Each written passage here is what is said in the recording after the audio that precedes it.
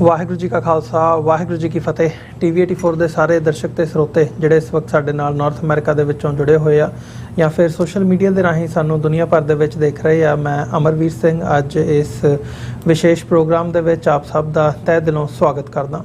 ਵੀਰਜ਼, ਅੱਜ ਅਸੀਂ ਸੱਚੋ ਸੱਚ ਪ੍ਰੋਗਰਾਮ ਤੋਂ ਹਟ ਕੇ ਥੋੜਾ ਜਿਹਾ ਡਿਫਰੈਂਟ ਫਾਰਮੈਟ ਦੇ ਵਿੱਚ ਇਹ ਸਪੈਸ਼ਲ ਟੈਲੀਕਾਸਟ ਲੈ ਕੇ ਤੁਹਾਡੀ ਕਚਹਿਰੀ ਦੇ ਵਿੱਚ ਹਾਜ਼ਰ ਹੋਏ ਆ। ਵਿਸ਼ੇਸ਼ ਕਰਕੇ ਇਸ ਗੱਲ ਨੂੰ ਮਹੱਤਤਾ ਦਿੰਦਿਆਂ ਹੋਇਆਂ ਕਿ ਜਦੋਂ ਅਸੀਂ ਦੇਖਦੇ ਹਾਂ ਸਿੱਖ ਪਰੰਪਰਾਵਾਂ ਦੀ ਗੱਲ ਦੇਖਦੇ ਹਾਂ, ਸਾਡੇ ਵਿੱਚ ਜਦੋਂ ਅਸੀਂ ਰਬਾਬੀਆਂ ਦੀ ਪਰੰਪਰਾ ਦੇਖਦੇ ਹਾਂ, ਟ੍ਰੈਡੀਸ਼ਨ ਦੀ ਦੇਖਦੇ ਹਾਂ, ਤੇ ਜਿਹੜੀ ਸਿੱਖ ਹਿਸਟਰੀ ਹੈਗੀ ਹੈ, ਅੱਜ ਅਸੀਂ ਉਸ ਮੋੜ ਦੇ ਉੱਤੇ ਖਲੋਤੇ ਹਾਂ ਜਿੱਥੇ ਬਹੁਤ ਸਾਡੀਆਂ ਜਿਹੜੀਆਂ ਟ੍ਰੈਡੀਸ਼ਨਸ ਨੇ, ਖਾਸ ਤੌਰ 'ਤੇ ਜਦੋਂ ਅਸੀਂ ਰਾਗਾਂ ਦੀ ਗੱਲ ਕਰਦੇ ਹਾਂ, ਸਿੱਖ ਮਿਊਜ਼ਿਕ ਦੀ ਗੱਲ ਕਰਦੇ ਹਾਂ, ਜਿਹੜੇ ਰਾਗ ਨੇ, ਤੰਤੀ ਸਾਜ਼ ਨੇ, ਉਹ ਕਿਤੇ ਨਾ ਕਿਤੇ ਸਾਡੇ ਵਿੱਚੋਂ ਗੁਆਚੇ ਹੋਏ ਆ ਤੇ ਉਹਨਾਂ ਦੀ ਹੁਣ ਮੁੜ ਰਿਵਾਈਵਲ ਦੀ ਜਿਹੜੀ ਗੱਲ ਹੈ ਉਹ ਚੱਲ ਰਹੀ ਹੈ। ਇਹਦੇ ਉੱਤੇ ਐਫਰਟਸ ਹੋ ਰਹੇ ਨੇ। ਪਿੱਛੇ ਜੇ ਕੁਝ ਮਹੀਨੇ ਪਹਿਲਾਂ ਗਿਆਨੀ ਹਰਪ੍ਰੀਤ ਸਿੰਘ ਹੋਰਾਂ ਨੇ ਵੀ ਇਸ ਦੇ ਉੱਤੇ ਬਿਆਨ ਦਿੱਤਾ ਸੀ ਕਿ ਸਾਨੂੰ ਜਿਹੜੇ ਸਾਡੇ ਸਾਜ਼ ਨੇ, ਜਿਹੜੇ ਸਾਡੇ ਰਬਾਬ ਨੇ, ਜਿਹੜਾ ਸਾਡਾ ਟ੍ਰੈਡੀਸ਼ਨ ਹੈ, ਉਹਨੂੰ ਮੁੜ ਰਿਵਾਈਵ ਕਰਨਾ ਚਾਹੀਦਾ। ਉਹ ਦਰਬਾਰ ਸਾਹਿਬ ਹੋਵੇ ਜਾਂ ਅਦਰਵਾਈਜ਼ ਅਸੀਂ ਓਵਰਆਲ ਇੰਟਰਨੈਸ਼ਨਲ ਪੱਧਰ ਦੇ ਉੱਤੇ ਜਦੋਂ ਅਸੀਂ ਗੁਰਦੁਆਰਾ ਸਾਹਿਬਾਨਾਂ ਦੇ ਵਿੱਚ ਜ਼ਿਕਰ ਕਰਦੇ ਹਾਂ ਇਸ ਸਾਰੇ ਪਾਰਟ ਦਾ, ਸੋ ਜਿਹੜਾ ਇਹਦੇ 'ਤੇ ਐਫਰਟ ਹੋ ਰਿਹਾ ਹੈ ਉਸ ਦੇ ਵਿੱਚ ਇੱਕ ਜਿਹੜੇ ਪਾਇਨੀਅਰ ਨੇ ਭਾਈ ਬਲਦੀਪ ਸਿੰਘ, ਉਹਨਾਂ ਦੇ ਨਾਲ ਅੱਜ ਨਾਲ ਅਸੀਂ ਇਹ ਪੈਨਲ ਡਿਸਕਸ਼ਨ ਲੈ ਕੇ ਹਾਜ਼ਰ ਹੋਏ ਹਾਂ। ਨਾਲ ਡਾਕਟਰ ਅਮਰਜੀਤ ਸਿੰਘ ਸਾਡੇ ਨਾਲ ਮੌਜੂਦ ਰਹਿਣਗੇ ਇਸ ਡਿਸਕਸ਼ਨ ਦੇ ਵਿੱਚ। ਸੋ ਗੱਲ ਕਰਾਂਗੇ ਅੱਜ ਅਸੀਂ ਸਿੱਖ ਟ੍ਰੈਡੀਸ਼ਨ ਬਾਰੇ, ਸਿੱਖ ਇਤਿਹਾਸ ਬਾਰੇ, ਕਿਵੇਂ ਜਿਹੜੇ ਸਾਡੇ ਰਾਗ ਸੀ, ਸਾਡੀਆਂ ਜਿਹੜੀਆਂ ਪਰੰਪਰਾਵਾਂ ਨੇ, ਉਹਨਾਂ ਦਾ ਜਿਹੜਾ ਅੱਜ ਰਿਵਾਈਵਲ ਦੀ ਲੋੜ ਵੀ ਹੈ ਤੇ ਨਾਲ ਹੀ ਨਾਲ ਇਹਦੀ ਅਹਿਮੀਅਤ ਕੀ ਹੈ, ਕਿਉਂ ਸਾਨੂੰ ਸਾਡੇ ਪਿਛੋਕੜ ਦੇ ਨਾਲ ਜੁੜਨਾ ਚਾਹੀਦਾ। ਸੋ ਆਓ ਅੱਜ ਦੀ ਜਿਹੜੀ ਇਸ ਡਿਸਕਸ਼ਨ ਦੀ ਸ਼ੁਰੂਆਤ ਕਰਦੇ ਹਾਂ। ਤੁਹਾਡਾ ਦੋਹਾਂ ਜਣਿਆਂ ਦਾ ਜੀ ਸਵਾਗਤ ਹੈ। ਵਾਹਿਗੁਰੂ ਜੀ ਕਾ ਖਾਲਸਾ, ਵਾਹਿਗੁਰੂ ਜੀ ਕੀ ਫਤਿਹ। ਭਾਈ ਬਲਦੀਪ ਸਿੰਘ ਜੀ, ਪਹਿਲਾਂ ਤਾਂ ਤੁਹਾਡਾ ਸਭ ਤੋਂ ਪਹਿਲਾਂ ਸਵਾਗਤ ਕਿ ਤੁਸੀਂ ਸਾਡੇ ਸਟੂਡੀਓ ਦੇ ਵਿੱਚ ਉਚੇਚੇ ਤੌਰ ਦੇ ਉੱਤੇ ਪਹੁੰਚੇ ਹੋ। ਵਾਹਿਗੁਰੂ ਜੀ ਕਾ ਖਾਲਸਾ, ਵਾਹਿਗੁਰੂ ਜੀ ਕੀ ਫਤਿਹ ਜੀ। ਖਾਲਸਾ, ਵਾਹਿਗੁਰੂ ਜੀ ਕੀ ਫਤਿਹ। ਮੈਂ ਬੜਾ ਸ਼ੁਕਰਗੁਜ਼ਾਰ ਹਾਂ, ਤੁਸੀਂ ਯਾਦ ਫਰਮਾਇਆ। ਥੈਂਕ ਯੂ ਜੀ। ਭਾਈ ਸਾਹਿਬ, ਸ਼ੁਰੂਆਤ ਕਰੀਏ। ਮੈਂ ਥੋੜਾ ਜਿਹਾ, ਕਿਉਂਕਿ ਅਸੀਂ ਇੱਕ ਨਾਰਮਲੀ ਮਤਲਬ ਸਾਡਾ ਰਿਲੀਜੀਓ ਪੋਲੀਟੀਕਲ ਕੰਟੈਂਟ ਹੁੰਦਾ, ਬਟ ਸਟਿਲ ਜਿਹੜਾ ਸਿੱਖ ਮਿਊਜ਼ਿਕ ਦੀ ਜਦੋਂ ਅਸੀਂ ਗੱਲ ਕਰਦੇ ਹਾਂ ਤੇ ਇਹ ਮੈਂ ਸਮਝਦਾ ਵੀ ਸਾਡੇ ਨਾਲ ਵੀ ਤੇ ਸਾਡੇ ਦਰਸ਼ਕਾਂ ਦੇ ਲਈ ਵੀ ਇੱਕ ਨਵੀਂ ਕਿਸਮ ਦੀ ਟੌਪਿਕ ਜਿਹੜਾ ਹੈਗਾ ਉਹ ਸਾਡੇ ਲਈ ਹੁੰਦਾ। ਸੋ ਮੈਂ ਥੋੜਾ ਜਿਹਾ ਬੈਕਗਰਾਊਂਡ ਤੁਹਾਡੀ ਵੀ ਤੁਸੀਂ ਆਪਣੇ ਨਾਲ ਰਿਲੇਟ ਕਰਕੇ ਵੀ, ਕਿਉਂਕਿ ਤੁਹਾਡਾ ਜਿਹੜਾ ਪਰਿਵਾਰਕ ਪਿਛੋਕੜ ਹੈ ਉਹ ਵੀ ਉਸ ਥਾਂ ਦੇ ਉੱਤੇ ਜਾ ਕੇ ਜੁੜਦਾ ਜਿੱਥੋਂ ਅਸੀਂ ਗੁਰੂ ਸਾਹਿਬਾਨਾਂ ਦੇ ਟਾਈਮ ਪੀਰੀਅਡ ਤੋਂ ਦੇਖਦੇ ਹਾਂ ਕਿ ਜਿਹੜੀ ਇਹ ਪਰੰਪਰਾ ਸੀਨਾ ਬਸੀਨਾ ਚੱਲਦੀ ਆਈ ਹੈ। ਸੋ ਨਾਲ ਹੀ ਨਾਲ ਜਿਹੜੀ ਸਿੱਖ ਮਿਊਜ਼ਿਕ ਦੀ ਅਹਿਮੀਅਤ ਹੈ, ਥੋੜਾ ਜਿਹਾ ਜੇ ਸਾਡੇ ਦਰਸ਼ਕਾਂ ਨੂੰ ਉਸ ਬਾਰੇ ਦੱਸ ਸਕੋ। ਜੀ, ਸਵਾਲ ਇੱਕ ਨਹੀਂ, ਤੁਹਾਡਾ ਕਈ ਸਵਾਲ ਨੇ ਔਰ ਬੜਾ ਅਹਿਮ ਮੈਂ ਸਮਝਦਾ ਸਵਾਲ ਹੈਗਾ। ਵਿਸ਼ਾ ਵੀ ਕਹਿ ਲਈਏ, ਅਸੀਂ ਬਾਣੀ ਗਾਉਂਦੇ ਹਾਂ ਕਿਉਂਕਿ ਮਹਾਰਾਜ ਨੇ ਗਾਵੀ ਜੀ। ਗੁਰੂ ਨਾਨਕ ਦੇਵ ਮਹਾਰਾਜ ਨੇ, ਹਰੀ ਕੇ ਢਾਡੀ ਨੇ, ਤੇ ਉਸ ਨੂੰ ਪੁਕਾਰਨਾ ਕਿਵੇਂ ਹੈ, ਉਸ ਨੂੰ ਉਸ ਵੱਲ ਕਦਮ ਕਿਵੇਂ ਧਰਨਾ ਹੈ,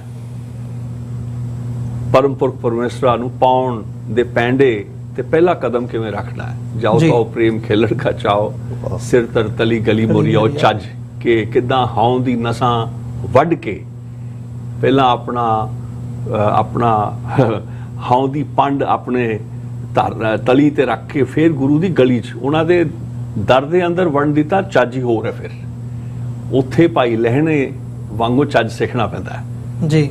ਅਸੀਂ ਤਾਂ ਗਲੀ ਦੇ ਪਹਿਲਾਂ ਆਉਣ ਦਾ ਸਾਨੂੰ ਚੱਜ ਨਹੀਂ। ਖੈਰ, ਪਰਮ ਪੁਰਖ ਪਰਮੇਸ਼ਵਰ ਨੂੰ ਪੁਕਾਰਨਾ, ਉਸ ਦੀ ਪੁਕਾਰ ਕਿਵੇਂ ਦੀ ਹੋਵੇ, ਪੁਕਾਰਨ ਦਾ ਹੱਕ ਕਿਵੇਂ ਪ੍ਰਾਪਤਿਆ ਜਾਂਦਾ, ਕਿਵੇਂ ਕੀ ਨੋਰੀ ਸਗਲ ਸਿੰਗਾਰ ਤਜੋਰੀ ਸਗਲ ਵਿਕਾਰ, ਧਾਵ ਤੋਂ ਅਸਥਿਰ ਥੀਆ, ਇਹ ਹੈ ਕਹਾਣੀ ਸਾਰੀ ਮਹਾਰਾਜ ਦੇ ਬਖਸ਼ੇ ਬ੍ਰਹਮ ਗੀਤ ਦੀ। ਸੋ ਇਹ ਕੋਈ ਜਿਵੇਂ ਕਹਿੰਦੇ ਲੋਕ ਜਾਣੇ ਹੈ ਗੀਤ ਹੈ, ਉਹ ਤੋਂ ਬ੍ਰਹਮ ਵਿਚਾਰ। ਸੋ ਇਹ ਸਿਰਫ ਗਾਣਾ ਨਹੀਂ ਹੈ, ਇਹ ਗਾਣਾ ਵਜਾਣਾ ਉਹ ਨਹੀਂ ਹੈ, ਇਹ ਵੱਡੇ ਪੁਰਖਾਂ ਦਾ ਨਾਦ ਹੈ, ਉਹਨਾਂ ਦਾ ਇਜ਼ਹਾਰ ਹੈ, ਉਹਨਾਂ ਦਾ ਤਸੱਵੁਰ ਹੈ, ਉਹਨਾਂ ਦਾ ਪਿਆਰ ਹੈ, ਉਹਨਾਂ ਦਾ ਸੁਪਨਾ ਹੈ, ਉਹਨਾਂ ਦੀ ਵਾਰਤਾ ਹੈ ਇਹਦੇ ਵਿੱਚ। ਸੋ ਰੱਬ ਨੂੰ ਪਾਉਣਾ ਕਿਵੇਂ ਹੈ, ਰੱਬ ਨੂੰ ਪਾਉਣ ਜੋਗੇ ਕਿਵੇਂ ਹੋਣਾ, ਰੱਬ ਨੂੰ ਪੁਕਾਰਨਾ ਕਿਵੇਂ ਹੈ, ਮਨ ਨੂੰ ਬਣਾਉਣਾ ਕਿਵੇਂ ਹੈ ਜੀ। ਇਹ ਮਨ ਚੰਚਲਾ ਹੈ ਕਿ ਮਨ ਜਾਪੋ ਰਾਮ ਗੋਪਾਲ। ਜਿਹੜਾ ਮੇਰਾ ਐਨਾਲਿਸਿਸ ਰਿਹਾ ਗੁਰੂ ਕਾਲ ਦੀਆਂ ਜਿਹੜੀਆਂ ਸ਼ਬਦ ਰੀਤਾਂ ਮਹਾਰਾਜ ਦੀਆਂ, ਆਪਣਾ ਜਦੋਂ ਮੈਂ ਫਰਕ ਕਰਦਾ ਹੁੰਦਾ ਕਿ ਜਿਹੜਾ ਇੱਕ ਹੈ ਬਣਾਇਆ ਬੰਦੇ ਦਾ ਬਣਾਇਆ ਸੰਗੀਤ ਜੀ, ਇੱਕ ਹੈ ਰੱਬੀ ਇਲਹਾਮੀ ਸੰਗੀਤ। ਧੁਰ ਕੀ ਬਾਣੀ ਆਈ ਤੇ ਸਗਲੀ ਚਿੰਤ ਮਿਟਾਈ। ਬਾਣੀ ਇਦਾਂ ਨਹੀਂ ਆਉਂਦੀ ਸੀ ਕਿ ਬਾਣੀ ਆਈ ਤੇ ਗੁਰੂ ਸਾਹਿਬ ਕਹਿ ਰਹੇ 1 ਮਿੰਟ ਖੜ ਜਾਓ ਜਰਾ ਧੁਨ ਬਣਾ ਲਾਂ। ਮਹਾਰਾਜ ਨੂੰ ਜਦੋਂ ਅਵੇਕਨਿੰਗ, ਜਦੋਂ ਇਲਹਾਮ ਹੁੰਦਾ ਸੀ, ਉਹ ਨਾਦਾਤਮਕ ਸ਼ਬਦਾਤਮਕ ਬ੍ਰਹਮ ਦਾ ਇਲਹਾਮ ਸੀ। ਸੋ ਉਹ ਜਿਹੜਾ ਗੀਤ ਹੈ ਉਸ ਦੀ ਬਾਤ ਹੈ। ਸਾਡੇ ਲਈ ਬੜਾ ਦੁੱਖ ਹੁੰਦਾ ਹੈ, ਲੋਕੀ ਇਸ ਨੂੰ ਆਪਸ਼ਨਲ ਸਮਝਦੇ ਨੇ ਕਿ ਗਾ ਲਿਆ ਤਾਂ ਠੀਕ ਹੈ, ਚਲੋ ਕੋਈ ਹੋਰ ਗਾ ਲਏਗਾ ਜੀ। ਹਰ ਗੁਰਸਿੱਖ ਦਾ ਫਰਜ਼ ਹੈ ਕਿ ਇਹ ਮੈਂਡੇਟਰੀ ਹੈ ਕੀਰਤਨ ਦੀ ਜਿਹੜੀ ਗਾਥਾ ਹੈ। ਸੋ ਦੂਜੀ ਗੱਲ ਮੈਂ ਅਰਜ਼ ਕਰਦੇ ਹਾਂ ਕਿ ਆਮ ਤੌਰ ਤੇ ਗੁਰਮਤਿ ਸੰਗੀਤ ਕਹਿ ਦਿੱਤਾ ਜਾਂਦਾ ਹੈ। ਗੁਰੂ ਦੀ ਮੱਤ ਹੈ, ਗੁਰੂ ਦੀ ਮਤੀ ਰੱਬ ਨੂੰ ਪਾਉਣ ਦੀ ਹੈ ਜੀ, ਮਨ ਨੂੰ ਮਨਾਉਣ ਦੀ ਹੈ। ਜੇ ਕੋਈ ਸੰਗੀ ਸਾਥੀ ਮਿਲਿਆ, ਉਹ ਗੁਰੂ ਸਾਹਿਬ ਨੂੰ ਕਹਿ ਦਿੰਦੇ ਸੀ ਜੀ ਤੁਸੀਂ ਬੜੇ ਰੌਸ਼ਨ ਹੋ, ਤੁਸੀਂ ਬੜੇ ਸੁਖੈਨ ਹੋ, ਬੜੇ ਸੁਖ ਚੋ, ਕੀ ਮੈਂ ਸੁਖ ਪਾ ਸਕਦਾ? ਮੈਂ ਬੜਾ ਬੇਚੈਨ ਆ ਕਿ ਨਾਮ ਜਪਤ ਮਨ ਚੈਨ। ਇਹ ਗੀਤ ਮਹਾਰਾਜ ਨੇ ਤਾਂ ਹੀ ਗਾਏ ਨਾ, ਕਿਸੇ ਨੇ ਕਿਸੇ ਦੀ ਕਿਹਾ ਹੋਣਾ ਕਿਸੇ ਨੇ ਕਿ ਮੈਂ ਬੜਾ ਬੇਚੈਨ ਹੈ। ਸੋ ਇਹ ਕੀਰਤਨ ਦੀ ਪਹਿਲਾਂ ਸਮਝ ਦੀ ਲੋੜ ਹੈ ਕਿ ਕੀਰਤਨ ਹੈ ਕੀ, ਕਿਸ ਦਾ ਜਸ ਹੈ। ਪਰ ਸਿਰਫ ਇਹ ਨਹੀਂ ਕਿ ਰੱਬ ਤੂੰ ਬਹੁਤ ਚੰਗਾ ਹੈ, ਉੱਥੇ ਟ੍ਰਾਂਜੈਕਸ਼ਨਲ ਹੈ ਕਿ ਵੀ ਮੈਂ ਤਾਂ ਕਰਨ ਨੂੰ ਤਿਆਰ ਹਾਂ, ਪਰ ਮੈਨੂੰ ਜਿਹੜਾ ਹੈ ਮੈਂ ਨਾਨਕ ਜਾਚਕ ਦਰ ਤੇਰੇ ਪ੍ਰਭ ਤੁਧਨੋਂ ਮੰਗੈ ਦਾਨ। ਇਹਦਾ ਇੱਕ ਅਰਥ ਹੈ ਕਿ ਤੇਥੋਂ ਦਾਨ ਮੰਗਦਾ। ਇੱਕ ਦੂਜਾ ਅਰਥ ਲਾਡ ਵਿੱਚ ਵੱਡੇ ਕਰਦੇ ਸੀ ਕਿ ਨਾਨਕ ਗੁਰਦੇਵ ਕਹਿ ਰਹੇ ਨੇ ਕਿ ਨਾਨਕ ਕਹਿੰਦੇ ਨਾਨਕ ਜਾਚਕ ਦਰ ਤੇਰੇ ਪ੍ਰਭ ਤੁਧਨੋਂ ਮੰਗੈ ਦਾਨ, ਕਿ ਤੈਨੂੰ ਹੀ ਤੇਥੋਂ ਦਾਨ ਚ ਮੰਗਦਾ, ਤੈਨੂੰ ਕੁਝ ਨਹੀਂ ਚਾਹੀਦਾ, ਤੇਥੋਂ ਤੂੰ ਹੀ ਚਾਹੀਦਾ। ਸੋ ਇਹ ਗੁਰੂ ਨਾਨਕ ਦੀ ਆਸ਼ਕੀ ਕਹਿ ਲਓ, ਬ੍ਰਹਮ ਆਸ਼ਕੀ ਕਹਿ ਲਓ ਪਰਮੇਸ਼ਰ ਨਾਲ, ਉਸ ਨੂੰ ਅਸੀਂ ਕੀਰਤਨ ਸਮਝਦੇ ਹਾਂ। ਦੂਜਾ ਇਹ ਹੈਗਾ ਕਿ ਗੁਰੂ ਗ੍ਰੰਥ ਸਾਹਿਬ ਦੇ ਵਿੱਚ ਰਾਗਾਂ ਦੇ ਨਾਂ ਤਾਂ ਹੈ, ਉਹਦੇ ਵਿੱਚ ਰਾਗਾਂ ਦੇ ਰੂਪ ਨਹੀਂ ਹੈ ਜੀ। ਸੋ ਗੁਰੂ ਦੀ ਮੱਤ ਸੰਗੀਤ ਤਾਂ ਕਹਿ ਦਿੰਦੇ ਨੇ, ਇੱਕ ਲਾਡ ਕਹਿ ਲਓ, 100 ਸਾਲਾਂ ਤੋਂ ਇਹ ਪ੍ਰਚਲਿਤ ਹੋਇਆ, ਪਰ ਪੁਰਾਣੀ ਪ੍ਰਥਾ ਵਿੱਚ ਗੁਰਬਾਣੀ ਸੰਗੀਤ ਇਸ ਨੂੰ ਆਖਿਆ ਜਾਂਦਾ ਹੈ ਕਿਉਂਕਿ ਗੁਰਬਾਣੀ ਦੇ ਭਗਤ ਜੈਦੇਵ 1170 ਚ ਜਨਮੇ, 1708 ਤੇ ਦਸਮ ਪਾਤਸ਼ਾਹ ਨੇ ਜਦੋਂ ਦੇਹ ਦਾ ਓਲਾ ਕੀਤਾ ਜੀ, ਇਹ ਆਥਰਸ਼ਿਪ ਦਾ ਕਾਲ ਹੈ। 1170 ਚ ਜਨਮੇ, 1708 ਤੱਕ। ਇਹਦੇ ਵਿੱਚ ਜਿੰਨੇ ਆਥਰ ਨੇ ਬਾਣੀ ਦੇ, ਜਿਨ੍ਹਾਂ ਨੂੰ ਤੁਰਕੀ ਬਾਣੀ ਆਈ, ਉਹ ਵੱਖਰੇ ਵੱਖਰੇ ਥਾਵਾਂ ਤੋਂ ਸਾਊਥ ਦੱਖਣੀ ਏਸ਼ੀਆ ਚ। ਬਾਬਾ ਫਰੀਦ ਵੀ 12ਵੀਂ ਸਦੀ ਚ ਆ ਜਾਂਦੇ ਨੇ, 3 ਸਾਲ ਛੋਟੇ ਨੇ।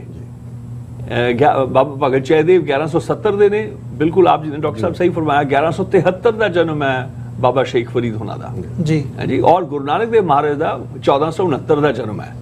ਉਹਨਾਂ ਤੋਂ ਵੱਡੇ ਨੇ ਉਮਰੋਂ ਗੁਰੂ ਨਾਨਕ ਦੇਵ ਮਹਾਰਾਜ ਤੋਂ ਭਗਤ ਰਾਮਾਨੰਦ, ਉਹਨਾਂ ਤੋਂ ਫਿਰ ਗਾਂ ਭਗਤ ਜੈਦੇਵ, ਆਪਣਾ ਭਗਤ ਰਾਮਾਨੰਦ ਤੋਂ ਬਾਅਦ ਭਗਤ ਰਵਿਦਾਸ, ਭਗਤ ਕਬੀਰ, ਭਗਤ ਨਾਮਦੇਵ, ਸਾਰੇ ਹੋਏ ਨੇ। ਤੇ ਫਿਰ ਗੁਰਸਿੱਖਰੇ ਹੋਏ ਨੇ, ਭਾਈ ਮਰਦਾਨਾ ਤੋਂ ਲੈ ਕੇ ਭਾਈ ਸੱਤਾ ਬਲਵੰਡ ਤੋਂ ਲੈ ਕੇ ਮਥੁਰਾ ਭੱਟ ਜਿਹੜੇ ਨੇ, ਇਹ ਗੁਰਸਿੱਖਾਂ ਦੀ ਵੀ ਬਾਣੀ ਹੈ।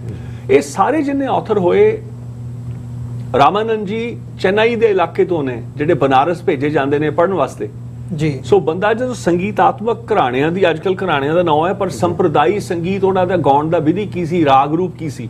ਜੋ ਅਸੀਂ ਗੁਰਬਾਣੀ ਸੰਗੀਤ ਆਖਦੇ ਹਾਂ, ਅਸੀਂ ਸਾਰੇ ਆਥਰਸ ਨੂੰ, ਉਹਨਾਂ ਦੀਆਂ ਤਮਾਮ ਜਿਹੜੀਆਂ ਸੰਗੀਤਕ ਪ੍ਰਣਾਲੀਆਂ ਨੇ, ਉਹਨਾਂ ਸਾਰਿਆਂ ਨੂੰ ਅਸੀਂ ਇਨਕਲੂਡ ਸ਼ਾਮਿਲ ਕਰ ਲੈਂਦੇ ਹਾਂ। ਗੁਰਮਤਿ ਸੰਗੀਤ ਸਿਰਫ ਉਹ ਗੁਰੂਆਂ ਦੇ ਨਾਲ ਜੁੜਿਆ ਜਾਂਦਾ ਹੈ ਕਿ ਗੁਰੂ ਦੀ ਬਾਤ ਉਹ ਕਿਤੇ ਐਕਸਕਲੂਸਿਵ ਨਾ ਬਣ ਜਾਏ। ਬੰਗਾਲ ਦੇ ਥਾਟ ਦੇ ਨਾਲ ਈਵਨ ਨਾਰਥ ਈਸਟ ਅਸਾਮ ਦਾ ਵੀ ਸ਼ਾਮਲ ਹੋ ਜਾਂਦਾ, ਉਹ ਸਾਰੇ ਸਾਊਥ ਏਸ਼ੀਆ ਦਾ ਹੀ। ਹਾਂਜੀ, ਐਬਸੋਲੂਟਲੀ। ਸੋ ਇਹ ਇਸ ਤਰ੍ਹਾਂ ਨਾਲ ਕੁਝ ਬਾਤ ਹੈ। ਮੇਰਾ ਜਿਹੜਾ ਹੈਗਾ ਕਿ 20 ਸਾਲ ਦਾ ਸਾਂ ਜਦੋਂ ਮੈਂ ਫੈਸਲਾ ਕੀਤਾ ਕਿ ਫਲਾਈਂਗ ਨਹੀਂ ਕਰਨੀ, ਮੇਰੀ ਹਿੰਦੁਸਤਾਨੀ ਆਪਣੀ ਹਵਾਈ ਫੌਜ ਵਾਸਤੇ ਮੇਰੀ ਸਿਲੈਕਸ਼ਨ ਹੋ ਗਈ ਸੀ 147ਵੇਂ ਫਲਾਈਂਗ ਪਾਇਲਟਸ ਕੋਰਸ ਲਈ। ਤੇ ਉਦੋਂ ਫਿਰ ਮੈਂ, ਕਿਉਂਕਿ 20 ਸਾਲ ਦੇ ਬੌਂਡ ਹੁੰਦੇ ਨੇ, ਦਾਦਿਆਂ ਕੋਲੋਂ ਮੈਂ ਸਮਝ ਲਿਆ ਸੀ ਕਿ ਜਿਹੜੀ ਸਾਡੀ ਸਾਰੀ ਤਕਰੀਬਨ ਵਿਦਿਆ ਪ੍ਰਣਾਲੀਆਂ, ਦਿਹਾਤੀ ਵਿਦਿਅਕ ਪ੍ਰਣਾਲੀਆਂ ਨੇ, ਉਹ ਸਾਰੀਆਂ ਅਲੋਪ ਹੋ ਗਈਆਂ ਨੇ ਜਾਂ ਹੋ ਚੱਲੀਆਂ ਨੇ ਜੀ। 1987 ਚੋਂ ਮੇਰਾ ਚਿੰਤਨ ਸ਼ੁਰੂ ਹੋਇਆ ਸੀ ਤੇ 88 ਵਿੱਚ ਮੈਂ ਸਾਜ਼ਾਂ ਦਾ, ਤੁਸੀਂ ਸਾਜ਼ਾਂ ਦਾ ਨਾਮ ਲਿਆ ਜੀ, ਉਦੋਂ ਅੱਜ ਜੇ ਕਿਤੇ ਗੁਰਦੁਆਰੇ ਜਾਓ, ਕਿਸੇ ਬੱਚੇ ਨੂੰ ਜਾਂ ਵੱਡੇ ਨੂੰ ਪੁੱਛੋ ਤਾਊਸ ਕੀ ਹੈ, ਉਹ ਤੁਹਾਨੂੰ ਦੱਸ ਦੇਗਾ। ਉਹ ਮੇਰੀ ਸੇਵਾ ਕਬੂਲ ਹੋਈ ਹੈ ਮਹਾਰਾਜ ਦੀ ਜੀ। 1990 ਦੇ ਵਿੱਚ ਕਿਸੇ ਨੂੰ ਪਤਾ, ਰਬਾਬ ਜੇ ਕਿਸੇ ਨੂੰ ਪਤਾ, ਉਹਦੇ ਪਿੱਛੇ ਮੇਰਾ ਕਾਰਜ ਹੈਗਾ। ਮੇਰੇ ਕੋਲੋਂ ਸੇਵਾ ਮਹਾਰਾਜ ਨੇ ਲਈ ਹੈ। ਜੋੜੀ ਦਾ ਰਿਵਾਈਵ ਕੀਤਾ, ਉਹਦੀ ਇਹਨਾਂ ਸਾਰਿਆਂ ਸਾਜ਼ਾਂ ਦੀ ਬਜਾਉਣ ਦੀਆਂ ਵਿਧੀਆਂ, ਬਣਾਉਣ ਦੀਆਂ ਵਿਧੀਆਂ। ਗਿਆਨੀ ਹਰਭਜਨ ਸਿੰਘ ਮਿਸਤਰੀ ਜਿਹੜੇ 1949 ਤੱਕ ਜਿਨ੍ਹਾਂ ਨੇ ਸਾਜ਼ ਬਣਾਏ ਸੀ, ਉਹਨਾਂ ਨੂੰ 1992-93 ਦੀ ਸਰਦੀਆਂ 'ਚ ਲੱਭਿਆ। 1995 'ਚ ਸਭ ਤੋਂ ਪਹਿਲੀ ਵਾਰ ਤਾਊਸ ਬਣਿਆ 1949 ਤੋਂ ਬਾਅਦ 'ਚ। ਫਿਰ ਵਾਰੀ-ਵਾਰੀ ਜੋੜੀ ਆਲਰੇਡੀ ਰਿਕਵਰ ਕਰ ਚੁੱਕਿਆ ਸੀ। ਸੋ ਜਿੰਨੇ ਸਾਜ਼ ਆਏ ਉਹਨਾਂ ਦੀ ਰਿਕਵਰੀ, ਭਾਈ ਸਾਹਿਬ ਜਦੋਂ ਪੁਰਾਣੇ ਜਿਹੜੇ ਰਾਗ ਰੂਪ ਨੇ, ਅਸੀਂ 20ਵੀਂ ਸਦੀ ਦੇ ਕੀਰਤਨ ਦੀ ਗੱਲ ਕਰਦੇ ਹਾਂ ਤੇ ਭਾਈ ਜਵਾਲਾ ਸਿੰਘ ਜੀ ਬਹੁਤ ਵੱਡਾ ਨਾਂ ਹੈ, ਔਰ ਤੁਹਾਡਾ ਪਰਿਵਾਰਕ ਪਿਛੋਕੜ ਉਹਨਾਂ ਦੇ ਨਾਲ ਜੁੜਦਾ ਹੈ, ਜ਼ਰਾ ਉਸ ਤੇ ਵੀ ਥੋੜਾ ਜਿਹਾ ਚਾਨਣ ਪਾਓ। ਬਿਲਕੁਲ। ਔਰ ਮੇਰੀ ਜਿਹੜੀ ਇਹ ਸਾਰੀਆਂ ਵਾਰਤਾਵਾਂ ਹੋਈਆਂ ਮੇਰੇ ਛੋਟੇ ਦਾਦਾ ਭਾਈ ਅਵਤਾਰ ਸਿੰਘ, ਭਾਈ ਗੁਰਚਰਨ ਸਿੰਘ ਹੋਣਾ ਨਾਲ ਹੋਈਆਂ, ਮੇਰੇ ਵੱਡੇ ਦਾਦਾ ਭਾਈ ਅਰਜਨ ਸਿੰਘ ਤਰੰਗੜ ਹੋਣਾ ਨਾਲ ਹੋਈਆਂ।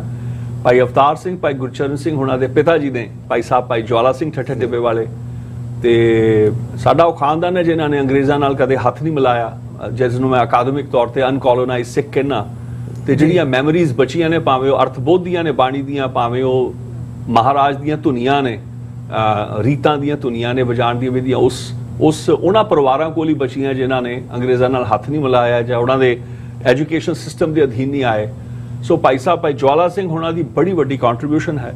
ਉਹਨਾਂ ਨੇ 1899 ਚ ਅੰਗਰੇਜ਼ਾਂ ਦਾ ਦਿੱਤਾ ਰੇਲਵੇ ਪਾਸ ਪੂਰੇ ਹਿੰਦੁਸਤਾਨ ਚ ਟਰੈਵਲ ਕਰਨਾ ਮਨਾ ਕਰਤਾ ਸੀ। ਹੀ ਡਿਡ ਐਕਸੈਪਟ ਇਟ। ਗੁਰੂ ਕਾ ਬਾਗ ਜਿਹੜਾ ਮੋਰਚਾ ਹੈ, ਜੈਤੋ ਦਾ ਮੋਰਚਾ ਹੈ, ਉਹਦਾ ਮੁੱਢ ਜਿਹੜਾ ਸਰਪ੍ਰਸਤੀ ਜਿਹੜੀ ਹੈ ਬਾਬਾ ਜਵਾਲਾ ਸਿੰਘ ਹੋਣਾ ਸੀ। ਮੇਰੇ ਦਾਦਾ ਗਿਆਨੀ ਭਗਤ ਸਿੰਘ, ਮੇਰੇ ਦਾਦਾ ਭਾਈ ਗਿਆਨੀ ਸ਼ੇਰ ਸਿੰਘ ਔਰ ਭਾਈ ਅਰਜਨ ਸਿੰਘ ਤਰੰਗੜ ਜਿਹੜੇ ਉਹਨਾਂ ਦੇ ਅਡਾਪਟਡ ਬੇਟੇ ਸਨ। ਭਾਈ ਸਾਹਿਬ ਭਾਈ ਰਾਮ ਸਿੰਘ ਭੁੱਲਰ ਪਿੰਡ ਦੇ, ਉਹਨਾਂ ਦੇ ਬੇਟੇ ਜਿਹੜੇ ਬਾਬਾ ਜਵਾਲਾ ਸਿੰਘ ਉਹਨਾਂ ਦੇ ਗੁਰਭਾਈ ਸਨ। ਸਾਰੀ ਉਮਰ ਇਕੱਠਿਆਂ ਕੀਰਤਨ ਕੀਤਾ। ਤੇਜਾ ਸਿੰਘ ਸਮੁੰਦਰੀ ਹੋਣੀ, ਨਿਹੰਗ ਬਾਬਾ ਜਥੇਦਾਰ ਬਾਬਾ ਜਗਤ ਸਿੰਘ ਮੇਰੀ ਦਾਦੀ ਦੇ ਪਿਤਾ ਸਿਹਰਿਆਲੀ ਵਾਲੇ, ਤੇਜਾ ਸਿੰਘ ਸਮੁੰਦਰੀ ਉਹਨਾਂ ਦੇ ਫਾਦਰ, ਸਮੁੰਦਰੀ ਪਰਿਵਾਰ। ਆਨੰਦ ਕਾਰਜ ਜਿਹੜਾ ਰਵਾਇਤ ਸੀ 1908-9 ਦੇ ਵਿੱਚ, 7-8 ਦੇ ਵਿੱਚ ਜਾਣਾ ਦਸਤਾ ਘੋੜਸਵਾਰਾਂ ਦਾ, ਨਿਹੰਗਾਂ ਦਾ, ਬਾਬਾ ਜਗਤ ਸਿੰਘ ਹੋਣੀ ਮੇਰੇ ਦਾਦੀ ਦੇ ਪਿਤਾ ਜੀ, ਉਹਨਾਂ ਨੇ ਤੇਜਾ ਸਿੰਘ ਸਮੁੰਦਰੀ ਉਹਨਾਂ ਨੇ ਜਾਣਾ, ਜਿਹੜਾ ਬ੍ਰਾਹਮਣ ਜਿਹੜਾ ਪੰਡਿਤ ਹੁੰਦਾ ਸੀ ਉਹਨੂੰ 5 ਰੁਪਏ ਦੇਣੇ ਕਿ ਤੁਹਾਡੀ ਫੀਸ ਹੈ, ਤੁਸੀਂ ਜਾਓ, ਔਰ ਲਾਵਾਂ ਬਾਬਾ ਜਵਾਲਾ ਸਿੰਘ ਕਰਦੇ ਸੀ।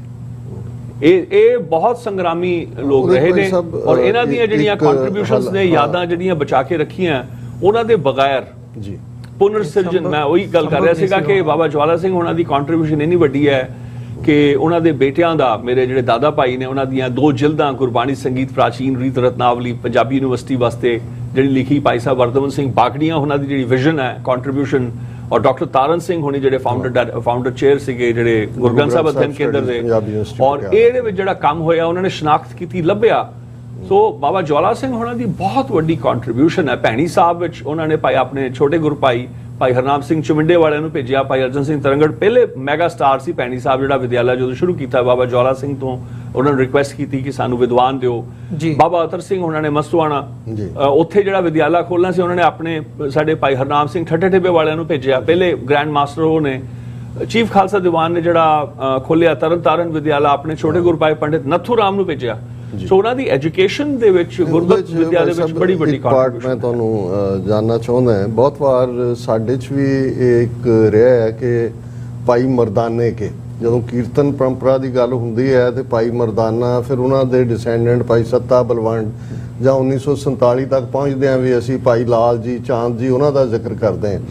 ਔਰ ਇੱਕ ਜਿਹੜਾ ਪਪੂਲਰ ਵਾਕਿਆ ਵੀ ਬਿਆਨ ਕੀਤਾ ਜਾਂਦਾ ਹੈ ਕਿ ਭਾਈ ਸੱਤੇ ਬਲਵੰਡ ਹੋਰਾਂ ਦੇ ਇਸ਼ੂ ਦੇ ਉੱਤੇ ਹੀ ਪਹਿਲੀ ਵਾਰ ਗੁਰਬਾਣੀ ਕੀਰਤਨ ਜਿਹੜਾ ਉਹ ਸੰਗਤ ਨੇ ਜਾਂ ਸਿੱਖਾਂ ਨੇ ਕੀਤਾ। ਜਦੋਂ ਤੁਹਾਡੇ ਨਾਲ ਅੱਜ ਵੀ ਅਸੀਂ ਆਫਿਸ 'ਚ ਗੁਫ਼ਤਗੂ ਕਰ ਰਹੇ ਸੀ ਔਰ ਤੁਸੀਂ ਗੁਰਸਿੱਖਾਂ ਦੀ ਕੀਰਤਨ ਪਰੰਪਰਾ ਦਾ ਜ਼ਿਕਰ ਕੀਤਾ, ਮੇਰੇ ਲਈ ਵੀ ਕੁਝ ਚੀਜ਼ਾਂ ਲਰਨ ਕਰਨ ਵਾਲੀਆਂ ਸੀ।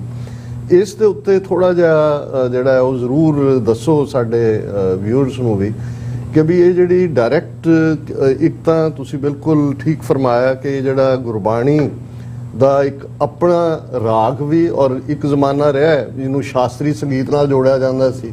ਜਦੋਂ ਪ੍ਰਿੰਸੀਪਲ ਗੁਰਨਾਮ ਸਿੰਘ ਉਹਨਾਂ ਨੇ ਇਸ ਦੇ ਉੱਤੇ PhD ਕੀਤੀ ਤੇ ਫਿਰ ਗੁਰਮਤ ਸੰਗੀਤ ਲਫ਼ਜ਼ ਜ਼ਿਆਦਾ ਪਪੂਲਰ ਹੋਇਆ ਕੁਝ ਅਰਸੇ ਤੱਕ। ਭਾਈ ਵੀਰ ਸਿੰਘ ਉਹਨਾਂ ਦੇ ਪਿਤਾ ਜੀ ਨੇ ਸਭ ਤੋਂ ਪਹਿਲਾਂ ਗੁਰਮਤ ਸੰਗੀਤ ਦੱਸਿਆ ਜਾਂਦਾ ਕਿ ਡਾਕਟਰ ਚਰਨ ਸਿੰਘ ਉਹਨਾਂ ਨੇ ਵਰਤਿਆ। ਜਿਹੜਾ ਉਹਦਾ ਹੀ ਦੱਸੋ ਵੀ ਜਿਹੜੀ ਰਬਾਬੀ ਪਰੰਪਰਾ ਹੈ, ਔਰ ਜਿਹੜੀ, ਕਿਉਂਕਿ ਰਬਾਬੀ ਤਾਂ ਇੱਕ ਉਹਨਾਂ ਦਾ ਕਿੱਤਾ ਵੀ ਸੀ, ਮਜ਼ਹਬ ਉਹਨਾਂ ਦਾ ਆਪਣਾ, ਉਹ ਇਸਲਾਮ 'ਚ ਯਕੀਨ ਰੱਖਦੇ ਰਹੇ ਔਰ ਉਵੇਂ ਹੀ ਉਹਨਾਂ ਦਾ ਚੱਲਦਾ ਰਿਹਾ। ਮੈਂ ਥੋੜੇ ਜਿਹੇ ਅੱਜ ਜਿਹੜੇ ਸਟੀਰੀਓਟਾਈਪਸ ਨੇ ਉਹਨਾਂ ਦੀ ਭੰਡੀ ਪਾ ਦਿੰਦਾ ਜੀ। ਭਾਈ ਮਰਦਾਨਾ ਜੀ, ਤੁਸੀਂ ਸਕਾਲਰ ਹੋ, ਉਹ ਕੌਣ ਸੀ? ਕੀ ਉਹਨੂੰ ਸੰਗੀਤ ਆਉਂਦਾ ਸੀ? ਜਦੋਂ ਸਖੀਆਂ ਪੜ੍ਹ ਲਓ, ਕੋਈ ਗਾਥਾ ਲੈ ਲਓ, ਕੋਈ ਸੰਗੀਤ ਨਾਲ ਉਹਦਾ ਵਾਸਤਾ ਨਹੀਂ ਸੀ। ਇਹ ਸੱਚ ਹੈ। ਉਹ ਗੁਰੂ ਨਾਨਕ ਨਾਲ ਜੁੜਿਆ ਕਿਵੇਂ? ਸਾਡੇ ਤਾਂ ਵੱਡੇ ਨੇ, ਪਰ ਆਪਾਂ ਦੇਖੀਏ ਨਾ, ਜੇ ਕੋਈ ਬੰਦਾ ਆਪਣੇ ਜੀਵਨ 'ਚ ਚੱਲਦਾ ਹੈ, ਗੁਰੂ ਸਾਹਿਬ ਨਾਲ ਅੰਜਾਮ ਪੈਣ ਤੋਂ ਬਾਅਦ 'ਚ ਕੀ ਹੋਇਆ ਸਾਨੂੰ ਉਹ ਯਾਦ ਰਹਿ ਗਿਆ। ਪਰ ਇੱਕ ਵਾਰ ਝਾਤੀ ਮਾਰੀਏ ਕਿ ਭਾਈ ਮਰਦਾਨਾ ਆਇਆ ਕਿਵੇਂ ਕਹਾਣੀ 'ਚ। ਉਹ ਗੁਰੂ ਨਾਨਕ ਦੇਵ ਮਹਾਰਾਜ ਦੇ ਪਿਤਾ, ਮੈਂ ਤਾਂ ਕਾਲੂ ਉਹਨਾਂ ਦਾ, ਮੈਂ ਤਾਂ ਹਾਸੇ 'ਚ ਉਹਨੂੰ ਏਜੰਟ ਕਹਿਣਾ। ਗੁਰੂ ਨਾਨਕ ਦੇਵ ਮਹਾਰਾਜ ਤੋਂ ਉਮਰੋਂ ਵੱਡੇ ਸਨ ਕਿ ਵੀ ਇਹ ਆਦਤਾਂ ਤੋਂ ਵਿਗੜਿਆ, ਸਾਰਾ ਸਮਾਂ ਸਾਧੂਆਂ ਨਾਲ ਪੁਰਖਾਂ ਨਾਲ ਲਾਉਂਦਾ, ਸਮਾਂ ਬਰਬਾਦ ਕਰੇਗਾ, ਜੀਵਨ ਗਾਲ ਲਏਗਾ ਤੇ ਨਿਗਾਹ ਰੱਖ। ਮੈਨੂੰ ਦੱਸ, ਮੈਂ ਸੱਚ ਜਾਣਦਾ ਉਹ ਗੁਰੂ ਨਾਨਕ ਦੇਵ ਮਹਾਰਾਜ ਦੇ ਪਿਤਾ ਦਾ ਏਜੰਟ ਹੈ, ਉਹ ਹਕੀਕਤ ਦੱਸਦੀ ਹੈ। ਮੈਂ ਇਹ ਕਹਿਣਾ, ਇੱਥੋਂ ਸਾਨੂੰ ਪਤਾ ਲੱਗੇਗਾ ਉਹਦੀ ਹਿਚਕਿਚਾਹਟ। ਜਦੋਂ ਗੁਰੂ ਨਾਨਕ ਦੇਵ ਮਹਾਰਾਜ ਸੁਲਤਾਨਪੁਰ ਲੋਧੀ ਬੇਈ ਦੇ ਕੰਢੇ ਬੈਠੇ ਨੇ, ਕਹਿੰਦੇ ਮਰਦਾਨਿਆ ਜਾਇ ਕੈ ਭੈਣ ਨਾਨਕੀ ਕੋਲੋਂ 10 ਰੁਪਏ ਜਾਂ 20 ਰੁਪਏ, ਮੈਨੂੰ ਰਾਸ਼ੀ ਯਾਦ ਨਹੀਂ, ਤੇ 20 ਰੁਪਏ ਜਾ ਕੇ ਲੈ ਕੇ ਪਰਵਾਣਾ ਪਿੰਡ ਜਾ, ਤੇ ਉੱਥੇ ਇੱਕ ਰਬਾਬੀ ਮਿਲੇਗਾ, ਫਰੰਦਾ ਉਹਦਾ ਨਾਮ ਹੈ, ਉਹਦੇ ਕੋਲੋਂ ਮੁੱਲ ਦੇ ਕੇ ਤੇ ਰਬਾਬ ਲਈਆ। ਉਹ ਕਹਿਣ ਲੱਗੇ ਕੀ ਕਰਨੀ ਹੈ ਰਬਾਬ? ਤੂੰ ਪੜ੍ਹ ਲਓ ਉਹਦੀ ਕਹਾਣੀ, ਤੁਹਾਨੂੰ ਪਤਾ ਲੱਗ ਜਾਏਗੀ। ਜੇ ਉਹ ਸੰਗੀਤ ਦਾ ਆਸ਼ਕ ਹੁੰਦਾ, ਪਹਿਲਾਂ ਤਾਂ ਉਹਨੂੰ ਪਤਾ ਹੋਣਾ ਸੀ ਭਾਈ ਫਰੰਦਾ ਕੌਣ ਹੈ। ਇਹਦਾ ਐਨਾਲਿਸਿਸ ਮੈਂ ਕਿਉਂ ਕਰ ਬੋਲਦਾ, ਥੋੜਾ ਜਿਹਾ ਸਮਝਦਾ, ਮੈਂ ਸਟੂਡੈਂਟ ਹੈਗਾ ਜੀ, ਤੇ ਵੱਡਿਆਂ ਦਾ ਚੰਡਿਆ ਹੋਇਆ। ਤੁਹਾਡਾ ਸੰਬੰਧ ਇੱਥੋਂ ਇਹ ਪਤਾ ਲੱਗਦਾ, ਤੁਹਾਡਾ ਸੰਬੰਧ ਵੀ ਸੈਦਪੁਰ ਨਾਲ ਹੈ, ਜਿਹੜਾ ਸੁਲਤਾਨਪੁਰ ਲੋਧੀ ਦਾ ਸਭ ਤੋਂ ਪੁਰਾਣੀ ਗਾਥਾ, ਸਭ ਤੋਂ ਪਹਿਲੀ ਪਰੰਪਰਾਵਾਂ ਜਿਹੜੀਆਂ ਕੀਰਤਨ ਦੀਆਂ ਉਹਨੇ, ਸਭ ਤੋਂ ਪੁਰਾਣੀ ਸੰਪਰਦਾਵਾਂ। ਔਰ ਤੁਸੀਂ ਇਹ ਦੇਖੋ ਕਿ ਜੇ ਉਹਨੂੰ ਭਾਈ ਫਰੰਦੇ ਦਾ ਨਹੀਂ ਪਤਾ, ਯਾਨੀ ਕਿ ਤੋਂ ਇਹ ਸਾਬਤ ਹੁੰਦਾ ਹੈ ਕਿ ਗੁਰੂ ਨਾਨਕ ਦੇਵ ਮਹਾਰਾਜ ਔਰ ਭਾਈ ਫਰੰਦੇ ਦਾ ਆਪਣਾ ਸੰਵਾਦ ਸੀ, ਸੀਕ੍ਰੇਟ ਸੰਵਾਦ ਸੀ, ਜਿੱਥੋਂ ਭਾਈ ਮਰਦਾਨਾ ਜਾਣੂ ਨਾ ਸੀ। That means Guru Nanak had another life at that time as well. ਉਹਨਾਂ ਦਾ ਆਪਣਾ ਸੰਵਾਦ ਸੀ। ਭਾਈ ਮਰਦਾਨਾ ਉਹਨਾਂ ਦਾ ਕੌਨਫੀਡੈਂਟ ਨਹੀਂ ਸੀ ਪੂਰੀ ਤਰ੍ਹਾਂ। ਜਦੋਂ ਜਾ ਕੇ ਲੈ ਕੇ ਆਉਂਦੇ ਨੇ, ਉਹਨੇ ਇਹ ਤਾਂ ਨਹੀਂ ਕਿਹਾ ਕਿ ਵੰਡਰਫੁਲ ਰਬਾਬ ਤਾਂ ਕਮਾਲ ਹੋ ਜੂ, ਮੇਰੇ ਹੱਥ 'ਚ ਆਉ ਰਬਾਬ।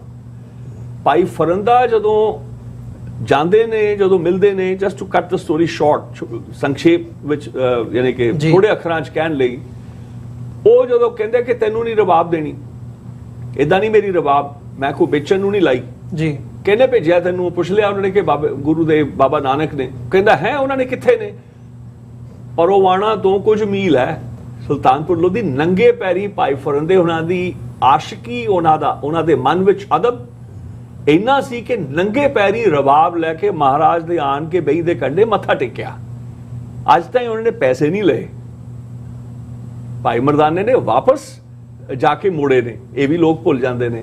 ਉੱਥੇ ਗੁਰੂ ਨਾਨਕ ਦੇਵ ਮਹਾਰਾਜ ਕਹਿੰਦੇ ਨੇ, ਉਹਨਾਂ ਦੀ ਨਜ਼ਰ, ਭਾਈ ਫਰੰਦੇ ਦੀ ਨਜ਼ਰ ਕਬੂਲ ਕਰਦੇ ਨੇ ਔਰ ਕਹਿੰਦੇ ਨੇ ਮਰਦਾਨਿਆ ਝੋਲੀ ਕਰ, ਲੈ ਤੈਨੂੰ ਤਾਰ ਦਾ ਗੁਣ ਦਿੱਤਾ। ਕਹਿੰਦੇ ਸਹੁੰ ਰੱਬ ਦੀ, ਕਹਿੰਦੇ ਮੈਂ ਨਹੀਂ ਜਾਣਨਾ। ਕਹਿੰਦੇ ਉਹਨਾਂ ਨੇ ਪੜਿਆ, ਕਹਿੰਦੇ ਜਦੋਂ ਵਜਾਣ ਲੱਗਿਆ, ਸੰਗਤ ਆਂਦਾ ਵੇਖਾਂ, ਉਹ ਕਹਿਣ ਲੱਗੇ ਮਰਦਾਨਿਆ ਸਾਨੂੰ ਤਾਂ ਨਹੀਂ ਪਤਾ ਸੀ ਕਿ ਇਹ ਰਬਾਬ ਤੂੰ ਇੰਨੀ ਭਲੀ ਵਜਾਉਣਾ ਹੈ। ਕਹਿੰਦੇ ਕਿ ਸਹੁੰ ਰੱਬ ਦੀ, ਕਹਿੰਦੇ ਪਾਤਸ਼ਾਹ ਨੇ ਕਿਰਪਾ ਕੀਤੀ, ਮੈਂ ਨਹੀਂ ਕੀਤੀ। ਸੋ ਵੀ ਫੋਰਗੇਟ, ਅਸੀਂ ਭੁੱਲ ਜਾਂਦੇ ਹਾਂ ਕਿ ਗੁਰੂ ਨਾਨਕ ਪਹਿਲੇ ਕੀਰਤਨੀਏ ਨੇ। ਭਾਵੇਂ ਭਾਈ ਮਰਦਾਨਾ ਜਾਂ ਭਾਈ ਸਧਾਰਨ, ਮੇਰੇ ਬਜ਼ੁਰਗ ਜਿਹੜੇ ਗੁਰੂ ਨਾਨਕ ਦੇ ਸਿੱਖਿਆਰਥੀ ਨੇ, ਭਾਈ ਬੁੱਢਾ ਜੀ ਹੋਣੇ ਨੇ ਜਾਂ ਭਾਈ ਲਹਿਣਾ ਜੀ ਨੇ, ਭਾਈ ਕਮਲੀਆ ਨੇ, ਜਿੰਨੇ ਗੁਰੂਦੇਵ ਦੇ ਸ਼ਿష్ਯ ਨੇ, ਸਾਰੇ ਇੱਕੋ ਵੇਲੇ ਜਦੋਂ ਜਿੱਥੇ ਇਕੱਠੇ ਬੈਠੇ ਨੇ, ਮਹਾਰਾਜ ਦਾ ਨਾਮ ਸੁਣਦੇ ਨੇ, ਹਉ ਟਾਢੀ ਵਿਕਾਰ ਕਾਰੇ ਲਾਇਆ। ਸੋ ਜਿੰਨੇ ਅਸੀਂ, ਭਾਵੇਂ ਉਹ ਰਬਾਬੀ ਨੇ, ਭਾਵੇਂ ਗੁਰਸਿੱਖੜੇ ਨੇ, ਅਸੀਂ ਸਾਰੇ ਗੁਰੂ ਨਾਨਕ ਦੇ, ਗੁਰੂ ਗੋਬਿੰਦ ਸਿੰਘ ਮਹਾਰਾਜ ਦੇ ਨਾਦ ਦੇ ਸ਼ਿష్ਯ ਹਾਂ। ਔਰ ਕਈ ਲੋਕਾਂ ਨੂੰ ਭਰਮ ਹੈ ਕਿ ਖਬਰੇ ਗੁਰੂ ਸਾਹਿਬ ਬਾਣੀ ਲਿਖਦੇ ਸੀ ਤੇ ਰਬਾਬੀ ਜਾਂ ਜਿਹੜੇ ਗੁਰਸਿੱਖ ਵਿਦਵਾਨ ਸੀ ਉਹ ਬਣਾਉਂਦੇ ਸੀ ਰਾਗ ਜਾਂ ਇਦਾਂ। ਇਹ ਸਭ ਭਰਮ ਹੈ, ਜਿਹਨਾਂ ਦਾ ਵਿਸ਼ਾ ਨਹੀਂ, ਉਹ ਉਹਨਾਂ ਨੇ ਆਪਣੀ ਮਨਮਾਨੀ, ਆਪਣੀ ਮਨਮਤ, ਜਿੰਨੀ ਮਰਜ਼ੀ ਉਹਦਾ ਕੋਈ ਅੰਤ ਨਹੀਂ, ਜੋ ਮਰਜ਼ੀ ਕਰ ਲਈਏ। ਸੋ ਇਹ ਜਿਹੜੀ ਗੁਰੂ ਸਾਹਿਬਾਂ ਦੀ ਰਵਾਇਤ ਹੈ ਕੀਰਤਨ ਦੀ, ਜਿਹੜੇ ਇੱਕ ਪਦੇ, ਦੁਪਦੇ, ਤਿਪਦੇ, ਚੌਪਦੇ, ਪੰਚਪਦੇ, ਅਸ਼ਟਪਦੇ, ਸੋਲ੍ਹੇ, ਇਹਨਾਂ ਸਾਰਿਆਂ ਦਾ ਗਾਉਣਾ। ਤੇ ਜਿਹੜਾ ਅਫਸੋਸ ਵੀ ਕੁਝ ਰਹਿੰਦਾ ਹੈ ਕਿ ਜਿਹੜੇ ਕੁਝ ਡਿਪਾਰਟਮੈਂਟ, ਜਿਹੜਾ ਡਿਪਾਰਟਮੈਂਟ ਤਾਂ ਨਹੀਂ ਬਣਿਆ, ਐਟਲੀਸਟ ਚੇਅਰ ਜਿਹੜੀ ਉੱਥੇ ਬਣੀ ਹੋਈ ਹੈ, ਉਹ ਫੋਕਸ ਜੋ ਮੈਮਰੀ, ਗੁਰਖਾਲਸੇ ਦੀ ਮੈਮਰੀ ਵਿੱਚ ਜੋ ਬਚਿਆ ਹੋਇਆ ਸੀ, ਉਸ ਤੇ ਨਹੀਂ ਰਿਹਾ। ਕੰਟੈਂਪਰੇਰੀ ਸੰਗੀਤ, ਭਾਵੇਂ ਉਹ ਪ੍ਰੋਫੈਸਰ ਕਰਤਾਰ ਸਿੰਘ ਨੇ ਜਾਂ ਪ੍ਰੋਫੈਸਰ ਤਾਰਾ ਸਿੰਘ ਨੇ ਜਾਂ ਗੁਰਨਾਮ ਹੁਣੀ, ਹੋਰ ਜਿੰਨੇ ਵੀ ਕੰਟੈਂਪਰੇਰੀ, ਪ੍ਰਿੰਸੀਪਲ ਦਿਆਲ ਸਿੰਘ ਹੋ ਰਹੇ, ਉਹ ਕੰਟੈਂਪਰੇਰੀ ਮਿਊਜ਼ਿਕ ਵੱਲ ਜ਼ਿਆਦਾ ਇਸ ਵੇਲੇ ਤਰਜੀਹ ਦਿੱਤੀ ਹੈ ਜੋ ਜੀ। ਜਿਹੜਾ ਇੱਕ ਹੈ ਕੀਰਤਨ ਦੇਖੋ ਇੱਕ ਹੈ ਗੁਰਸਿੱਖੀ ਜਿਹੜੀ ਅੱਜ ਕੱਲ ਰੀਇਨਵੈਂਟ ਕਰ ਰਹੇ ਨੇ, ਨਵੀਂ ਕੱਢੀ ਜਾ ਰਹੀ ਹੈ ਜੀ। ਇੱਕ ਹੈ ਇਨਵੈਂਟ ਕਰਨਾ ਸਿੱਖੀ ਨੂੰ, ਇੱਕ ਹੈ ਇਨਹੈਰਿਟ ਕਰਨਾ, ਇੱਕ ਹੈ ਵਿਰਸੇ ਚ ਲੈਣਾ। ਸੋ ਵਿਰਸੇ ਵਿੱਚ ਕੀ ਦਾਨ ਮਿਲਿਆ ਬਜ਼ੁਰਗਾਂ ਨੇ ਸਾਡੇ ਤਾਈਂ ਕੀ ਲਿਆਂਦਾ ਹੈ ਹਾਂਜੀ। ਉਹ ਜਿਹੜੇ ਬੋਲ ਨੇ ਉਹ ਜੇ ਧਾ ਧਾਨ ਧਾ ਦਿਗਣ ਦਿਗ ਨਗਣਾ, ਇਹ ਪੁਰਾਣੀ ਰਵਾਇਤੀ ਧਾ ਧੂ ਦੇ ਤਾਕਤ ਦਾ ਦੇ ਤਕਾਇ ਨ ਧਕਦੇ ਤਕਾਇ ਨ ਧਕਦੇ ਤਕ ਧਰਕ ਦੇ ਤਕ ਕਰਕੇ ਘੇਕ ਤੇ ਘੇਕ ਦੂੰ ਘੇਕ ਨਾਨ ਘੇਕ ਤੇ ਘੇਕ ਦੂੰ ਦੂੰ ਕਹਿੰਦੇ ਧਰਕ ਧਰਕ ਤਕ ਧਰਕ ਦੀ ਕਾ ਕਦੇ ਧਰਕ ਧਰਕ ਲੱਗ ਦੀ ਕਨੇ ਧਾਕ ਦੇ ਧਰਕ ਧਰਕ ਲੱਗ ਦੀ ਕਨੇ ਧਾਕ ਦੇ ਧਰਕ ਲੱਗ ਦੀ ਕਨਾ। ਭਾਈ ਬਾਬਕ ਨੇ ਵਜਾਇਆ, ਗੁਰੂ ਤੇਗ ਬਹਾਦਰ ਮਹਾਰਾਜ ਪਖਾਵਜ ਵਜਾਉਂਦੇ ਸੀ। ਇਹ ਸਾਡੇ ਇਤਿਹਾਸਿਕ ਤਵਾਰੀਖੀ ਬੋਲ ਨੇ। ਅੱਜ ਜੇ ਅਸੀਂ ਜੋ ਮਰਜ਼ੀ ਕਿਟ ਕਿਟ ਕਿਟ ਕਿਟ ਕਰੀ ਜਾਈਏ, ਦੈਟਸ ਨਥਿੰਗ। ਪਹਿਲਾਂ ਅਸੀਂ ਪੁੱਛਦੇ ਹਾਂ ਬਜ਼ੁਰਗਾਂ ਕੋਲੋਂ ਕਿ ਕੀ ਹੈ ਯਾਦ ਮਹਾਰਾਜ ਦੀ ਸਾਡੇ ਤਾਈਂ ਆਂਦੀ। ਇਹ ਸਾਡਾ ਜੋ ਤਸੱਵੁਰ ਹੈ ਕੰਟੈਂਪਰੇਰੀ ਸਪੇਸ ਵਿੱਚ, ਭਾਵੇਂ ਉਹਦੇ ਚੋਂ ਸਾਜ਼ ਸਨ, ਭਾਵੇਂ ਉਹ ਸਾਜ਼ਾਂ ਨੂੰ ਵਜਾਉਣ ਦੀ ਵਿਧੀ ਹੈ, ਸਾਜ਼ਾਂ ਨੂੰ ਬਣਾਉਣ ਦੀ ਵਿਧੀ ਹੈ, ਰਾਗਾਂ ਨੂੰ ਗਾਉਣ ਦੀ ਵਿਧੀ। ਗੁਰ ਖਾਲਸੇ ਦੀ ਯਾਦ ਕੀ ਹੈ? ਹੁਣ 1991 ਚ ਮੈਂ ਤਾਂ ਰਿਹਾ ਆਪਣੇ ਦਾਦਿਆਂ ਦੇ ਨਾਲ, ਬਾਬਾ ਸੁੱਚਾ ਸਿੰਘ ਹੋਰ ਜਿਹੜੇ ਉਹ ਰਾਗਣ ਕਮੇਟੀ ਬਣੀ। ਆਈ ਪ੍ਰੋਕਸੀਡ, ਮੈਂ ਆਪਣੇ ਦਾਦੇ ਜਦੋਂ ਨਹੀਂ ਆਉਂਦੇ ਸੀ ਮੈਨੂੰ ਸਾਦੇ ਸੀ, ਉਹ ਕਈ ਤਾਂ ਰਾਗ ਨਵੇਂ ਬਣਾਏ ਗਏ ਜੀ। ਪਰ ਅਸੀਂ ਜਿਹੜੇ ਪਾਰੰਪਰਿਕ ਹੈਗੇ ਆ ਤਵਾਰੀਖੀ ਟਕਸਾਲੀ ਜਿਹੜੀਆਂ ਸਾਡੇ ਧਰਮਸਾਲ, ਗਿਰਵੜੀ ਟਕਸਾਲ ਤੇ ਸੇਖਵਾਂ ਟਕਸਾਲ ਨਾਲ ਜਿਨ੍ਹਾਂ ਦਾ ਸੰਵਾਦ ਹੈ, ਅਸੀਂ ਕਹਿੰਦੇ ਆ ਕਿ ਜੋ ਰਾਗ ਸੈਂਕੜੇ ਸਾਲ ਜੋ ਗਾਇਆ ਗਿਆ ਉਹ ਰੂਪ ਕੀ ਹੈ, ਕੀ ਉਹ ਸਾਡੇ ਕੋਲ ਹੈ? ਜਿਵੇਂ 35 ਰਾਗ ਗੁਰੂ ਨਾਨਕ ਦੇਵ ਮਹਾਰਾਜ ਨੇ ਗਾਏ ਜੀ, ਸਾਡੇ ਕੋਲ ਸਿਰਫ 35 ਚੋਂ 17 ਰਾਗਾਂ ਦੀ ਓਰੀਜਨਲ ਧੁਨਾਂ ਨੇ ਗੁਰੂ ਨਾਨਕ ਦੇਵ ਦੀਆਂ। 18 ਰਾਗ ਸਾਨੂੰ ਨਹੀਂ ਹੁਣ ਯਾਦ ਕਿ ਗੁਰੂ ਸਾਹਿਬ ਨੇ ਕਿਵੇਂ ਗਾਏ। ਇਹ ਅਸਲ ਸਕਾਲਰਸ਼ਿਪ ਜਿਹੜੀ ਐਂਥਰੋਪੋਲੋਜੀਕਲ, ਤੁਸੀਂ ਮਿਊਜ਼ਿਕੋਲੋਜੀਕਲ ਦੇਖਦੇ ਹੋ, ਇਵਨ ਹਿਸਟੋਰੀਕਲ, ਇਤਿਹਾਸਿਕ ਜਿਹੜੇ ਇਤਿਹਾਸ ਨੂੰ ਜਿਹੜੇ ਜਾਣਦੇ ਨੇ, ਇਤਿਹਾਸ ਦੇ ਜਿਹੜੇ ਸਿਖਿਆਰਥੀ ਨੇ, ਉਹਨਾਂ ਨੂੰ ਇਹਨਾਂ ਗੱਲਾਂ ਦਾ ਮੁੱਲ ਹੁੰਦਾ ਹੈ। ਤੇ ਜਿਹੜੇ ਕਬਾੜੀਏ ਨੇ ਉਹਨਾਂ ਨੂੰ ਨਹੀਂ ਹੁੰਦਾ, ਜਾਂ ਜਿਹੜੇ ਅੱਜ ਕੱਲ ਦੇ ਜਿਹਨੂੰ ਕਹਿੰਦੇ ਜਿਹੜੇ ਜੌਹਰੀ ਨੇ ਉਹਨਾਂ ਨੂੰ ਪਤਾ ਹੁੰਦਾ। ਰਬਾਬੀ ਪਰੰਪਰਾ ਤੋਂ ਇਲਾਵਾ ਗੁਰਸਿੱਖਾਂ ਦਾ ਗੁਰੂ ਸਾਹਿਬਾਨ ਦੇ ਜੀਵਨ ਵੇਲੇ ਕਿਹੜੇ ਸਭ ਤੋਂ ਪੁਰਾਤਨ ਕੋਈ ਨਾਂ? ਸਾਰੇ ਜਿੰਨੇ ਭਾਈ ਲਹਿਣਾ ਗਾਉਂਦੇ, ਮੇਰੇ ਬਜ਼ੁਰਗ ਭਾਈ ਜਿਹੜੀ ਸਾਖੀਆਂ ਆਉਂਦੀਆਂ ਜਦੋਂ ਸੰਗਤ ਨੇ ਫੈਸਲਾ ਕੀਤਾ ਖਡੂਰ ਆਂਦੇ ਨੇ, ਮੇਰੇ ਬਜ਼ੁਰਗ ਕੁਟਿਆ 'ਚ ਬੈਠੇ ਨੇ, ਭਾਈ ਸਧਾਰਨ ਉਹਨਾਂ ਦੀ ਕੁਟਿਆ ਖੜਕਾਈ ਜਾਂਦੀ ਹੈ ਔਰ ਭਾਈ ਜਦੋਂ ਬੂਹਾ ਖੋਲਦੇ ਨੇ ਯੋਧੇ ਨੇ, ਉਹ ਸਟ੍ਰੈਟੇਜਿਕ ਲੋਕੇਸ਼ਨ ਤੇ ਖੜੇ ਨੇ ਜੀ, ਤਾਂ ਉਹਨਾਂ ਨੇ ਪਹਿਰੇ ਤੇ ਨੇ। ਲੋਕੀ ਕਹਿੰਦੇ ਜੀ ਖਬਰੇ ਗਾਇਬ ਹੋ ਗਏ ਸੀ, ਲੁਕ ਗਏ ਸੀ, ਉਹ ਸਟ੍ਰੈਟੇਜਿਕਲੀ ਮੇਰੇ ਬਜ਼ੁਰਗ ਨੇ ਪਾਏ ਸੀ। ਬੈਟਲ ਲੇਕਸ ਉਹਨਾਂ ਦੀ ਕੁਲਾੜੀ, ਉਹਨਾਂ ਦੀ ਸ਼ਸਤਰ ਸੀ, ਉਹਨਾਂ ਦਾ ਫੇਵਰਿਟ। ਔਰ ਉਹ ਜਦੋਂ ਦੇਖਿਆ ਸੰਗਤ ਕਹਿੰਦੇ ਉਹ ਸ਼ਾਮ ਦਾ ਵੇਲਾ ਮੇਰੇ ਸੋਦਰ ਦਾ ਵੇਲਾ ਗਾਉਣ ਦਾ, ਇਕੱਠੇ ਬਹਿ ਕੇ ਪਹਿਲਾਂ ਸਾਰਿਆਂ ਨੇ ਸੋਦਰ ਗਾਇਆ, ਉੱਥੇ ਕੋਈ ਰਵਾਬੀ ਨਹੀਂ ਸੀ। ਔਰ ਦੂਜੀ ਗੱਲ ਕਿ ਜਿਹੜੇ ਕੀਰਤਨ ਜਿਹੜਾ ਹੈ, ਜਿਹੜਾ ਰਾਗ ਹੈ, ਇਹ ਪਹਿਲਾਂ ਉੱਚ ਜਾਤੀ ਕੋਲ ਸੀ। ਅੱਜ ਵੀ ਤੁਸੀਂ ਦੱਖਣ ਭਾਰਤ ਜਾਓਗੇ, ਸਭ ਤੋਂ ਜਿਹੜੀ ਉੱਚੀ, ਆਮ ਬਾਹਮਣ ਵੀ ਨਹੀਂ, ਬਾਹਮਣਾਂ ਚੋਂ ਜੋ ਬਾਹਮਣ ਹੈ ਉਹਨਾਂ ਦੇ ਹੱਥ ਅੱਜ ਵੀ ਉਹਨਾਂ ਦਾ ਸੰਗੀਤ ਹੈ। ਰਬਾਬੀਆਂ ਨੂੰ, ਭਾਈ ਮਰਦਾਨੇ ਨੂੰ ਔਰ ਆਮ ਗੁਰਸਿੱਖਾਂ ਨੂੰ ਜਿਹੜੇ ਬ੍ਰਾਹਮਣ ਨਹੀਂ ਸੀ, ਉੱਚੀ ਜਾਤੀ ਨਹੀਂ ਸੀ, ਉਹਨਾਂ ਨੂੰ ਰਾਗ ਔਰ ਨਾਦ ਬ੍ਰਹਮ ਗੀਤ ਦੇਣ, ਇਹ ਸਭ ਤੋਂ ਵੱਡਾ ਦਾਨ ਹੈ ਗੁਰੂ ਨਾਨਕ ਦਾ। ਕਿ ਸਾਡੇ ਕੋਲੋਂ, ਰਬਾਬੀਆਂ ਕੋਲੋਂ ਇਹ ਚੀਜ਼ ਨਹੀਂ। ਤਾਂ ਆਮ ਤਾਂ ਲੋਕੀ ਗਾਉਂਦੇ ਸੀ ਹੀਰ ਰਾਂਝੇ ਗਾ ਰਹੇ ਨੇ, ਸ਼ੂਦਰ ਲਈ ਕੋਈ ਕਿਸੇ ਮਤਲਬ ਹੀ ਨਹੀਂ ਸੀ, ਮਤਲਬ ਨਹੀਂ। ਔਰ ਉੱਚਾ ਸੰਗੀਤ ਜਿਹੜਾ ਸ਼ਾਸਤਰੀ ਸੰਗੀਤ ਹੈ, ਸ਼ਾਸਤਰੀ ਸੰਗੀਤ ਕਿਸੇ ਸ਼ੂਦਰ ਦਾ ਕੀ ਕੰਮ ਹੈ ਜੀ, ਕਿਸੇ ਦਲਿਤ ਦਾ ਕੀ ਕੰਮ ਹੈ? ਇਹਦਾ ਉੱਚ ਕੋਟੀ ਬ੍ਰਾਹਮਣ ਜਾਂ ਕਸ਼ਤਰੀਏ ਕੋਲ ਹੁੰਦਾ ਸੀ। ਸੋ ਇਹ ਗੁਰੂ ਨਾਨਕ ਦੀ ਦਾਤ ਹੈ। ਤੁਸੀਂ ਅੱਜ ਵੀ ਇਸ ਐਸਪੈਕਟ ਦੇ ਉੱਤੇ ਕਦੇ ਐਮਫੈਸਿਸ ਕਦੇ ਨਹੀਂ, ਲੋਕੀ ਇਤਿਹਾਸ ਦੇ ਸਿਖਾਰਥੀ ਨਹੀਂ ਮਾੜਾ ਮੋਟਾ ਉਹ ਬੁਕੇ ਲੈ ਕੇ, ਸੁਵੈਨੀਅਰ ਲੈ ਕੇ ਗੱਲਾਂ ਕਰ ਲੀਆਂ। ਉਹ ਹੁਣ ਤੁਸੀਂ ਨਾਨਕ ਮੱਠ ਜਿੱਥੇ ਜਾਓ, ਗੁਰੂ ਨਾਨਕ ਦੀ ਪੋਲਿਟਿਕਸ ਮੈਂ ਕਹਿੰਦਾ ਹੁੰਦਾ ਨਾ। ਬਿਹਾਰ ਵਿੱਚ ਜਾਓ, ਯੂਪੀ 'ਚ ਜਾਓ, ਉੱਥੇ ਤੁਹਾਨੂੰ 300-400 ਸਾਲ ਪੁਰਾਣੇ ਬਾਲਮੀਕ ਰਾਮਾਇਣ ਦੇ ਸਰੂਪ ਮਿਲਣਗੇ। ਕਿਹੜੇ ਲਿਪੀ ਵਿੱਚ? ਗੁਰਮੁਖੀ ਵਿੱਚ। ਕਿਉਂਕਿ ਦੇਵ ਭਾਸ਼ਾ ਕਹਿ ਕੇ ਸੰਸਕ੍ਰਿਤ ਮਜਾਲ ਹੈ ਕੋ ਪੜ੍ਹ ਲਵੇ। ਗੁਰੂ ਨਾਨਕ ਦੀ ਕਿਰਪਾ ਸੀ ਕਿ ਜਿੰਨਾ ਗਿਆਨ ਸੀ ਉਸ ਲਿਪੀ ਰਾਹੀਂ ਪੂਰਾ ਉੱਤਰੀ ਭਾਰਤ ਪੜ੍ਹਦਾ ਸੀ ਉਸ ਲਿਪੀ ਨੂੰ। ਸਭ ਤੋਂ ਪਹਿਲੀ ਜੇ ਨੈਸ਼ਨਲ ਸਕ੍ਰਿਪਟ ਜੇ ਕਹਿਣਾ ਹੈ ਲੋਕਾਈ ਦਾ, ਇਹ ਗੁਰੂ ਨਾਨਕ ਦਾ ਚਮਤਕਾਰ ਸੀ। ਸੋ ਇਹ ਪਾਰਲੀਮੈਂਟ ਦੇ ਵਿੱਚ ਇੱਕ ਡਿਸਕਸ਼ਨ ਚ ਆਇਆ ਕਿ ਲਾਸਟ ਸੈਂਸਸ ਸਿਰਫ 15,000 ਲੋਕ ਭਾਰਤ ਚ ਸੰਸਕ੍ਰਿਤ ਸਪੀਕਿੰਗ ਨੇ, ਲੇਕਿਨ ਇਹਦੇ ਬਾਵਜੂਦ ਇਹ ਹਰ ਫੀਲਡ ਚ ਡੋਮੀਨੇਟ ਕਰਦੀ ਸੀ। ਇਧਰ ਗੁਰਮੁਖੀ ਔਰ ਹਰ ਇੱਕ ਨੂੰ ਜੋ ਗੁਰੂ ਨੇ ਦਾਤ ਦਿੱਤੀ, ਔਰ ਕਿਉਂਕਿ ਕੀਰਤਨ ਦੇ ਐਸਪੈਕਟ ਤੋਂ ਇੱਕ ਪਾਰਟ ਜਿਹੜਾ ਤੁਸੀਂ 10ਵੇਂ ਪਾਤਸ਼ਾਹ ਦਾ ਆਨੰਦਪੁਰ ਦਾ ਉਹ ਵਾਕਿਆ ਬਿਆਨ ਕਰ ਰਹੇ ਸੀ, ਜਿਸ ਦਿਨ ਭਾਈ ਬਚਿੱਤਰ ਸਿੰਘ ਹੋਰਾਂ ਨੇ ਜਾਣਿਆ ਜੰਗ ਦੇ ਮੈਦਾਨ ਦੇ ਵਿੱਚ, ਤੇ ਕਿਵੇਂ ਸਿੱਖ ਔਰ ਰਲ ਕੇ ਕੀ ਪੜ੍ਹ ਰਹੇ ਨੇ ਗੁਰੂ ਸਾਹਿਬ ਦਾ ਆਪਣਾ, ਇਸ ਦੇ ਉੱਤੇ ਮੈਂ ਚਾਹਾਂਗਾ ਮੈਂ ਭਾਸ਼ਾ ਦੇ ਨਾਂ ਤੇ ਇੱਕ ਵਾਰ ਮੈਂ ਹਲਕਾ ਜਿਹਾ ਦੇਖੋ, ਸੰਸਕ੍ਰਿਤ ਭਾਸ਼ਾ ਹੈਗੀ ਹੈ, ਗੁਰਮੁਖੀ ਭਾਸ਼ਾ ਨਹੀਂ ਹੈ, ਲਿਪੀ ਹੈ। ਕਿ ਜਿਹੜਾ ਸ਼ੁੱਧਰ ਹੈ ਉਸ ਨੂੰ ਡਿਸਇਨਫਰੈਂਚਾਈਜ਼ ਕੀਤਾ ਕਿ ਜੇ ਉਹ ਦੇਖ ਵੀ ਲਵੇ ਦੇਵ ਭਾਸ਼ਾ ਨੂੰ, ਉਹਦੀ ਅੱਖਾਂ ਫੋੜ ਦਿੱਤੀਆਂ ਜਾਂਦੀਆਂ ਸੀ। ਜੇ ਉਹ ਦੇਵ ਭਾਸ਼ਾ ਸੁਣ ਵੀ ਲੈਂਦਾ ਸੀ, ਕੰਨ ਬੋਲੇ ਕਰ ਦਿੱਤੇ ਜਾਂਦੇ ਸੀ। ਜੇ ਉਹਨੂੰ ਮੰਤਰ ਜੇ ਪੜ੍ਹਨਾ ਸਿੱਖੇ, ਜ਼ੁਬਾਨ ਕੱਢ ਦਿੰਦੇ ਸੀ। ਜੇ ਤੂੰ ਬੋਲ, ਗੂੰਗਾ ਬਣ ਕੇ ਤੂੰ ਜੋ ਮਰਜ਼ੀ ਬੋਲ, ਤੂੰ ਬੋਲ ਨਹੀਂ ਸਕਦਾ। ਸੋ ਗੁਰਮੁਖੀ ਰਾਹੀਂ ਗਿਆਨ ਲੋਕਾਂ ਤਾਈਂ ਪਹੁੰਚਾ ਦੇਣਾ, ਇਹ ਸਭ ਤੋਂ ਵੱਡਾ ਕਰਮ ਸੀ ਮਹਾਰਾਜ ਦਾ। ਗੁਰੂ ਗ੍ਰੰਥ ਸਾਹਿਬ ਦੇ ਵਿੱਚ ਪਹਿਲਾ ਜਿਹੜਾ ਹੁਣ ਸੈਂਟਰ ਬਣ ਰਿਹਾ, ਉਹਦਾ ਮੈਂ ਕੋ-ਫਾਊਂਡਰ ਹਾਂ। ਜਿਹੜਾ ਇੰਟਰਫੇਸ ਸਟੱਡੀਜ਼ ਬਣ ਰਿਹਾ, ਮੈਂ ਤੇ ਡਾਕਟਰ ਜਸਪਾਲ ਸਿੰਘ ਸੰਧੂ, ਅਸੀਂ ਇਕੱਠਿਆਂ ਰਲ ਕੇ ਉਹਦੀ ਵਿਉਂਤ ਕੀਤੀ ਹੈ। 9 ਚੋਂ 5 ਡਿਵੀਜ਼ਨਸ ਮੇਰੇ ਆਈਡੀਆਜ਼ ਨੇ, ਉਹਨਾਂ ਚੋਂ ਇੱਕ ਮੇਰਾ ਜਿਹੜਾ ਉੱਥੇ ਮੈਂ ਜਿਹੜੀ ਕੰਟਰੀਬਿਊਸ਼ਨ ਕੀਤੀ ਹੈ, ਉਹ ਲੈਂਗੁਏजेस ਆਫ ਗੁਰੂ ਗ੍ਰੰਥ ਸਾਹਿਬ ਜੀ। ਇਹ ਪਹਿਲੀ ਵਾਰ ਹੋਇਆ, ਅੱਜ ਤੱਕ ਡਿਪਾਰਟਮੈਂਟ ਹੀ ਕੋਈ ਨਹੀਂ ਸੀ ਜੀ ਕਿ 24 ਭਾਖਾਵਾਂ 120 ਉਪਭਾਖਾਵਾਂ ਬਾਣੀ ਦੇ ਵਿੱਚ ਕੋਈ ਸਮਝਦਾ ਨਹੀਂ ਕਿ ਸਿੱਖ ਕਿੰਨਾ ਵੱਡਾ ਵਾਰਸ ਹੈ। ਦੁਨੀਆ ਤਾਂ ਚਾਹੁੰਦੀ ਹੈ ਕਿ ਸ਼ਰਿੰਕ ਕਰਕੇ ਸਿੱਖਾਂ ਨੂੰ ਇੰਨਾ ਭੀੜਾ ਕਰ ਦਿਓ, ਬਾਕਸ ਇਨ ਕਰ। ਮਹਾਰਾਜ ਨੇ ਵਿਰਸਾ ਕਿ ਜੋ ਮੱਥਾ ਨਵਾਉਨੇ ਆ, ਤੇਰਾ ਨਾਮ ਰੂੜੋ ਰੂਪ ਰੂੜੋ ਅਤੀ ਰੰਗ ਰੂੜੋ ਮੇਰੋ ਰਾਮਈਆ, ਤੇਰਾ ਨਾਮ ਰੂੜੋ ਰੂਪ ਰੂੜੋ ਅਤੀ ਰੰਗ ਰੂੜੋ ਮੇਰੋ ਰਾਮਈਆ।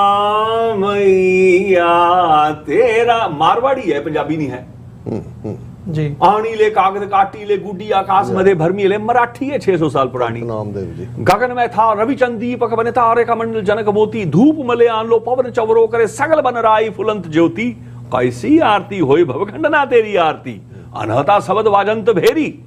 ये मैथिली है, पंजाबी नहीं है। वो सहज तव नैन नन की हुंदा अख, आ नैन है इस मैथिली च, आ नैनन है।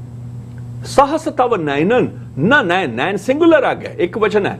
सहस तव नैनन न नैन है ही तोहे को, सहस मूर्त एक मूर्तन, सहस मूर्तन न एक तो ही, सहस पद बिमलन एक बिमलन सारे, सहस पद बिमलन न एक पद गंध बिन सहस तव गंध चल। मैथिली भाषा है, प्रीतम जान लेहू महिमा। इन्ना वड्डा विरसा गुरसिखां दा, गुरसिखां ने कदे दावा ही नहीं कीता।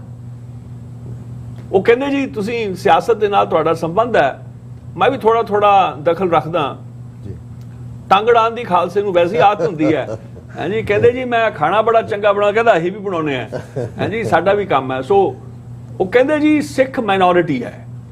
ਉਹ ਅਰਨਬ ਗੋਸਵਾਮੀ ਵਗੈਰਾ ਦੇ ਚੈਨਲ ਤੇ ਮੈਂ ਯਾਬਖਾਨਾ ਕੀਤਾ ਕਈ ਸਾਲ, ਮਾਫ ਕਰਨਾ ਜੇ ਮੈਂ ਅੱਖਰ ਯਾਬਖਾਨਾ ਜੇ ਤੁਹਾਡਾ ਸੈਂਸਰਡ ਅੱਖਰ ਨਾ ਹੋਵੇ। ਤੇ ਉੱਥੇ ਕਿਤੇ ਮੇਰੇ ਨਾਲ ਉਹ ਅਰਨਬ ਗੋਸਵਾਮੀ ਨੇ 2 ਹਫ਼ਤੇ ਤਿਹਾੜ ਜੇਲ੍ਹ 'ਚ ਵੀ ਗੁਜ਼ਾਰੇ ਹੋਏ ਨੇ, ਹਾਂਜੀ। ਉਹ ਬਿਲਕੁਲ, ਹਾਂਜੀ, ਝੂਠਾ ਉਹ ਜਿਹੜੇ ਸੰਵਾਦਾਂ ਨਾਲ ਨਿਕਲੇ ਨੇ ਉਹ ਵੀ ਸਾਨੂੰ ਸਾਰਿਆਂ ਨੂੰ ਪਤਾ। ਪਰ ਖੈਰ ਉੱਥੇ ਵੀ ਮੈਂ ਅਰਜ਼ ਕੀਤਾ ਸੀਗਾ ਕਿ ਸਿੱਖਾਂ ਨੂੰ ਮਾਈਨੋਰਿਟੀ ਕਹਿਣਾ ਬੰਦ ਕਰ ਦਿਓ, ਕਿ ਗੁਰੂ ਨਾਨਕ ਜਿਹੜੀ ਸਿਆਸਤ ਸਾਡੇ ਤੇ ਤੁਹਾਡੇ ਨਾਲ ਸਾਰਿਆਂ ਨਾਲ ਖੇਡ ਗਏ ਨੇ, ਉਹ ਤਾਂ ਤੁਸੀਂ ਜਾਣੋ ਨਹੀਂ ਪਰ ਮੈਂ ਜਾਣੂ ਆ। ਮੇਰੇ ਰਗਾਂ ਚੋਂ ਖੂਨ ਹੈ ਜਿਸਨੇ ਵਤਨ ਬਣਾਏ ਨੇ ਜੀ। ਕਹਿੰਦੇ ਕੀ ਮਤਲਬ? ਮੈਂ ਕਿਹਾ ਜੀ ਭਗਤ ਜੈਦੇਵ ਉਹਨਾਂ ਦੇ ਜਿੰਨੇ ਪੰਥੀ ਨੇ, ਜਿੰਨੇ ਕਬੀਰ ਪੰਥੀ ਨੇ, ਜਿੰਨੇ ਰਵਿਦਾਸ ਪੰਥੀ ਨੇ, ਜਿੰਨੇ ਨਾਮਦੇਵ ਪੰਥੀ ਨੇ, ਜਿੰਨੇ ਬਾਬਾ ਫਰੀਦ ਉਹਨਾਂ ਦੇ ਪੰਥੀ ਨੇ, ਚਿਸ਼ਤੀਆ ਨੇ, ਹਾਂਜੀ, ਜਿੰਨੇ ਮੁਸਲਮਾਨ ਨੇ, ਜਿੰਨੇ ਗੁਰੂ ਨਾਨਕ ਪੰਥੀ ਨੇ, ਸਾਰਿਆਂ ਨੂੰ ਮਿਲਾ ਕੇ ਗੁਰੂ ਗ੍ਰੰਥ ਸਾਹਿਬ ਦਾ ਇੱਕ ਸੰਜੋਏ ਇੱਕ ਜਿਲਦ ਹੈ। ਜਦੋਂ ਅਸੀਂ ਮੱਥਾ ਨਵਾਉਨੇ, ਸਾਡੇ ਸਾਰੇ ਗੁਰੂ ਪੁਰਖ ਨੇ, ਸਾਰਿਆਂ ਦੀ ਬਾਣੀ ਅਸੀਂ ਗੁਰਬਾਣੀ ਆਖਦੇ, ਉਹਦੇ 'ਚ ਇੱਕ ਔਂਕੜ ਕੱਢ ਦਿਓ ਬਾਬੇ ਫਰੀਦ ਦੀ ਬਾਣੀ, ਅਸੀਂ ਮੁਨਕਰ ਹੋ ਜਾਂਦੇ ਆ। ਤੇ ਮੈਂ ਕਿਹਾ ਅਸੀਂ ਤਾਂ ਮੈਜੋਰਿਟੀ ਠਹਿਰੇ ਹਿੰਦੁਸਤਾਨ 'ਚ, ਮਿਨੋਰਿਟੀ ਕਿੱਥੋਂ ਹੋ ਗਏ? ਅਸੀਂ ਕਦੇ ਸੋਚਿਆ ਨਹੀਂ ਇਸ ਬਾਰੇ, ਕਿਉਂਕਿ ਉਹ ਚਾਹੁੰਦੇ ਨੇ ਕਿ ਸੁਗੜੀ ਸਾਡਾ ਸ਼ਰੰਕਨ ਆਈਡੀਆ ਹੋਵੇ। ਸੋ ਇਹ ਕਈ ਭਰਮ ਨੇ ਲੋਕਾਂ ਨੂੰ ਪਏ ਹੋਏ।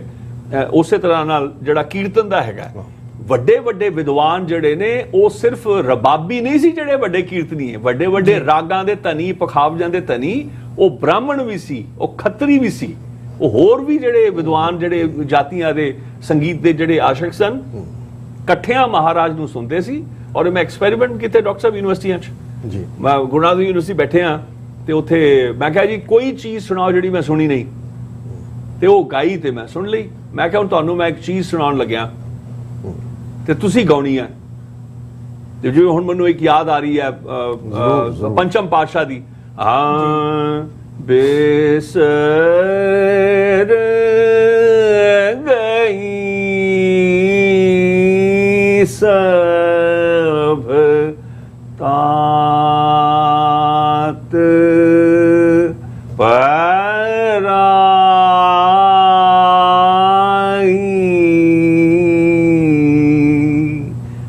जब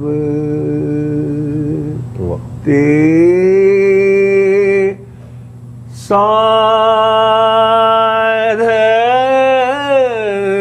संगति मोहे पाई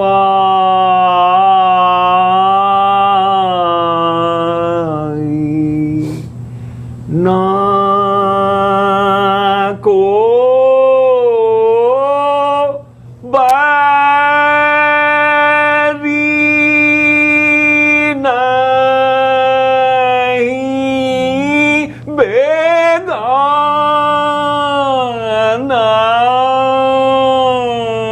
महाराज दी सैकड़े साल रबाबियां ने भी गाई, गुरसिखा ने भी गाई। सिखी कदों जो महाराज ने सरंदा बजाए के गाई उस वेले झपट ली।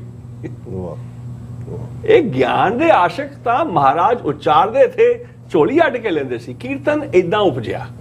हुण इत्थे शेखी मारी जाइए, लै जी साडा खानदान तां गुरु नानक देव महाराज तो हुण ते गा रिहा जी, असीं साडे वर्गा कोई नहीं। वो ना होवे, उत्थे कोई रबाबी बैठा होवे साडे तो ज्यादा, ये कोई गल्लां ने। गुरु नानक दी दात है कीर्तन, ਅਸੀਂ ਉਹਦੇ ਕਰਤਾ ਨਹੀਂ ਹੈਗੇ। ਅਸੀਂ ਤਾਂ ਲੰਗਰ ਛਕਿਆ ਕੀਰਤਨ ਦਾ, ਤੇ ਛਕਣ ਚ ਵੀ ਦਾਵੇ ਇਹ ਮੈਨੂੰ ਨਹੀਂ ਸਮਝ ਆਏ ਜੀ। ਜਿਹੜੇ ਕਹਿੰਦੇ ਇਹ ਉਹੀ ਦੇਖੋ ਮੈਂ ਕਿੱਦਾਂ ਸੋਹਣਾ ਛਕਦਾ, ਯਾਰ ਇਹ ਕੋਈ ਗੱਲ ਹੈ? ਇਹ ਗੁਰਸਿੱਖਾਂ ਨੂੰ ਸੋਭਦੀ ਨਹੀਂ। ਜਿਹੜੇ ਗੁਰੂ ਸਾਹਿਬਾਨ ਨੇ ਆਪਣੇ ਸਮੇਂ 'ਚ ਜਿਹੜੇ ਸਾਜ਼ਾਂ ਨਾਲ ਕੀਰਤਨ ਕੀਤਾ, ਤੁਸੀਂ ਵੀ ਉਹਨਾਂ ਨੂੰ ਪ੍ਰਮੋਟ ਕਰਨ? ਨਹੀਂ, ਮੈਂ ਇਹ ਹੱਥਾਂ ਨੇ ਬਣਾਏ ਜੀ। ਇਹ ਸਾਰੀ ਜਿਹੜੀ ਇਹ ਕੰਮ ਥੋੜਾ ਜਿਹਾ ਅੱਜ ਕੱਲ ਉਹ ਨਾ ਹਰ ਕੋਈ ਥੋਪ ਦੇ ਭਾਅ ਤੇ ਕਰ ਦਿੰਦਾ ਹੈ। 1988 ਚ ਤੁਹਾਡਾ ਤਾਂ ਸੰਵਾਦ ਮੇਰੇ ਦਾਦਾ ਜੀ ਨਾਲ ਰਿਹਾ, ਮੇਰੇ ਦਾਦੇ ਭਾਈਆਂ ਨਾਲ, ਭਾਈ ਅਵਤਾਰ ਸਿੰਘ, ਗੁਰਚਰਨ ਸਿੰਘ ਨਾਲ। ਮੈਨੂੰ ਡਾਕਟਰ ਸਾਹਿਬ ਛੋਟੇ ਪਿਤਾ ਜੀ ਨੇ ਮੈਨੂੰ ਰੀਤ ਕਰਾਈ, 1988 ਦੀ ਗੱਲ ਹੈ। ਤੇ ਮੈਂ ਫਿਰ ਵੱਡੇ ਪਿਤਾ ਜੀ ਕੋਲ ਆਇਆ, ਭਾਈ ਗੁਰਚਰਨ ਸਿੰਘ ਉਹਨਾਂ ਕੋਲ, ਤੇ ਕਹਿੰਦੇ ਕੀ ਕਰਾਇਆ? ਮੈਂ ਕਿਹਾ ਜੀ ਮੈਨੂੰ ਉਹਨਾਂ ਨੇ ਭਗਤ ਨਾਮਦੇਵ ਉਹਨਾਂ ਦੀ ਬਸੰਤ ਕਰਾਈ। ਵਾਹ। ਕਹਿੰਦੇ ਕਿੱਦਾਂ ਸੁਣਾ? ਤੇ ਮੈਂ ਉਹਨਾਂ ਨੂੰ ਸੁਣਾਈ ਜਿੰਨੀ ਮੈਨੂੰ ਗਾਉਣੀ ਆਉਂਦੀ ਸੀ। ਹਾਂ ਸੰਸਾਰ ਸਮੁੰਦੇ ਤਾਰ ਗੋਬਿੰਦੇ, ਸੰਸਾਰ ਸਮੁੰਦੇ ਤਾਰ ਗੋਬਿੰਦੇ, ਤਾਰ ਲੈ ਬਾਪ ਬਿਠਲਾਵਾ, ਸੰਸਾਰ ਸਮੁੰਦੇ। ਕਹਿੰਦੇ ਬੇਟਿਆ ਇਹ ਯਾਦ ਰੱਖੀ, ਬੜਾ ਮਹਿੰਗਾ ਗਹਿਣਾ ਹੀ ਗੁਰੂ ਘਰ ਦਾ। ਮੈਂ ਕਿਹਾ ਜੀ ਕਿਵੇਂ? ਕਹਿੰਦੇ ਭਗਤ ਜੀ ਦਾ ਆਪਣਾ ਆਪਣੀ ਧੁਨ ਹੈ, ਤੇ ਬਸੰਤ ਬੜੀ ਵਿਲੱਖਣ, ਇਹਦੇ ਚ ਪੰਚਮ ਲੱਗਦੀ ਹੈ। ਮੈਂ ਉਹ ਜਿੰਨਾ ਕੁ ਬੱਚੇ ਨੂੰ ਰਟਾ ਦਿਓ, 16-17 ਸਾਲ ਦੀ ਉਮਰ, 17 ਸਾਲ, ਮੈਂ ਯਾਦ। ਤੇ ਵੱਡੇ ਪਿਤਾ ਜੀ ਭਾਈ ਗੁਰਚਰਨ ਸਿੰਘ ਕਹਿੰਦੇ ਹਾਂ ਵੀ ਤੂੰ ਆਪਣੇ ਛੋਟੇ ਬਾਬੇ ਕੋਲੋਂ ਆਇਆ, ਕੀ ਸਿਖਾਇਆ, ਕੀ ਸਿੱਖਿਆ? ਮੈਂ ਦੱਸਿਆ ਜੀ ਆ ਮੈਂ ਜਿੰਨਾ। ਕਹਿੰਦੇ ਸੁਣਾ। ਕਹਿੰਦੇ ਲੈ ਫਿਰ ਬੇਟਿਆ ਇਹਦੇ ਨਾਲ ਦਾ ਇਹਦੀ ਨਾਲ ਦੀ ਯਾਦ ਕਰ ਧਮਾਰ। ਮੈਂ ਕਿਹਾ ਅੱਛਾ ਜੀ, ਉਹ 14 ਮਾਤਰੇ ਦੀ। ਮੈਂ ਬੜਾ ਖੁਸ਼ ਕਿਉਂਕਿ ਧਮਾਰਾ ਮੈਨੂੰ ਪਹਿਲੀਆਂ ਹਲੇ ਯਾਦ ਹੋਣ ਲੱਗੀਆਂ ਸੀ, ਤੇ ਮੈਨੂੰ ਉਹਨਾਂ ਨੇ ਕਰਾਇਆ।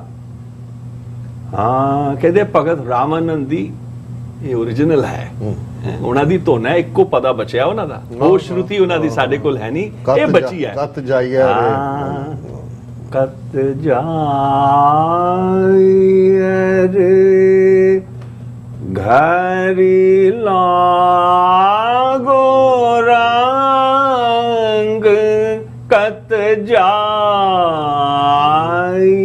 ਰੇ ਘਰੀ ਲਾਗੋ ਰੰਗ, ਮੇਰਾ ਚੇਤਨਾ ਹਲਾਏ, ਮਨ ਭਇਓ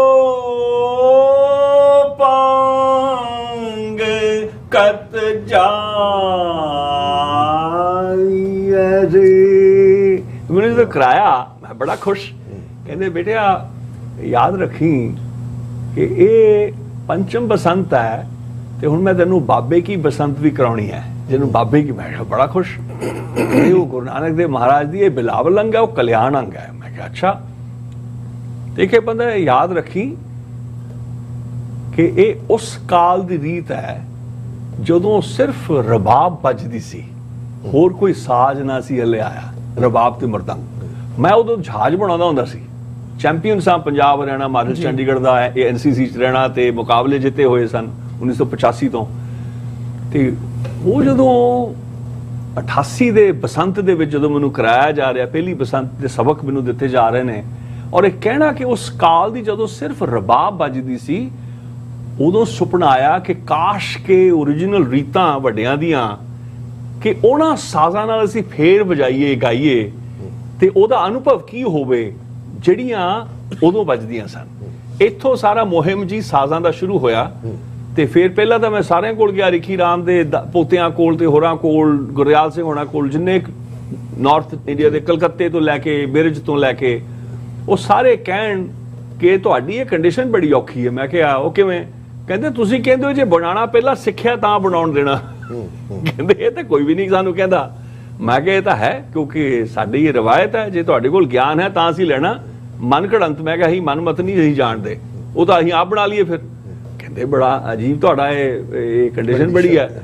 ਤੇ ਮੈਂ ਜੀ ਲੱਭਦਾ ਰਿਹਾ ਜੀ। ਫਿਰ 1992-93 ਦੀ ਜਿਹੜੀ ਸਰਦੀ ਹੈ, ਉਦੋਂ ਗਿਆਨੀ ਹਰਭਜਨ ਸਿੰਘ ਮਿਸਤਰੀ ਹੋਣਾ ਨਾਲ ਫਿਰ ਮੇਰਾ ਮੇਲ, ਪ੍ਰੋਫੈਸਰ ਧਰਮ ਸਿੰਘ ਖਾਲਸਾ ਨੇ, ਮਾਲਪੁਰ ਵਾਲਿਆਂ ਨੇ, ਆਪਣੇ ਉਹਨਾਂ ਦੇ ਚਾਚੇ ਨੇ, ਉਹਨਾਂ ਨਾਲ ਮੇਰਾ ਕਰਾਇਆ। ਔਰ ਉਹਨਾਂ ਨੇ ਫਿਰ ਮੈਨੂੰ ਲੱਕੜ ਚੁਣਨੀ ਸਿਖਾਈ ਹੈ ਜੀ, ਉਹਨੂੰ ਕੱਟਣਾ ਸਿਖਾਇਆ। ਉਹਦੇ ਫਿਰ 1995 ਚ 1949 ਤੱਕ ਆਖਰੀ ਤਾਊਸ ਬਣੇ ਸੀ। ਉਸਤਾਦ ਭਾਈ ਬਤਨ ਸਿੰਘ ਮੇਲੀ ਵਾਲਿਆਂ ਵਾਸਤੇ ਉਹ ਬਣਾਉਂਦੇ ਸੀ ਸਾਜ਼, ਉਹਨਾਂ ਦੇ ਬਹੁਤ ਉਹਨਾਂ ਦੇ ਸਿਖਿਆਰਥੀ ਸਨ। ਔਰ ਭਾਈ ਬਤਨ ਸਿੰਘ ਮੇਲੀ, ਇਹ ਭਾਈ ਅਵਤਾਰ ਸਿੰਘ ਗੁਰਚਰਨ ਸਿੰਘ, ਉਹਨਾਂ ਦੇ ਮੇਰੇ ਦਾਦਾ ਗਿਆਨੀ ਭਗਤ ਸਿੰਘ, ਸਾਰਿਆਂ ਦੇ ਦੂਜੇ ਉਸਤਾਦ ਵੀ ਸਨ। ਔਰ ਭਾਈ ਦਲ ਸਿੰਘ ਲਸਾੜੇ ਵਾਲੇ, ਭਾਈ ਜਵਾਲਾ ਸਿੰਘ ਠੱਠੇ ਟੇਬੇ ਵਾਲੇ, ਭਾਈ ਦਲ ਸਿੰਘ ਲਸਾੜੇ ਵਾਲੇ, ਭਾਈ ਬਤਨ ਸਿੰਘ ਮੇਲੀ ਵਾਲੇ, ਰਿਸ਼ਤੇਦਾਰੀ ਨਹੀਂ ਆਪਸ ਚ, ਇਹ ਤਿਕੜੀ ਮੰਨੀ ਜਾਂਦੀ ਸੀ ਸਿੱਖਾਂ ਦੀ। ਇਹ ਕੋਈ ਕਚਹਿਰੀ ਨਹੀਂ ਹਾਰੇ ਸੀ, ਕੋਈ ਹਿੰਦੁਸਤਾਨ ਦਾ ਸੰਗੀਤਕਾਰ ਇਹਨਾਂ ਨੂੰ ਹਰਾ ਨਹੀਂ ਸਕਿਆ ਸੀ। ਭਾਵੇਂ ਉਹ ਰਬਾਬੀ ਸਨ, ਭਾਵੇਂ ਰਾਜ ਦਰਬਾਰੀ ਸੀ, ਸਾਰੇ ਆਪਣੇ ਕੰਨਾਂ ਨੂੰ ਹੱਥ ਲਾਉਂਦੇ ਸੀ। ਔਰ ਭਾਈ ਬਤਨ ਸਿੰਘ ਨਾਬੀਨਾ ਸਨ, ਭਾਈ ਦਲ ਸਿੰਘ ਲਸਾੜੇ ਵਾਲੇ ਨਾਬੀਨਾ ਸਨ।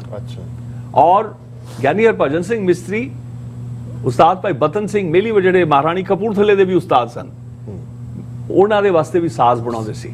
ਸੋ ਬਾਕਾਇਦਾ ਆਖਰੀ ਜਿਹੜੇ ਬਜ਼ੁਰਗ ਜਿਨ੍ਹਾਂ ਨੂੰ ਸਾਜ਼ ਬਣਾਉਣੇ ਆਉਂਦੇ ਸੀ, ਉਹਨਾਂ ਨੂੰ ਲੱਭਿਆ, ਉਹਨਾਂ ਦੇ ਚਰਨਾਂ 'ਚ ਬਹਿ ਕੇ ਗੁਰੂ ਸਾਹਿਬ ਦੀ ਕਿਰਪਾ ਦਾ ਸਦਕਾ 1995 ਚ ਵਾਪਸ 1949 ਤੋਂ ਬਾਅਦ ਫਿਰ ਸਾਜ਼ ਬਣਾਏ ਨੇ।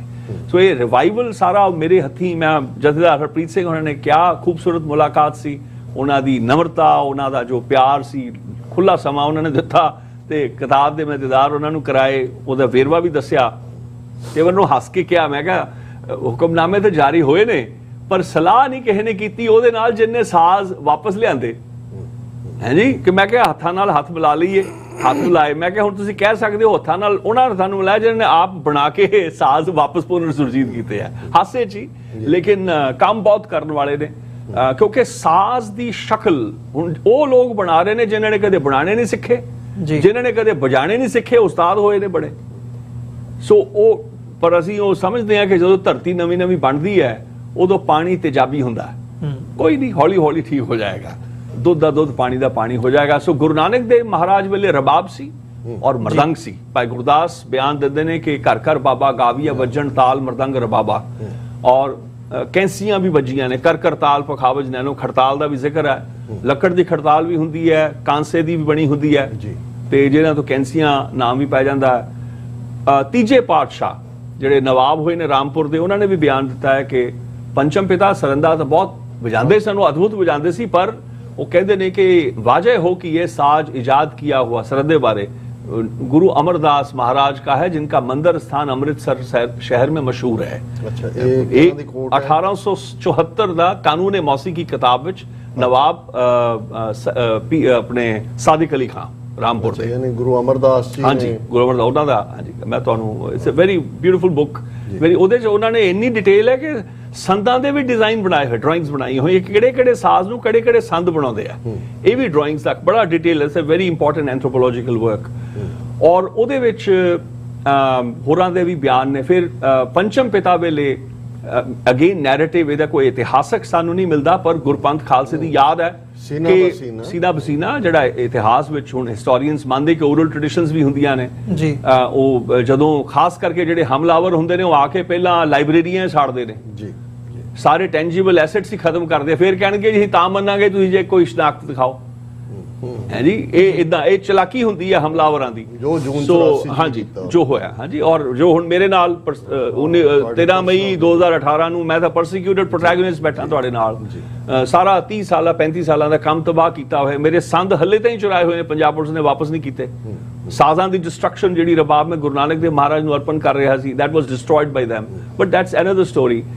ਲੇਕਿਨ ਸਾਜ਼ ਜਿਹੜੇ ਨੇ ਉਹ ਪੰਚਮ ਪਿਤਾ ਨੂੰ ਸ਼੍ਰੇ ਦਿੱਤਾ ਜਾਂਦਾ ਹੈ ਗੁਰੂ ਖਾਲਸੇ ਦੀ ਮੈਮਰੀ ਕਿ ਪਖਾਵਜ ਤੋਂ ਜੋੜੀ ਵੀ ਮਹਾਰਾਜ ਨੇ ਸਾਨੂੰ ਬਖਸ਼ੀ। ਔਰ ਗੁਰੂ ਹਰਗੋਬਿੰਦ ਮਹਾਰਾਜ ਦਾ ਵਾਕਿਆ ਹੁਣ ਅੱਜ ਕੱਲ੍ਹ ਕਈ ਨਵੀਆਂ ਕਹਾਣੀਆਂ ਪੋਸਟ ਹਿਊਮਸ ਨਾ, ਉਹ ਨਵੀਆਂ ਫਿਕਸ਼ਨ ਵੀ ਲਿਖੀ ਜਾ ਰਹੀ ਗੁਰੂਆਂ ਦੇ ਨਾਂ ਤੇ, ਪਰ ਜਿਹੜੀ ਗੁਰਪੰਥ ਖਾਲਸੇ ਦੀ ਜਿਹੜੀ ਯਾਦ ਹੈ ਉਹ ਬੜੀ ਰੋਚਕ ਯਾਦ ਹੈ ਕਿ ਜਦੋਂ ਮੁਗਲ ਤਖਤ ਬਣਨ ਦਾ ਐਲਾਨ ਹੋਇਆ ਜੀ ਤੇ ਡਿਕਰੀ ਇੰਪੀਰੀਅਲ ਡਿਕਰੀ ਸ਼ਾਹੀ ਫਰਮਾਨ ਸੀ ਕਿ ਜੀ ਸਾਰੇ ਜਿੰਨੇ ਤਖਤ ਨੇ ਹਿੰਦੁਸਤਾਨ ਦੇ ਉਹ ਸਾਰੇ ਇੰਨੀਆਂ ਉਂਗਲਾਂ ਇੰਨੇ ਹੱਥ ਥੱਲੇ ਹੋਣਗੇ ਜੀ। ਤੇ ਗੁਰੂ ਹਰਗੋਬਿੰਦ ਅੰਮ੍ਰਿਤਸਰ ਵੀ ਢੰਡੋਰਾ ਪਿੱਟਿਆ ਸ਼ਾਹੀ ਫਰਮਾਨ ਦਾ, ਤੇ ਮਹਾਰਾਜ ਮੁਸਕਾਏ ਕਹਿੰਦੇ ਹੁਣ ਇੱਕ ਤਖਤ ਹੋਰ ਬਣੇਗਾ ਜਿਹੜੇ ਉਨੇ ਹੀ ਉਂਗਲੀਆਂ ਉੱਚਾ ਹੋਏਗਾ। ਕਹਿੰਦੇ ਉਹ ਮੁਗਲ ਤਖਤ ਹੈ, ਇਹ ਅਕਾਲ ਦਾ ਤਖਤ ਹੋਏਗਾ ਤੇ 2 ਫੁੱਟ ਉੱਚੇ ਦਾ ਹਾਂਜੀ। ਤੇ ਉਹ ਫਿਰ ਕੁਝ ਦਿਨਾਂ ਬਾਅਦ ਫਿਰ ਐਲਾਨ ਹੋਇਆ ਕਿ ਫਲਾਣੇ ਦਿਨ ਮੁਗਲ ਸੁਲਤਾਨ ਜਿਹੜਾ ਹੈ ਉਹ ਮੁਗਲ ਤਖਤ ਤੇ ਬੈਠੇਗਾ, ਤੇ ਬੈਠੇਗਾ ਵੀ ਤਖਤ ਤੇ ਤਾਊਸ ਤੇ, ਤੇ ਸਾਰਿਆਂ ਨੂੰ ਸੱਦਾ ਹਾਂਜੀ ਜਿਹੜਾ ਪੀਕੌਕ ਥਰੋਨ ਜਿਹਨੂੰ ਕਹਿੰਦੇ ਆ। ਤੇ ਮਹਾਰਾਜ ਜਦੋਂ ਅੰਮ੍ਰਿਤਸਰ ਤੋਂ ਡਰਾ ਪਿੱਟਿਆ, ਬਜ਼ੁਰਗ ਦੱਸਦੇ ਨੇ ਕਿ ਮਹਾਰਾਜ ਫਿਰ ਮੁਸਕਾਏ, ਹੱਸ ਪਏ, ਕਹਿੰਦੇ ਹੁਣ ਇੱਕ ਤਖਤ ਤੇ ਤਾਊਸ ਹੋਰ ਬਣੇਗਾ। ਤੇ ਮਹਾਰਾਜ ਦੀ ਸੇਧ ਤੇ ਤਾਊਸ ਬਣਾਇਆ ਜਿਹੜਾ ਵੱਡਾ ਆਕਾਰ ਦਾ ਤਖਤ, ਉਹਦੇ ਨਾਲ ਕਹਿੰਦੇ ਇੱਕ ਆਮ ਬੰਦਾ, ਆਮ ਗੁਰਸਿੱਖੜਾ ਬਹਿ ਕੇ ਅਕਾਲ ਤਖਤ ਤੇ ਆਪਣੀ ਤਾਰੀਫ ਨਹੀਂ ਕਰਵਾਏਗਾ, ਅਕਾਲ ਦੀ ਤਾਰੀਫ ਕਰੇਗਾ। ਇਹ ਇਤਿਹਾਸ ਸਾਨੂੰ ਇੰਨਾ ਲਾਡਲਾ ਉਹ ਮਹਾਰਾਜ ਦਾ ਦੱਸਿਆ ਜਾਂਦਾ ਹੈ। ਅੱਜ ਕੱਲ ਉਹ ਕਹਿੰਦੇ ਜੀ ਗੁਰੂ ਗੋਬਿੰਦ ਸਿੰਘ ਮਹਾਰਾਜ ਨੇ ਜੀ ਉਹ ਇਰਾਨ ਭੇਜਿਆ ਜੀ ਖਰੜਾ ਕਿ ਜੀ ਗੁਰੂ ਗੋਬਿੰਦ ਸਿੰਘ ਮਹਾਰਾਜ ਨੇ ਸਾਜ਼ ਦੀ ਤਾਊਸ ਬਣਾਇਆ, ਤੇ ਸਿੱਖਾਂ ਨੇ ਆ ਕੇ ਕਿਹਾ ਜੀ ਇਹ ਤਾਂ ਬਹੁਤ ਵੱਡਾ ਸਾਜ਼ ਹੈ, ਤੁਸੀਂ ਤਾਂ ਸਾਨੂੰ ਕਿਹਾ ਖੰਡੇ ਨੇਜੇ ਤੇ ਤੋਪਾਂ ਨਾਲ ਰੱਖੋ, ਤੇ ਸਾਜ਼ ਇੰਨਾ ਵੱਡਾ ਸਾਰਾ ਸਾਡੇ ਸਿਰ ਪਾਇਆ। ਮਹਾਰਾਜ ਕਹਿੰਦੇ ਓਹੋ ਅੱਛਾ, ਉਹ ਕਹਿੰਦੇ ਰਾਤੋਂ ਰਾਤ ਕਹਿੰਦੇ ਦਿਲਰੁਬਾ ਬਣਾਤੀ। ਆ ਇੱਕ ਅਨਰਥ ਸੀਨਾ ਬਸੀਨਾ ਪਰੰਪਰਾ ਚ ਹੈ ਗੁਰੂ ਹਰਗੋਬਿੰਦ ਸਾਹਿਬ ਖੁਦ ਹਾਂਜੀ ਸਾਰਿਆਂ ਨੂੰ, ਮਤਲਬ ਸਿਰਫ ਕੋਈ ਮੇਰਾ ਇਲਮ ਨਹੀਂ, ਮਤਲਬ ਵੱਡਿਆਂ ਦਾ ਸਾਰਿਆਂ ਦਾ ਸਾਂਝਾ। ਫਿਰ ਗੁਰੂ ਹਰਗੋਬਿੰਦ ਮਹਾਰਾਜ ਵੇਲੇ ਜਦੋਂ ਫੌਜਾਂ ਦੇ ਦਸਤੇ ਆਏ ਤੇ ਉਹਨਾਂ ਦੇ ਨਾਲ ਇੱਕ ਦੂਜੀ ਢਾਡੀ ਪਰੰਪਰਾ, ਅਸੀਂ ਸੋਚਦੇ ਹਾਂ ਕਿ ਢਾਡੀ ਪਰੰਪਰਾ ਸ਼ਾਇਦ ਗੁਰੂ ਹਰਗੋਬਿੰਦ ਮਹਾਰਾਜ ਵੇਲੇ ਆਉਂਦੀ ਹੈ। ਜਿਵੇਂ ਆਪ ਜੀ ਨੇ ਫਰਮਾਇਆ ਕਿ ਗੁਰੂ ਨਾਨਕ ਦੇਵ ਮਹਾਰਾਜ ਨੇ ਆਪ ਆਪਣੇ ਆਪ ਨੂੰ ਢਾਡੀ ਆਖਿਆ ਜੀ। ਗੁਰੂ ਅਮਰਦਾਸ ਮਹਾਰਾਜ ਕਹਿੰਦੇ ਨਹੀਂ ਢਾਡੀ ਹਰ ਪ੍ਰਭ ਖਸਮ ਕਾ ਢਾਡੀ ਹਰ ਪ੍ਰਭ ਖਸਮ ਕਾ, ਮੈਂ ਵਾਹ ਮੈਂ ਵਾਰੀ ਵਾਹ ਹਰ ਕਾਇਦਰ ਆਇਆ, ਹਰ ਅੰਦਰ ਸੁਣੀ ਪੁਕਾਰ ਪ੍ਰਭ ਮੈਂ ਵਾਹ ਮੈਂ ਵਾਰੀ ਵਾਹ ਢਾਡੀ ਮੁਖ ਲਾਇਆ। ਹਰ ਪੁੱਛਿਆ ਢਾਡੀ ਸਦਕੈ ਇਹ ਸ੍ਰੀ ਰਾਗ ਦੀ ਵਾਰ ਸੁਣਾ ਰਿਹਾ ਤੁਹਾਨੂੰ ਜੀ ਜਿਹੜੀ ਹੁਣ ਅਲੋਪ ਹੋ ਗਈ ਹੈ ਜੀ। ਹਰ ਪੁੱਛਿਆ ਢਾਡੀ ਸਦਕੈ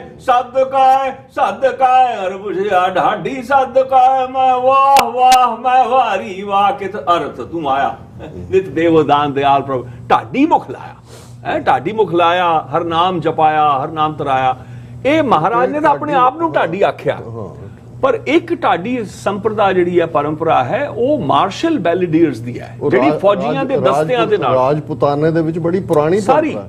ਈਵਨ ਆਸਾ ਦੀ ਵਾਰ ਜਦੋਂ ਅਸੀਂ ਟੁੰਡੇ ਅਸਰਾਜੇ ਕੀ ਤੋੜੀ ਦੀ ਗੱਲ ਕਰਦੇ ਹਾਂ ਤੇ ਉਹ ਢਾਡੀ ਪਰੰਪਰਾ ਹੀ ਹੈ। ਬਿਲਕੁਲ ਤੁਸੀਂ ਸਹੀ ਫਰਮਾਇਆ। ਔਰ ਜਿੰਨੇ ਫੌਜਾਂ ਦੇ ਦਸਤੇ ਸੀ ਉਹਨਾਂ ਦੇ ਨਾਲ ਦਮਾਮੀ ਹੁੰਦੇ ਸੀ।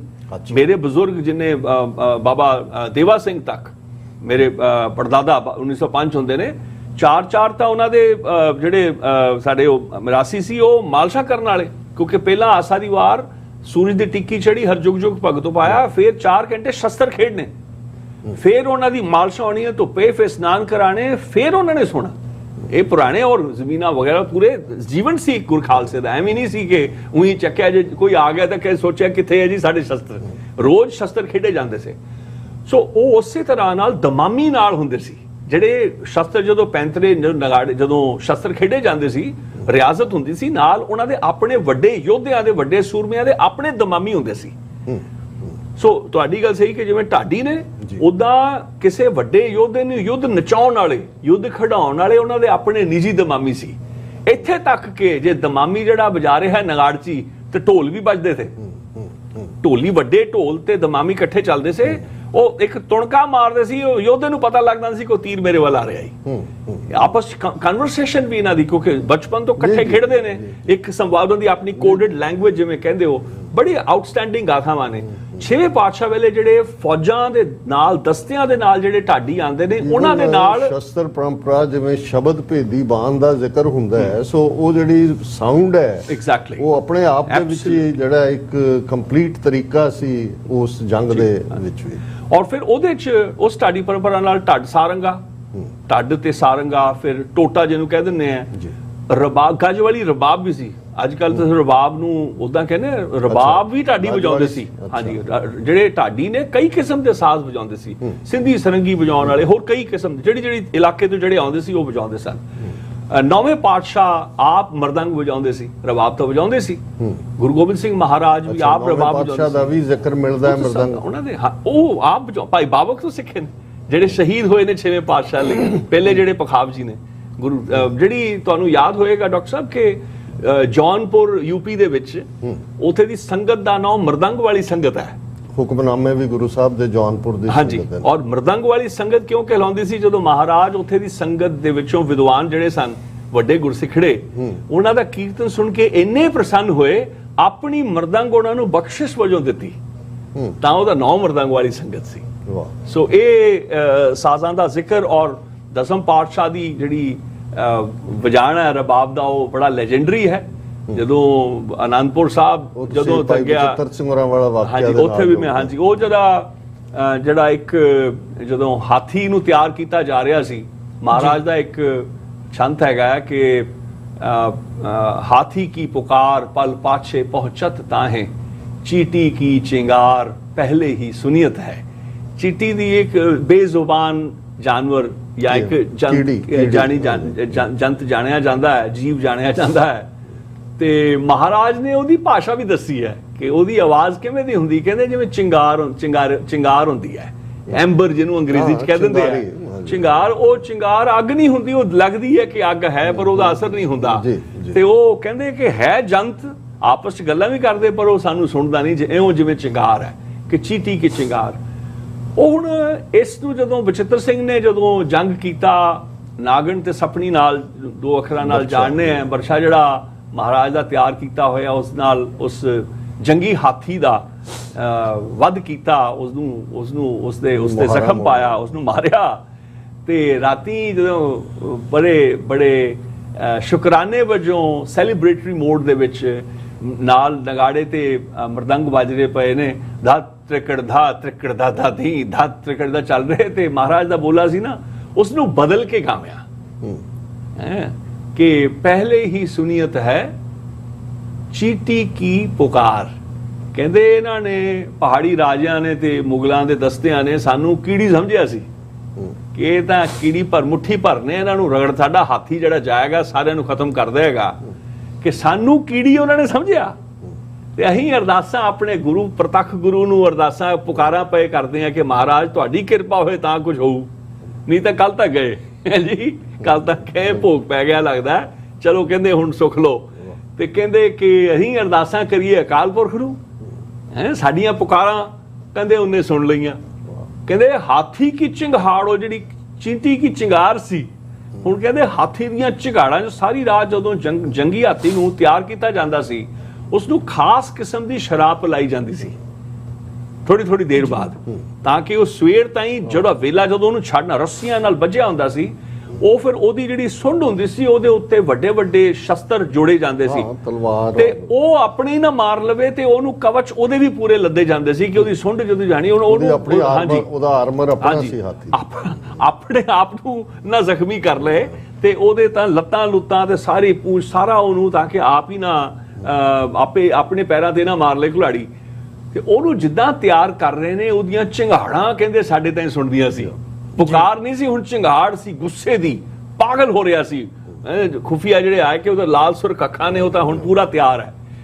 ਤੇ ਉਹਨਾਂ ਨੇ ਗਾਵਿਆ, ਹਾਂ ਪਹਿਲੇ ਹੀ ਸੁਨੀਅਤ ਹੈ ਚੀਂਟੀ ਕੀ ਪੁਕਾਰ, ਪਹਿਲੇ ਹੀ ਸੁਨੀਅਤ ਦਾਦਾ ਦੀ ਧਾ ਤ੍ਰਿਕੜ ਧਾ, ਏਦਾਂ ਚੱਲ ਰਹੀ ਤਾਲ। पहले ही सुनियत है चींटी की पुकार, हाथी की चिंगाड़ पल पाछे पहुंचत ताहे चींटी की पुकार, चींटी की पुकार,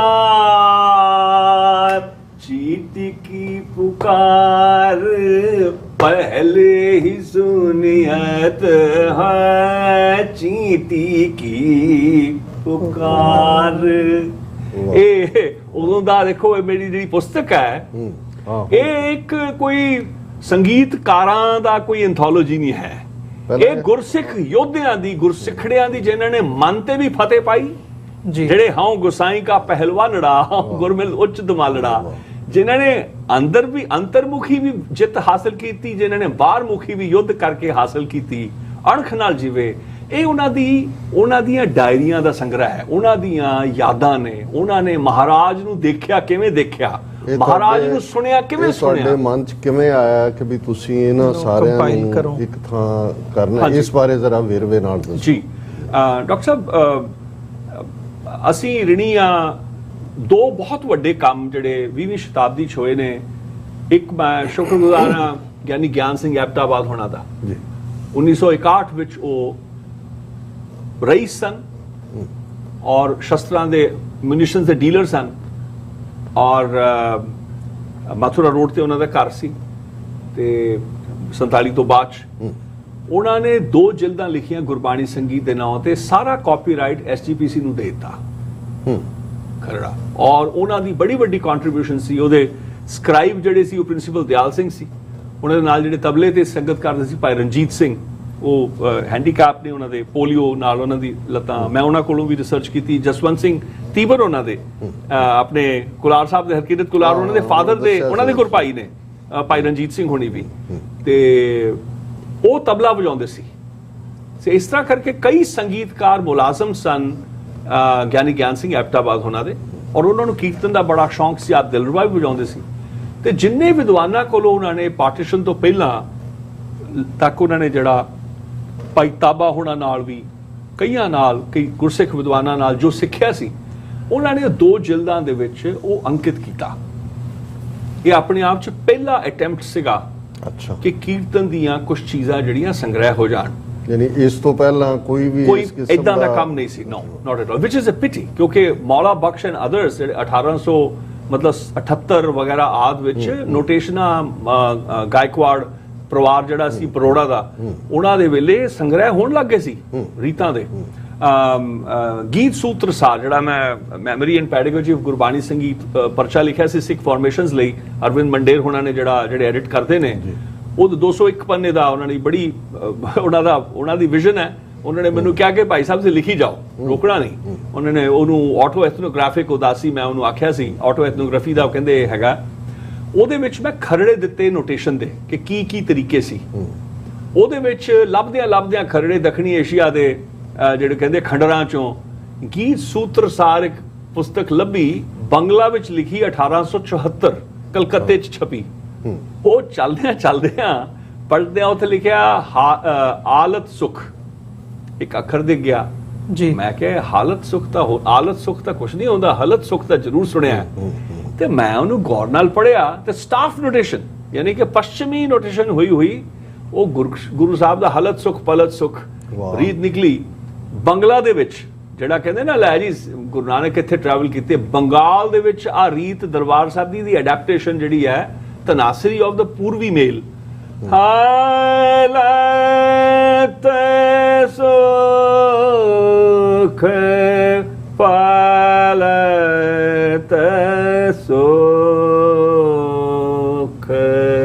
ਹਾਏ। ਇਹ ਬੰਗਾਲ ਦੇ ਵਿੱਚ 1874 ਚ 1885 1874 ਇਸ ਕਾਨੂੰਨ ਮੌਸੀਕੀ 1885 ਚ ਗੀਤ ਸੂਤਰਸਾਰ ਛਾਪਦੀ। ਉਹਦਾ ਮੈਂ ਖਰੜਾ ਆਪਣੇ ਪਰਚੇ ਚ ਦਿੱਤਾ ਨਾਲ, ਤੇ ਮੇਰੋ ਬਾਪ ਬਾਧੋ ਹੈ ਜੀ, ਔਰ ਅੰਤ ਨਾ ਪਾਵਤ ਦੇਵ ਸਭਾ ਮੁਨ ਇੰਦਰ ਮਹਾ ਸਿਵ ਜੋ ਕਰੀਏ ਇਹ ਪਦੇ, ਔਰ ਬਾਬਾ ਸੁਰਪਤ ਸਿੰਘ ਹੋਣਾ ਦਾ ਰਾਗਾਂ ਦਾ ਰਾਗ ਯਮਨ ਕਲਿਆਣ ਦਾ ਟੀਕਾ, ਐਨਸਾਈਕਲੋਪੀਡਿਕ ਟੀਕਾ ਵੀ ਉਹਦੇ ਵਿੱਚ ਦਿੱਤਾ ਹੋਇਆ, ਰਾਈਟ।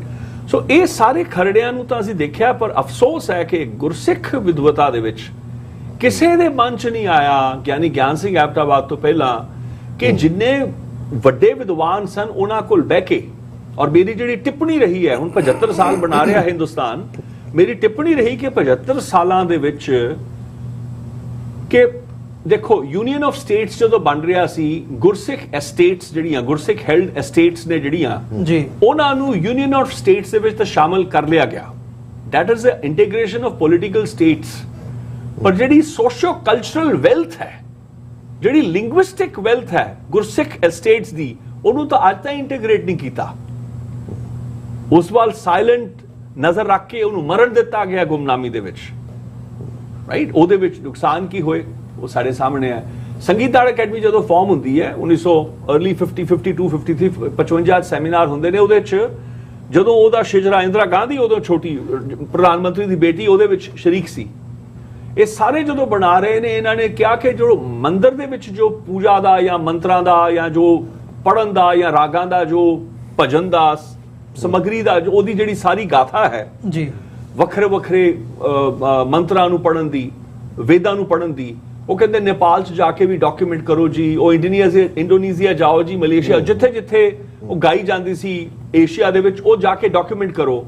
ਤੇ ਮੈਂ ਜਦੋਂ ਟਿੱਪਣੀ ਕੀਤੀ ਜੀ, ਮੈਂ ਕਿਹਾ ਜੀ ਕੀਰਤਨ ਤੁਸੀਂ ਰਵਿੰਦਰਨਾਥ ਟੈਗੋਰ ਨੂੰ ਤਾਂ ਹਿੰਦੁਸਤਾਨ ਚ ਮਾਨਤਾ ਦਿੱਤੀ ਐਜ਼ ਐਨ ਇੰਡੀਵਿਜੂਅਲ ਸਿਸਟਮ, ਉਹ ਇੱਕ ਹਸਤੀ ਦਾ, ਸਾਡਾ ਤਾਂ ਮੈਂ ਕਿਹਾ ਵੱਡਾ ਗੁਰੂ ਨਾਨਕ ਪੰਥੀ ਆਸ਼ਕ ਹੈ ਗੁਰੂ ਗੋਬਿੰਦ, ਉਹਦੀ ਪਹਿਲੀ ਕਵਿਤਾ ਗੁਰੂ ਗੋਬਿੰਦ ਸਿੰਘ ਮਹਾਰਾਜ ਤੇ 10 ਸਾਲ ਦੀ ਉਮਰ ਚ ਸ਼ਿਮਲੇ ਲਿਖੀ।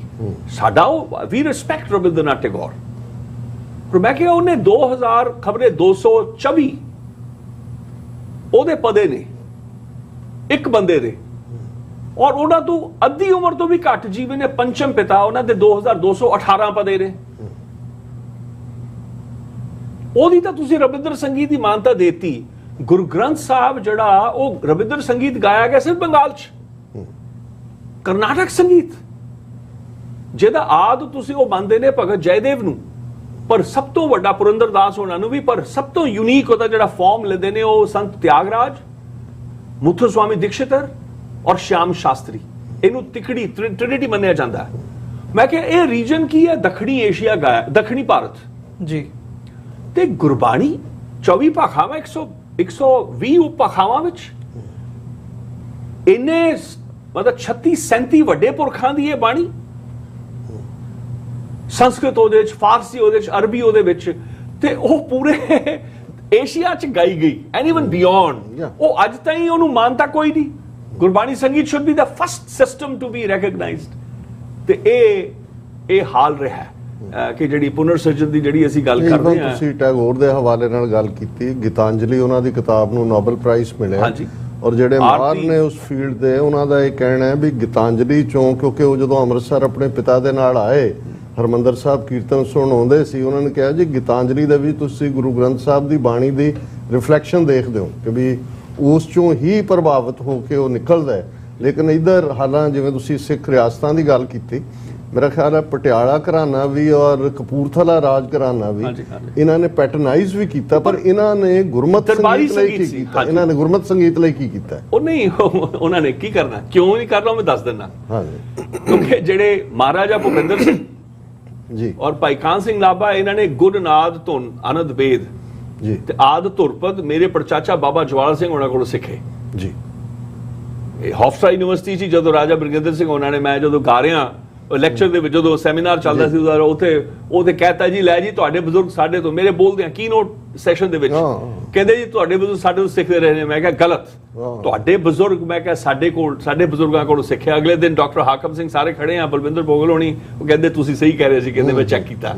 ਸੋ ਦੇਖੋ ਨਹੀਂ, ਮੇਰਾ ਇਹ ਸਵਾਲ ਸੀ ਕਿਉਂਕਿ ਤੁਸੀਂ ਰਾਜ ਘਰਾਣਿਆਂ ਦੀ ਲੈਗੇਸੀ ਸੋਸ਼ੋ ਦੂਸਰੇ ਦੇ ਹਵਾਲੇ ਨਾਲ ਗੱਲ ਕੀਤੀ ਵੀ ਇਹਨਾਂ ਨੇ ਜਿਵੇਂ ਅੱਜ ਵੀ ਜਿਹੜਾ ਪਟਿਆਲਾ ਘਰਾਣਾ ਹੈ ਜਾਂ ਲਖਨਵੀ ਘਰਾਣਾ ਦੂਜੇ ਸੰਗੀਤ ਦੇ ਖੇਤਰ 'ਚ ਉਹਦਾ ਜ਼ਿਕਰ ਹੁੰਦਾ ਹੈ, ਪਰ ਇਹਨਾਂ ਨੇ ਗੁਰਮਤ ਸੰਗੀਤ ਦੇ ਜਾਂ ਗੁਰਮਤ ਰਾਗਾਂ ਦੇ ਲਈ ਪਟਿਆਲਾ ਜਾਂ ਕਪੂਰਥਲਾ ਇਹਨਾਂ ਦਾ ਵਿਸ਼ਾ ਨਹੀਂ ਸੀ ਨਾ ਜੀ। ਉਹਦਾ ਕਾਰਨ ਹੈ ਕਿ ਵਿਸ਼ਾ ਇਨ ਦ ਸੈਂਸ ਕਿ ਇਹਨਾਂ ਸਾਰਿਆਂ ਦੇ ਕੋਲ ਜਿਹੜੇ ਕਈ ਰਬਾਬੀ ਇਹਨਾਂ ਨੇ ਪੈਟਰਨਾਈਜ਼ ਨਹੀਂ ਕੀਤਾ, ਪੈਟਰਨਾਈਜ਼ ਇਸ ਤਰ੍ਹਾਂ ਨਾਲ ਕਿ ਕੰਜ਼ੰਪਸ਼ਨ ਤਾਂ ਸੀ ਕਿ ਮਹੰਤ ਗੱਜਾ ਸਿੰਘ ਵਿਦਵਾਨ ਸਨ, ਉਹਨਾਂ ਨੇ ਤਾਊਸ ਦੀ ਵਿਧੀ ਬਾਬਾ ਜਵਾਲਾ ਸਿੰਘ ਉਹਨਾਂ ਕੋਲ ਵੀ ਆ ਕੇ ਪਰਫੈਕਟ ਕੀਤੀ, ਹੋਰ ਕਈ ਇਹਨਾਂ ਸਾਰੀਆਂ ਰਿਆਸਤਾਂ ਕੋਲ ਰਬਾਬੀ ਤੇ ਹੋਰ ਹੁੰਦੇ ਸਨ, ਲੇਕਿਨ ਜਿਹੜੀ ਗੁਰੂ ਘਰ ਦੀ ਓਰੀਜਨਲ ਦਾਤ ਹੈ ਉਹ ਸੋਵਰਨ ਰਹੀ ਹੈ, ਉਹ ਕਿਸੇ ਰਾਜ ਦਰਬਾਰ ਦੇ ਅਧੀਨ ਨਹੀਂ ਆਈ। ਜਿਹੜੇ ਰਾਜ ਦਰਬਾਰੀ ਸਨ ਜਾਂ ਵੱਡੇ ਜ਼ਮੀਂਦਾਰ ਸਨ ਉਹ ਵੱਡੇ ਗੁਰਖਾਲਸੇ ਕੋਰ ਸੈਂਟਰ ਜਿਹੜਾ ਗੁਰਸਿੱਖੀ ਦਾ ਸੀ, ਜਿਹੜੇ ਪੁਰਾਣੇ ਭਾਈ ਕੇ ਰਹੇ ਨੇ, ਜਿਨ੍ਹਾਂ ਦਾ ਸੰਵਾਦ ਸੀ ਗੁਰੂ ਸਾਹਿਬਾਂ ਨਾਲ, ਉਹਨਾਂ ਸਾਰਿਆਂ ਤੋਂ ਸਿੱਖਦੇ ਰਹੇ ਨੇ। ਸੋ ਉਹ ਗੁਰੂ ਸਮੱਗਰੀ ਨੂੰ ਕਿਸੇ ਪੈਟਰਨੇਜ ਦੀ ਲੋੜ ਨਹੀਂ ਪਈ, ਉਹਨਾਂ ਦਾ ਪੈਟਰਨ ਗੁਰੂ ਨਾਨਕ ਹੀ ਰਹੇ ਨੇ।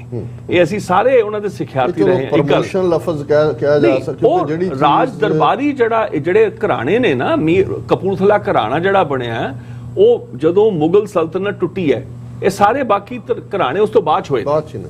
ਉਹਦਾ ਕਾਰਨ ਕੀ ਸੀ ਕਿ ਰਾਮਪੁਰ ਵੀ ਵਸਿਆ ਸੰਗੀਤਕ ਤੌਰ ਤੇ। ਜਦੋਂ ਮੁਗਲ ਦਰਬਾਰ ਟੁੱਟਿਆ ਬੜੇ ਸੰਗੀਤਕਾਰ ਰਾਮਪੁਰ ਚਲੇ ਗਏ, ਬਹੁਤ ਸਾਰੇ ਸੰਗੀਤਕਾਰ ਕਲਕੱਤੇ ਚਲੇ ਗਏ, ਅਵਧ, ਲਖਨਊ, ਹਾਂਜੀ ਉੱਥੇ ਵੀ ਕੁਝ ਗਏ। ਸਭ ਤੋਂ ਵੱਡੇ ਜਿਹੜੇ ਕਰਮ ਦੇ ਲਾ ਕਰਮ ਸੀ ਰਾਮਪੁਰ ਗਏ ਤੇ ਕਲਕੱਤੇ ਕੋ ਚਲੇ ਗਏ, ਕਿਉਂਕਿ ਕਲਕੱਤੇ ਰਾਸ਼ੀ ਸੀ, ਪੈਸਾ ਸੀ, ਪਾਈਆਂ ਬਹੁਤ ਗਈਆਂ ਉੱਥੇ। ਫਿਰ ਪਟਿਆਲੇ ਕੁਝ ਸੰਗੀਤਕਾਰ ਆਏ, ਪਰ ਮਹਾਰਾਜਾ ਕਪੂਰਥਲਾ ਔਰ ਉਸ ਵੇਲੇ ਜਿਹੜੇ ਵਾਇਸਰਾਏ ਸਨ ਉਹਨਾਂ ਨਾਲ ਬਹੁਤ ਆਪਸ ਨੇੜਤਾ ਸੀ, ਟ੍ਰੀਟੀਜ਼ ਵਗੈਰਾ ਸੀ। ਮੀਰ ਨਾਸਿਰ ਅਲੀ ਤਾਨਸੈਨ ਦਾ ਸਿੱਧਾ ਵੰਸ਼ਜ ਹੈ, ਜਿਹਦਾ ਕੈਬਨਿਟ ਰੈਂਕ ਸੀ, ਦੱਸਦੇ ਨੇ ਬਹੁਤ ਵੱਡਾ ਰੁਤਬਾ ਸੀ ਉਹਦਾ। ਅੰਗਰੇਜ਼ ਉਹਨੂੰ ਵੀ ਐਗਜ਼ਾਈਲ ਕਰਨ ਲੱਗੇ ਸੀ, ਉਹਨੂੰ ਦੇਸ਼ ਨਿਕਾਲਾ ਦੇਣ ਲੱਗੇ ਸੀ। ਮਹਾਰਾਜਾ ਕਪੂਰਥਲੇ ਨੇ ਕਿਹਾ ਕਿ ਨਹੀਂ ਨਹੀਂ ਨਹੀਂ, ਇਹ ਤਾਂ ਸੰਗੀਤਕਾਰ ਨੇ। ਕਹਿੰਦੇ ਨਹੀਂ, ਇਹ ਤਾਂ ਰਾਜਿਆਂ ਵਾਂਗੂ ਰਹਿੰਦਾ, ਇਹ ਤੋਂ ਸਾਨੂੰ ਖੌਫ ਹੈ ਕਿ ਕਿਤੇ ਬਗਾਵਤ ਨਾ ਖੜੀ ਕਰ ਦੇਵੇ। ਕਹਿੰਦੇ ਨਹੀਂ ਨਹੀਂ, ਇਹ ਬਗਾਵਤ ਨਹੀਂ ਕਰਦੇ। ਮੀਰ ਨਾਸਿਰ ਅਲੀ ਨੂੰ ਤੇ ਉਹਨਾਂ ਦੇ ਹੋਰ ਜਿਹੜੇ ਖਾਸ ਜਿਹੜੇ ਪਰਮ ਗੱਦੀ ਤੇ, ਉਹਨਾਂ ਨੂੰ ਮਹਾਰਾਜਾ ਕਪੂਰਥਲੇ ਲਾਏ। ਉਹਨਾਂ ਦੀ ਮਜ਼ਾਰ, ਉਹਨਾਂ ਦੀ tomb is also Mir Nasir Ali ਦੀ ਕਪੂਰਥਲੇ ਹੈ। ਤੇ ਮੁਗਲ ਦਰਬਾਰ ਦੇ ਪਖਾਵਜੀ ਨਗਾੜਜੀ ਸਾਰੇ ਕਪੂਰਥਲੇ ਆਏ। ਇਸੇ ਲਈ ਮੀਰ ਔਰ ਖਾਨ ਲਫ਼ਜ਼ ਇਹਨਾਂ ਲਈ ਵੀ ਉਵੇਂ ਇਸਤੇਮਾਲ ਹੁੰਦੇ ਨੇ ਜਿਵੇਂ ਨਵਾਬਾਂ ਲਈ ਔਰ ਹਾਂਜੀ ਬਿਲਕੁਲ। ਮੀਰ ਨਾਸਿਰ ਅਲੀ ਉਹਨਾਂ ਦੀ ਮਜ਼ਾਰ ਉੱਥੇ, ਔਰ ਉੱਥੋਂ ਘਰਾਣਾ ਜਿਹੜਾ ਹੈ ਤਾਨਸੈਨੀ ਜਿਹੜੀ ਵਿਦਿਆ ਹੈ ਉਹ ਕਪੂਰਥਲੇ ਘਰਾਣੇ 'ਚ ਵੀ ਰਹੀ, ਕਪੂਰਥਲੇ ਰਾਜ ਦਰਬਾਰ ਦੇ ਵਿੱਚ ਉਹਦੀ ਪੈਟਰਨੇਜ ਮਿਲੀ। ਜਿਹੜੇ ਗੁਰੂ ਘਰ ਦੇ ਜਿਹੜੇ ਨੇ, ਜਿਵੇਂ ਸਾਡਾ ਪਰਿਵਾਰ ਹੋਇਆ, ਅਸੀਂ ਗੁਰੂ ਘਰ ਦੀ ਵਿਦਿਆ ਲਈ ਬੈਠੇ ਆ, ਕਦੇ ਵੀ ਕਿਸੇ ਰਾਜ ਦਰਬਾਰ ਦੀ ਪੈਟਰਨੇਜ ਨਹੀਂ ਲਈ। ਇਸ ਲਿਹਾਜ਼ ਨਾਲ ਗੱਲ ਕੀਤੀ ਸੀ ਕਿ ਜਿਵੇਂ ਪੰਜਾਬੀ ਟਾਈਪਰਾਈਟਰ ਹੈ, ਇਹ ਪਟਿਆਲੇ ਵਾਲਿਆਂ ਨੇ 1930 ਚ ਜਦੋਂ ਗਿਆਨ ਸਿੰਘ ਰਾੜੇਵਾਲਾ ਉਹਨਾਂ ਦੇ ਸਿਵਲ ਐਡਮਿਨਿਸਟ੍ਰੇਟਰ ਸੀ ਸ਼ੁਰੂ ਕੀਤਾ। ਜਿਵੇਂ ਤੁਸੀਂ ਜ਼ਿਕਰ ਕੀਤਾ ਕਿ ਗਿਆਨ ਸਿੰਘ ਐਪਟਾਬਾਦੀ ਹੋਰਾਂ ਨੇ ਪਹਿਲਾ ਕੰਮ ਜਿਹੜਾ ਹੈ ਉਹ ਉਹਨੂੰ ਪ੍ਰਿੰਟ ਫਾਰਮ 'ਚ ਲਿਆਂਦਾ। ਮੈਂ ਉਸ ਐਂਗਲ ਤੋਂ ਗੱਲ ਕਰ ਰਿਹਾ ਸੀ ਕਿ ਬਈ ਉਸ ਨੂੰ ਸਾਂਭਣ ਦਾ ਕੋਈ ਯਤਨ ਨਹੀਂ ਕੀਤਾ। ਉਹ ਤਾਂ ਮੈਂ ਜਿਵੇਂ ਅਰਜ਼ ਕੀਤਾ ਬਿਲਕੁਲ, ਮੈਂ but that was also good to say, ਕਿਉਂਕਿ ਘਰਾਣਿਆਂ ਦਾ ਜਦੋਂ ਆਉਂਦਾ ਤਾਂ it is important to clarify ਕਿ ਕੀਰਤਨ ਦੀ ਪਰੰਪਰਾ ਦਾ ਪੈਟਰਨ ਉਹ ਗੁਰੂ ਨਾਨਕ ਹੀ ਹੈ। ਉਹ ਤਾਂ ਕੀਰਤਨ ਉਹ ਗੁਰੂ ਰਾਮਦਾਸ ਮਹਾਰਾਜ ਨੇ, ਔਰ ਜਿੰਨੇ ਰਾਜੇ ਮਹਾਰਾਜੇ ਜਿੰਨੇ ਹੋਏ, ਕੁਝ ਇਸ ਕਿਸਮ ਦੇ ਸਿੱਖ ਕੀਰਤਨੀਆਂ ਦਾ ਵੀ ਜ਼ਿਕਰ ਹੁੰਦਾ ਹੈ ਕਿ ਜਿਨ੍ਹਾਂ ਨੂੰ ਰੇਡੀਓ ਸਟੇਸ਼ਨ ਵਾਲਿਆਂ ਨੇ ਇਨਵਾਈਟ ਕੀਤਾ ਕਿ ਜਾਂਦੇ ਨਹੀਂ ਸੀ। ਬਾਬਾ ਜਵਾਲਾ ਸਿੰਘ ਨਹੀਂ ਜਾਂਦੇ ਸੀ ਕਈ, ਕਿਉਂਕਿ ਉਹਨਾਂ ਦਾ ਭਾਈ ਕੀਰਤਨ ਗੁਰੂ ਨੂੰ that was seen as colonize side ਨਾ, ਅੰਗਰੇਜ਼ਾਂ ਦੇ ਨਾਲ ਹੱਥ ਮਿਲਾਉਣ ਵਾਲੀ ਉਹਨਾਂ ਨੇ ਬੁਲਾਉਂਦੇ ਸੀ ਜਿਹੜੇ ਉਹਨਾਂ ਦੇ ਨਾਲ ਨੇ। ਕਈਆਂ ਦੇ ਕੋਲ ਤਾਂ ਪਹੁੰਚ ਹੀ ਨਹੀਂ ਪਾਉਂਦੇ ਸੀ। ਜ਼ੈਡੇ ਬੁਖਾਰੀ ਹੁਣੀ ਜਾ ਕੇ ਲਿਆਂਦੇ ਹੁੰਦੇ ਸੀ, ਉਸਤਾਦ ਭਾਈ ਬਤਨ ਸਿੰਘ ਨੂੰ ਵੀ ਲੈ ਗਏ, ਕਹਿੰਦੇ ਮੈਨੂੰ ਨਾ ਲਿਜਾ, ਤੇ ਉਹ ਆਪਣੇ ਆਪ ਚੋਂ ਬੜਾ ਗਾਥਾ ਵੀ ਮੈਂ ਕਿਸੇ ਵੇਲੇ ਦੱਸਾਂਗਾ। ਸੋ ਇੱਕ ਤਾਂ ਇਹ ਗਿਆਨ ਸਿੰਘ ਐਪਟਾਬਾਦ ਉਹਨਾਂ ਦਾ ਕੰਮ, ਲੇਕਿਨ 1960 ਦੇ ਵਿੱਚ ਜਦੋਂ ਪੰਜਾਬੀ ਯੂਨੀਵਰਸਿਟੀ ਜਦੋਂ ਬਣਦੀ ਹੈ ਜੀ, ਉਦੋਂ ਭਾਈ ਅਰਦਮਨ ਸਿੰਘ ਬਾਗੜੀਆਂ ਹੋਣਾ ਦੀ ਅਸੀਂ ਉਹਨਾਂ ਦਾ ਜਿੰਨਾ ਸ਼ੁਕਰਾਨਾ ਕਰੀਏ ਜਾਂ ਗੁਰੂ ਸਾਹਿਬ ਦਾ ਸ਼ੁਕਰਾਨਾ ਕਰੀਏ, ਉਹਨਾਂ ਨੂੰ ਇਹ ਫੁਰਨਾ ਬਖਸ਼ਣ ਦਾ ਕਿ ਕੀਰਤਨ ਦੀ ਜੋ ਪਰੰਪਰਾ ਹੈ ਉਹ ਖਤਮ ਹੋ ਰਹੀ ਹੈ, ਕੋਈ ਵਿਦਿਆ ਸਿੱਖ ਨਹੀਂ ਰਿਹਾ। ਕਿਉਂਕਿ ਗਿਆਨ ਸਿੰਘ ਐਪਟਾਬਾਦ ਉਹਨਾਂ ਨੇ 2 ਪੁਸਤਕਾਂ, ਉਹਨਾਂ ਦੀ ਆਪਣੀ ਡਾਇਰੀ ਹੈ, ਉਹਦੇ ਪਿੱਛੇ ਮੰਤਵ ਨਹੀਂ ਸੀ ਕਿ ਗੁਰੂ ਕਾਲ ਦਾ ਸੰਗੀਤ ਕੀ ਸੀ, ਕਿਉਂਕਿ ਉਹਦੇ ਚ ਕਈ ਠੁਮਰੀਆਂ ਅੰਗ, ਕੋਈ ਖਿਆਲ ਅੰਗ ਵੀ ਬੰਦਿਸ਼ਾਂ ਨੇ। ਉਹਦਾ ਮੈਂਡੇਟ ਇਹ ਨਹੀਂ ਸੀ ਕਿ 1 ਪਦੇ 2 ਪਦੇ 3 ਪਦੇ 4 ਪਦੇ 5 ਪਦੇ 8 ਪਦੇ 16 ਛੰਤ ਕਿਵੇਂ ਗਾਏ ਜਾਂਦੇ ਨੇ, ਵਾਰਾਂ ਕਿਵੇਂ ਗਾਈਆਂ ਜਾਂਦੀਆਂ, ਜੋ ਉਹਨਾਂ ਨੂੰ ਯਾਦ ਸੀ ਉਹਨਾਂ ਨੇ ਉਹਨੂੰ ਸੰਗ੍ਰਹਿ ਕੀਤਾ ਉਹਦਾ ਜੀ।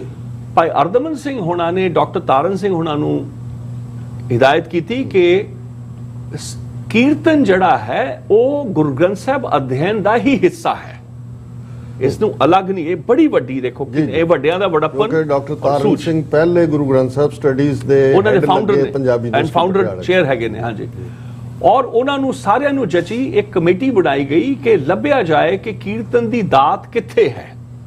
ਤੇ ਡਾਕਟਰ ਤਾਰਨ ਸਿੰਘ ਆਪ ਉਹਨਾਂ ਨੇ ਪਹਿਲਾਂ ਰਿਕਾਰਡਰ ਖਰੀਦਿਆ ਗਿਆ, ਉਹ ਬਾਬਾ ਜਗਜੀਤ ਸਿੰਘ ਹੋਣਾ ਕੋਲ ਨਾਮਧਾਰੀ ਦਰਬਾਰ ਦੇ ਬਾਬਾ ਵੀਰ ਸਿੰਘ ਉਹਨਾਂ ਨੂੰ ਇਕੱਠਿਆਂ ਵੀ ਤੇ ਅਲੱਗ-ਅਲੱਗ ਵੀ ਰਿਕਾਰਡ ਕੀਤਾ। ਜਿੰਨੇ ਕਈ ਰਬਾਬੀ ਪਰਿਵਾਰ ਸੀ, ਕਈ ਗੁਰਸਿੱਖ ਪਰਿਵਾਰ ਸੀ, ਰਾਗੀ ਹੋਰ ਵਿਦਵਾਨ, ਸਾਰਿਆਂ ਨੂੰ ਡਾਕੂਮੈਂਟ ਕੀਤਾ ਗਿਆ। ਭਾਈ ਸਮੁੰਦ ਸਿੰਘ ਹੋਣਾ ਨੂੰ ਸੱਦਿਆ ਗਿਆ। ਸਾਰਿਆਂ ਦਾ ਫੈਸਲਾ ਸੀਗਾ ਕਿ ਭਾਈ ਸਮੁੰਦ ਸਿੰਘ ਬਹੁਤ ਉਹਨਾਂ ਦੀ ਇੱਜ਼ਤ ਹੈ ਔਰ ਵੱਡੇ ਨੇ, ਉਹਨਾਂ ਕੋਲ ਬੜੀਆਂ ਚੀਜ਼ਾਂ ਪੁਰਾਣੀਆਂ ਨੇ, ਤੇ ਉਹਨਾਂ ਨੂੰ ਸੱਦਿਆ ਗਿਆ ਕਿ ਤੁਸੀਂ ਵੀ ਆਓ। ਤੇ ਕਮੇਟੀ ਬੈਠੀ, ਪ੍ਰੋਫੈਸਰ ਕਿਰਪਾਲ ਸਿੰਘ ਨਾਰੰਗ ਹੋਣੀ ਮੇਰੇ ਨਾਲ ਬੜਾ ਪਿਆਰ ਰਿਹਾ, ਉਦੋਂ ਵਾਈਸ ਚਾਂਸਲਰ ਸਨ, ਉਹਨਾਂ ਨੇ ਵੀ ਮੈਨੂੰ ਆਪ ਵੀ ਕਈ ਗੱਲਾਂ ਕਨਫਰਮ ਕੀਤੀਆਂ। ਐਂਡ ਜਾ ਕੇ ਵੈਸੇ ਰਾਧਾ ਸਵਾਮੀਆਂ ਚੋਂ ਹੈ ਉਹ ਯੂਨੀਵਰਸਿਟੀ 'ਚ ਜਿਹੜਾ ਕੰਮ ਹੋਇਆ ਉਹ ਹੈ ਜੀ। ਅੱਜ ਕੱਲ ਤਾਂ ਜਿਵੇਂ ਕਹੀਏ ਪੰਜਾਬ 'ਚ ਕੋਈ ਪਤਾ ਨਹੀਂ ਕਿ ਕੌਣ ਕਿੱਥੇ ਹੈ, ਕਿਸ ਦਾ ਸਵਾਮੀ ਹੈ, ਕਿਹਦਾ ਮੁਰੀਦ ਹੈ, ਕੋਈ ਪਤਾ ਨਹੀਂ ਲੱਗਦਾ। ਤੇ ਉਹ ਉਦੋਂ ਵਾਈਸ ਚਾਂਸਲਰ ਸੀਗੇ, ਉਹ ਤਾਂ ਮੈਂ ਖੈਰ ਵਾਈਸ ਚਾਂਸਲਰ ਸੀ, obviously he has to be there. ਤੇ ਖਾਲਸਾ ਹੈਰੀਟੇਜ ਕਮੇਟੀ ਸਾਡੀਆਂ ਜਿਹੜੀ ਇੰਟਰਨਲ ਲੜਾਈਆਂ ਉਹ ਗੱਲ ਅੱਡ ਨੇ, ਉਹ ਉਹਦੇ 'ਚ ਖਾੜਕੂ ਜਮੇ ਰਹੇ। ਸੋ ਉਦੋਂ ਭਾਈ ਸਮੁੰਦ ਸਿੰਘ ਹੋਣੀ ਮਲਹਾਰ ਗਾਣ ਲੱਗੇ, ਮੀਂਹ ਦਾ ਵੇਲਾ ਸੀ, ਉਹਨਾਂ ਨੇ ਮਲਹਾਰ ਸ਼ੁਰੂ ਕੀਤਾ ਤੇ ਅੱਖਾਂ ਬੰਦ ਨੇ ਉਹ ਮੰਗਲਾਚਰਨ ਸ਼ੁਰੂ ਕੀਤਾ। ਤੇ ਜਦੋਂ ਦੀ ਅੱਖਾਂ ਖੁੱਲੀਆਂ ਹੀ ਤੇ ਸਾਹਮਣੇ ਭਾਈ ਅਰਦਮਨ ਸਿੰਘ ਬਾਗੜੀਆ ਸਾਹਿਬ ਬੈਠੇ ਸਨ, ਪਰ ਉਹਨਾਂ ਨੇ ਦੇਖਿਆ ਕਿ ਉਹਨੇ ਹੱਥ ਜੋੜ ਕੇ ਇੰਤਜ਼ਾਰ ਕਰ ਰਹੇ ਨੇ। ਉਹਨੇ ਆਵਾਜ਼ ਨਹੀਂ ਨਾ ਮਾਰਨੀ ਕਿ ਭਾਈ ਸਾਹਿਬ, ਉਹ ਇੰਤਜ਼ਾਰ ਹੱਥ ਜੋੜ ਕੇ ਉਹ ਰੁਕੇ। ਕਹਿੰਦੇ ਹਾਂਜੀ ਭਾਈ ਸਾਹਿਬ। ਕਹਿੰਦੇ ਭਾਈ ਸਾਹਿਬ ਇਹ ਤਾਂ ਮੀਆਂ ਮਲਹਾਰ ਹੈ, ਕਿਉਂਕਿ ਆਪ ਉਹਨਾਂ ਨੂੰ ਬਹੁਤ ਸੰਗੀਤ ਦਾ ਇਲਮ ਸੀ, ਆਲਮ ਸਨ ਉਹ ਸੰਗੀਤ ਵੱਲੋਂ, ਤੇ ਔਰ ਬੜੀਆਂ ਅਨੋਖੀਆਂ ਰੀਤਾਂ ਜਿਹੜੀਆਂ ਨੇ ਉਹਨਾਂ ਨੇ ਬਾਬਾ ਜਵਾਲਾ ਸਿੰਘ ਹੋਣਾ ਕੋਲੋਂ ਵੀ ਹੋਰ ਵਿਦਵਾਨਾਂ ਕੋਲੋਂ ਵੀ ਲਈਆਂ। ਤੇ ਉਹ ਕਹਿਣ ਲੱਗੇ ਤਾਂ ਮੀਆਂ ਮਲਹਾਰ ਹੈ ਸਾਡਾ, ਇੱਥੇ ਯੂਨੀਵਰਸਿਟੀ ਦਾ ਜਿਹੜਾ ਮੰਤਵ ਹੈ ਇਸ ਡਿਪਾਰਟਮੈਂਟ ਦਾ, ਸਾਡੀ ਖੋਜ ਇਹ ਹੈ ਕਿ ਗੁਰੂ ਨਾਨਕ ਦੇ ਮਹਾਰਾਜ ਦਾ, ਗੁਰੂ ਸਾਹਿਬਾਂ ਦਾ ਮਲਹਾਰ ਕਿਹੜਾ ਹੈ। ਇਹ ਤਾਂ ਮੀਆਂ ਤਾਨਸੇਨ ਦਾ ਮਲਹਾਰ ਹੈ। ਤੇ ਉਦੋਂ ਭਾਈ ਸਮੁੰਦ ਸਿੰਘ ਉਹਨਾਂ ਨੇ ਆਪਣੇ ਸਜਿੰਦਿਆਂ ਨੂੰ ਕਿਹਾ ਕਿ ਇੱਕ ਮਿੰਟ, ਇਸ਼ਾਰਾ ਕੀਤਾ, ਸਾਰੇ ਰੁਕ ਗਏ। ਕਹਿੰਦੇ ਮੈਂ ਹੁਣ ਤੁਹਾਡਾ ਮੰਤਵ ਸਮਝਿਆ, ਹਲੇ ਤਾਂ ਸਮਝਿਆ ਜਿਵੇਂ ਭਾਤ ਖੰਡੇ ਤੇ ਹੋਰ ਜਿੱਦਾਂ ਉਹਨਾਂ ਨੇ ਬਣਾਈਆਂ ਨੇ, ਪੁਰਸਕਾਰ ਉਹਨਾਂ ਨੇ ਹੋਰਾਂ ਨੇ ਨੋਟੇਸ਼ਨਾਂ ਬਣਾਈਆਂ ਕਿ ਤੁਹਾਡਾ ਵੀ ਮੰਤਵ ਹੈਗਾ ਕਿ ਅਸੀਂ ਨੋਟੇਸ਼ਨਾਂ ਬਣਾ ਲਈਏ। ਜੇ ਤੁਹਾਡਾ ਮੰਤਵ ਹੈਗਾ ਹੈ ਕਿ ਗੁਰੂ ਸਾਹਿਬ ਦੇ ਰਾਗ, ਗੁਰੂ ਸਾਹਿਬ ਦੀਆਂ ਸ਼ਬਦ ਰੀਤਾਂ, ਤੇ ਕਹਿੰਦੇ ਤੁਸੀਂ ਮੈਨੂੰ ਕਹਿੰਦੇ 70-80 ਯਾਦ ਹੋਣੀ ਹੈ। ਇਹਨਾਂ ਦੀ ਹਲੀਮੀ ਔਰ ਨਿਮਰਤਾ ਦੇਖੋ। ਕਹਿੰਦੇ ਕਿ ਭਾਈ ਸਮੁੰਦ ਸਿੰਘ, ਭਾਈ ਪ੍ਰਧਾਨ ਸਿੰਘ ਲੰਮਾ ਸਮਾਂ ਨਨਕਾਣਾ ਸਾਹਿਬ, ਐਗਜ਼ੈਕਟਲੀ ਨਨਕਾਣਾ ਸਾਹਿਬ ਦੀ ਰਵਾਇਤ ਸੀ ਉਹਨਾਂ ਦੀ, ਔਰ ਉਹਨਾਂ ਨੇ ਦੇਖੋ ਉਹਨਾਂ ਦੀ ਨਿਮਰਤਾ ਦੇਖੋ। ਕਹਿੰਦੇ ਕਿ ਮੇਰੇ ਕੋਲ 70-80 ਚੀਜ਼ਾਂ ਹੁਣ ਯਾਦ ਹੋਣੀਆਂ ਨੇ, ਮੇਰੀ ਹੁਣ ਬਿਰਧ ਅਵਸਥਾ ਹੈ, ਔਰ ਕਹਿੰਦੇ ਮੈਨੂੰ ਉਸ ਤਰ੍ਹਾਂ ਨਹੀਂ ਯਾਦ ਜਿਵੇਂ ਮੈਂ ਸਿੱਖਿਆ ਸੀ। ਕਹਿੰਦੇ ਇੱਕੋ ਥਾਂ ਆ ਜਿੱਥੇ ਤੁਹਾਨੂੰ ਗਿਣਤੀ ਜਿੰਨੀ ਚਾਹੋ ਔਰ ਬਗੈਰ ਬਦਲਾਅ ਦੇ।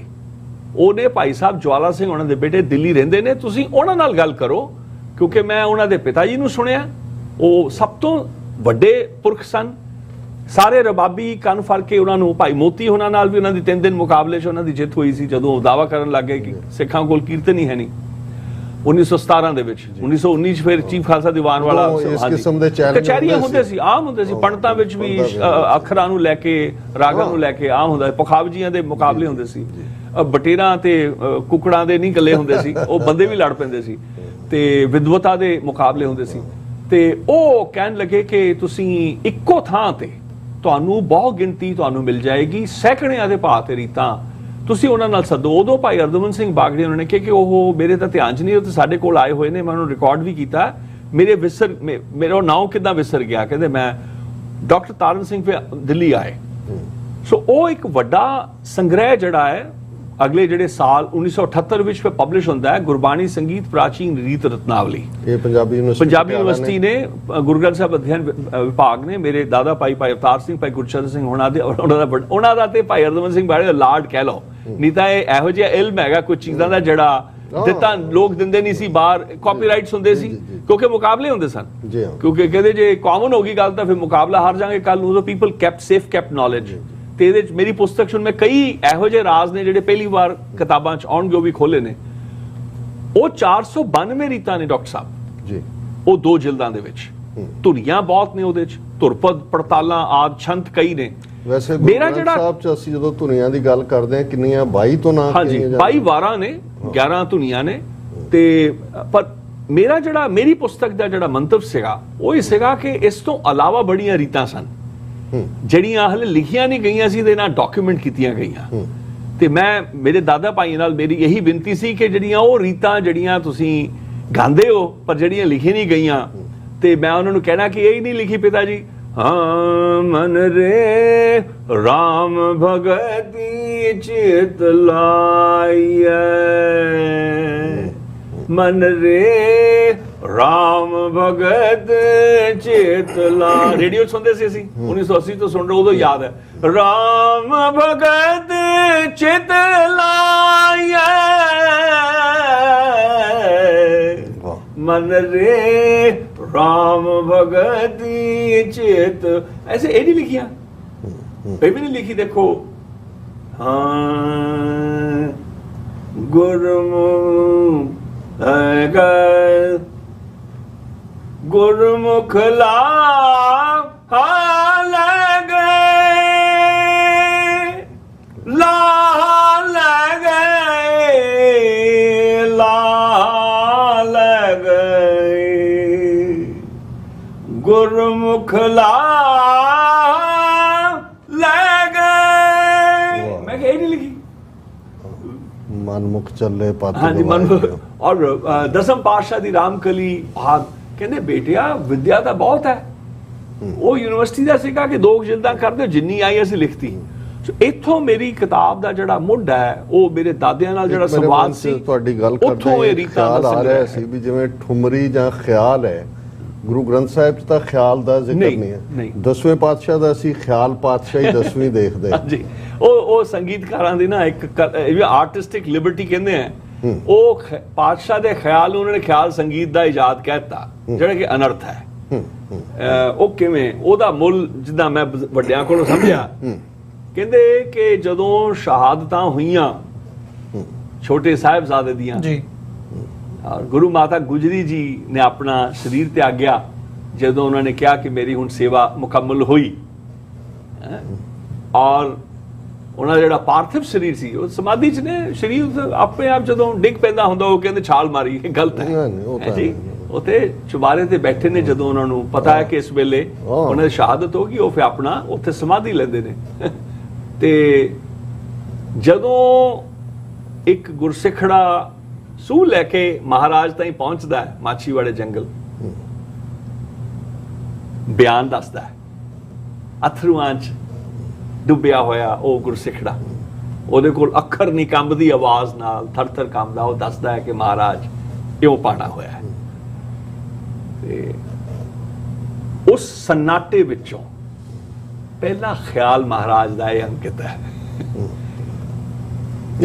ਕਿ ਇਹਦਾ ਮੁੱਲ ਮੈਂ ਇੱਥੇ ਡਿਫਰ ਕਰਦਾ ਹਾਂ, ਕਿਉਂਕਿ ਜਿਹੜਾ ਖਿਆਲ ਪਾਤਸ਼ਾਹੀ 10ਵੀਂ ਮਿੱਤਰ ਪਿਆਰਿਆਂ ਨੂੰ ਅਸੀਂ ਚਮਕੌਰ ਦੀ ਗੜੀ ਮਾਛੀਵਾੜੇ ਨਾਲ ਜੋੜਦੇ। ਜਿਹੜਾ ਛੋਟੇ ਸਾਹਿਬਜ਼ਾਦੇ ਔਰ ਮਾਤਾ ਜੀ ਦੀ ਸ਼ਹਾਦਤ ਦਾ ਉਹ ਨੂਰਾ ਮਾਹੀ ਆ ਕੇ ਜਿਹੜਾ ਹੈ ਉਹ ਰਾਏਕੋਟ ਦੱਸਦਾ ਹੈ, ਉਹ ਬਾਅਦ ਦਾ ਵਾਕਿਆ। ਮਤਲਬ ਡੇਟਸ ਕੈਨ ਬੀ ਐਨੀ, ਪਰ ਖਿਆਲ ਜਿਹੜਾ ਹੈ it is sad at the ਇਲਾਕਾ ਕੋਈ ਹੋ ਸਕਦਾ ਮਾਛੀਵਾੜਾ ਉਹ ਬਾਅਦ ਹੋਵੇ। that I would gladly stand corrected, but ਉਹਦਾ ਮੁੱਲ ਜੋ ਹੈ ਕਿ ਉਸ ਇੰਨੀ ਖਬਰ ਹੋਣ ਤੋਂ ਬਾਅਦ ਬਿਲਕੁਲ ਇਹ ਕਹਿਣਾ ਇਹ ਵੱਡੇ ਦੱਸਦੇ ਕਿ ਖਿਆਲ ਦਾ ਮੁੱਲ ਇਹ ਹੈ ਕਿ ਆਮ ਬੰਦਾ ਜਿਹੜਾ ਕੁਰਲਾ ਜਾਏਗਾ ਕਿ ਹਾਏ ਮੇਰੇ ਵਾਰਿਸ ਇਹ ਵੀ ਗਏ, ਉਹਨਾਂ ਦਾ ਇਹ ਖਿਆਲ ਕਿ ਮੇਰਾ ਹਾਲ ਜਿਹੜਾ ਯਾਰੜੇ ਦਾ ਸਾਨੂੰ 70 ਚੰਗਾ। ਸੋ ਇਹ ਖਿਆਲ ਉਹਦਾ ਸੰਗੀਤ ਦੇ ਨਾਲ ਉਸਦਾ ਕੋਈ ਸੰਵਾਦ, ਖਿਆਲ ਗਾਇਕੀ ਦੇ ਨਾਲ ਸੰਵਾਦ ਨਹੀਂ ਹੈ। ਉੱਥੇ ਖਿਆਲ ਅੱਜ ਜਿਹੜਾ ਗਾਇਆ ਮਿੱਤਰ ਪਿਆਰੇ ਨੂੰ ਇਦਾਂ ਨਹੀਂ ਮਹਾਰਾਜ ਗਾਉਣ ਲੱਗੇ। ਉਹ ਖਿਆਲ ਇੱਕ ਜਿਹੜਾ ਖਿਆਲ ਹੈ ਉਹਦੀ ਗਾਇਕੀ 'ਚ ਕੀ ਡਿਫਰੈਂਟ ਹੈ ਦੈਨ ਉਹਨੂੰ ਕਿਵੇਂ? ਇੱਕ ਤਾਂ ਖਿਆਲ ਜਿਹੜਾ ਹੈ, ਹਾਂਜੀ ਖਿਆਲ ਇਦਾਂ ਹੈ ਕਿ ਇੱਕ ਅਸਥਾਈ ਅੰਤਰੇ ਦਾ ਜਾਂ ਇੱਕ ਪਦਾ ਜਾਂ ਦੋ ਪਦਾ ਜਿਹੜਾ ਗਾਇਨ ਸੀ, ਜਿਹੜਾ ਸੰਕਸ਼ਿਪਤ ਰੂਪ ਹੈ ਗਾਉਣ ਦਾ, ਉਸ ਨੂੰ ਉਹਦਾ ਜਿਹੜੇ ਪੋਇਟਿਕ ਟੈਕਸਟ ਹੈ ਉਹਦਾ ਬਹੁਤ ਛੋਟਾ ਹੁੰਦਾ ਹੈ। ਜਿਵੇਂ ਸ਼ਲੋਕ ਦਾ ਗਾਉਣਾ ਹੈ, ਅਸਥਾਈ ਅੰਤਰਾ ਆਮ ਤੌਰ ਤੇ ਕਿਸੇ ਖਿਆਲ ਦੇ ਵਿੱਚ ਸੰਚਾਰੀ ਅਭੋਗ ਨਹੀਂ ਹੁੰਦਾ, ਔਰ ਖਿਆਲ ਦੇ ਵਿੱਚ ਬਹਿਲਾਵਾ ਹੁੰਦਾ ਹੈ। ਧੁਰਪਦ ਦੇ ਵਿੱਚ ਜਾਂ ਧੁਰਪਦ ਵੀ ਧੁਰ ਵੀ ਇਹ ਪ੍ਰੀਫਿਕਸ ਹੈਗਾ, ਦਰਅਸਲ ਪਦ ਦਾ ਗਾਉਣਾ, ਇੱਕ ਪਦਾ ਦੋ ਪਦਾ ਵਿਚਾਰ। ਤੁਸੀਂ ਧੁਰਪਦ ਦੀ ਗੱਲ ਕਰ ਰਹੇ ਸੀ, ਉਸ ਦੀ ਕੋਈ ਵੰਨਗੀ ਸਾਡੇ ਤੁਸੀਂ ਇਹ ਜਿਹੜੇ ਮੈਂ ਸੁਣਾਏ ਨੇ ਸਾਰੇ ਧੁਰਪਦੀ ਨੇ। ਹਾਂ, ਇਹ ਬਿਸਰ ਗਈ ਸਭ ਤਾਤ ਪਰਾਈ, ਉਹ ਪਦਿਆਂ ਦਾ ਗਾਉਣਾ ਹੈ, ਯਾਨੀ ਕਿ ਗਿਆਨ ਦਾ ਗਾਉਣਾ ਉਸ ਮੁਨਾਸਬੀਅਤ ਦੇ ਵਿੱਚ। ਇਹ ਕਿਸੇ ਨੁਮਾਇਸ਼ ਦਾ ਨਹੀਂ ਹੁੰਦਾ। ਸਕਾਲਰਸ਼ਿਪ ਮਤਲਬ ਸਭ ਤੋਂ ਸਰਵੋੱਚ ਗਾਇਨ ਦੀ ਵਿਧੀ ਨੂੰ ਆਖਿਆ ਗਿਆ ਹੈ, ਸਭ ਤੋਂ ਉੱਤਮ ਗਾਇਕੀ ਉਹਨੂੰ ਕਿਹਾ ਗਿਆ ਹੈ।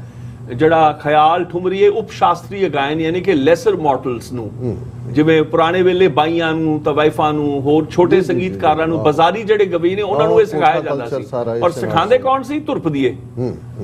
ਸੋ ਧੁਰਪਦ ਜਿਹੜੇ ਨੇ, ਜਿਵੇਂ ਰਾਗਾਂ ਦਾ ਅੱਜ ਕੱਲ ਨਾ ਹੁਣ ਸਭ ਕੁਝ ਉਹ ਖਿਚੜੀ ਬਣ ਗਈ ਹੈ, ਪਰ ਅੱਜ ਤੋਂ 50 ਸਾਲ ਪਹਿਲਾਂ ਚੱਲ ਜਾਓ ਤੇ ਉਦੋਂ ਸਮੱਗਰੀ ਜਿਹੜੀ, ਜਿਵੇਂ ਕਿਸੇ ਵੀ ਰਾਗ ਦਾ ਕਨਸਟੀਟਿਊਸ਼ਨ ਹੁੰਦਾ ਡਾਕਟਰ ਸਾਹਿਬ ਜੀ, ਅੱਜ ਵੀ ਸ਼ਾਸਤਰੀ ਸੰਗੀਤ ਦੇ ਵਿੱਚ 1950 ਦੇ ਵਿੱਚ ਸੈਮੀਨਾਰਸ ਹੋਏ ਨੇ ਆਲ ਇੰਡੀਆ ਰੇਡੀਓ ਦੇ, ਜਿਹਦੇ ਵਿੱਚ ਵਿਦਵਾਨ ਉਦੋਂ ਦੇ ਜਿਨ੍ਹਾਂ ਦੀ 100 ਸਾਲ ਉਮਰ ਹੈ, ਉਹ ਕਹਿੰਦੇ ਨੇ ਜੀ ਰਾਗ ਮਲਹਾਰ ਕੀ ਹੈ ਜੀ?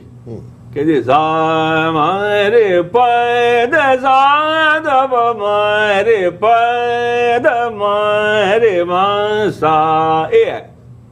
ਕਹਿੰਦੇ ਲੇਕਿਨ ਅਸੀਂ ਸੁਣਿਆ ਨਹੀਂ ਇਹਦੇ ਚ ਕੋਈ ਧਰੁਪਦ ਹੋਵੇ। ਪੰਡਿਤ ਦਿਲੀਪ ਚੰਦਰ ਬੇਦੀ ਸੈਮੀਨਾਰ रिकॉर्डिंग्स पईयां ने, कहते कि कोई ध्रुपद इसमें पेश हो, हमें सुनने को आए कोई तवारीखी ध्रुपद, तो हम मानेंगे कि राग का ये स्वरूप है। ਤੁਸੀਂ ਇਹ ਦੇਖੋ, ਤੁਹਾਨੂੰ ਹਾਇਰਾਰਕੀ ਪਤਾ ਲੱਗ ਜਾਏਗੀ। ਅਦਰਵਾਈਜ਼ ਉਹਨੂੰ ਰਾਗ ਮੰਨਣ ਨੂੰ ਤਿਆਰ ਨਹੀਂ ਸੀ, ਉਹਦਾ ਰਾਗ ਦਾ ਸਰੂਪ ਨਹੀਂ ਮੰਨਦੇ। ਯਾਨੀ ਕਿ ਤੁਸੀਂ ਇਹ ਦੇਖੋ ਹਾਇਰਾਰਕੀ, ਕੋਈ ਠੁਮਰੀ, ਕੋਈ ਗਜ਼ਲ, ਕੋਈ ਟੱਪਾ, ਕੋਈ ਖਿਆਲ ਵੱਡਾ ਜਾਂ ਛੋਟਾ, ਕਿਸੇ ਰਾਗ ਦਾ ਪ੍ਰਮਾਣ ਵਜੋਂ ਉਹ ਐਵੀਡੈਂਸ ਨਹੀਂ ਕਬੂਲ ਹੁੰਦਾ। It is non applicable, not applicable. So ਰਾਗ ਦਾ ਜੇ ਤੁਸੀਂ ਸਰੂਪ ਸਾਬਿਤ ਕਰਨਾ ਹੈ ਕਿ ਇਹ ਰਾਗ ਦਾ ਰੂਪ ਆ ਸੀ, ਤੁਹਾਨੂੰ ਕੋਈ ਟਕਸਾਲੀ ਧੁਰਪਦ ਪੁਰਾਣਾ ਸੁਣਾਉਣਾ ਪਏਗਾ।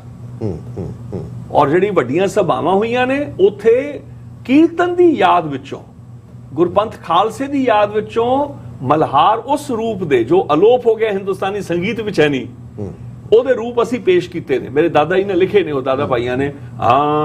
ਧੁਰਪਦ ਦੀ ਗੱਲ, ਇਹ ਚੌਪਦਾ, ਚੌਪਦਾ ਦੁਪਦਾ, ਇਹ ਰੀਤਾਂ ਨੇ। ਹੇ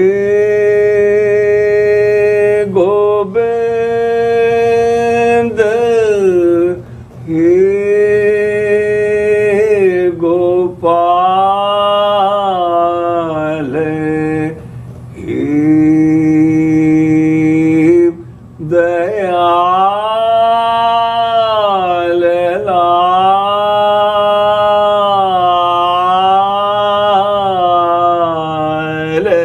हे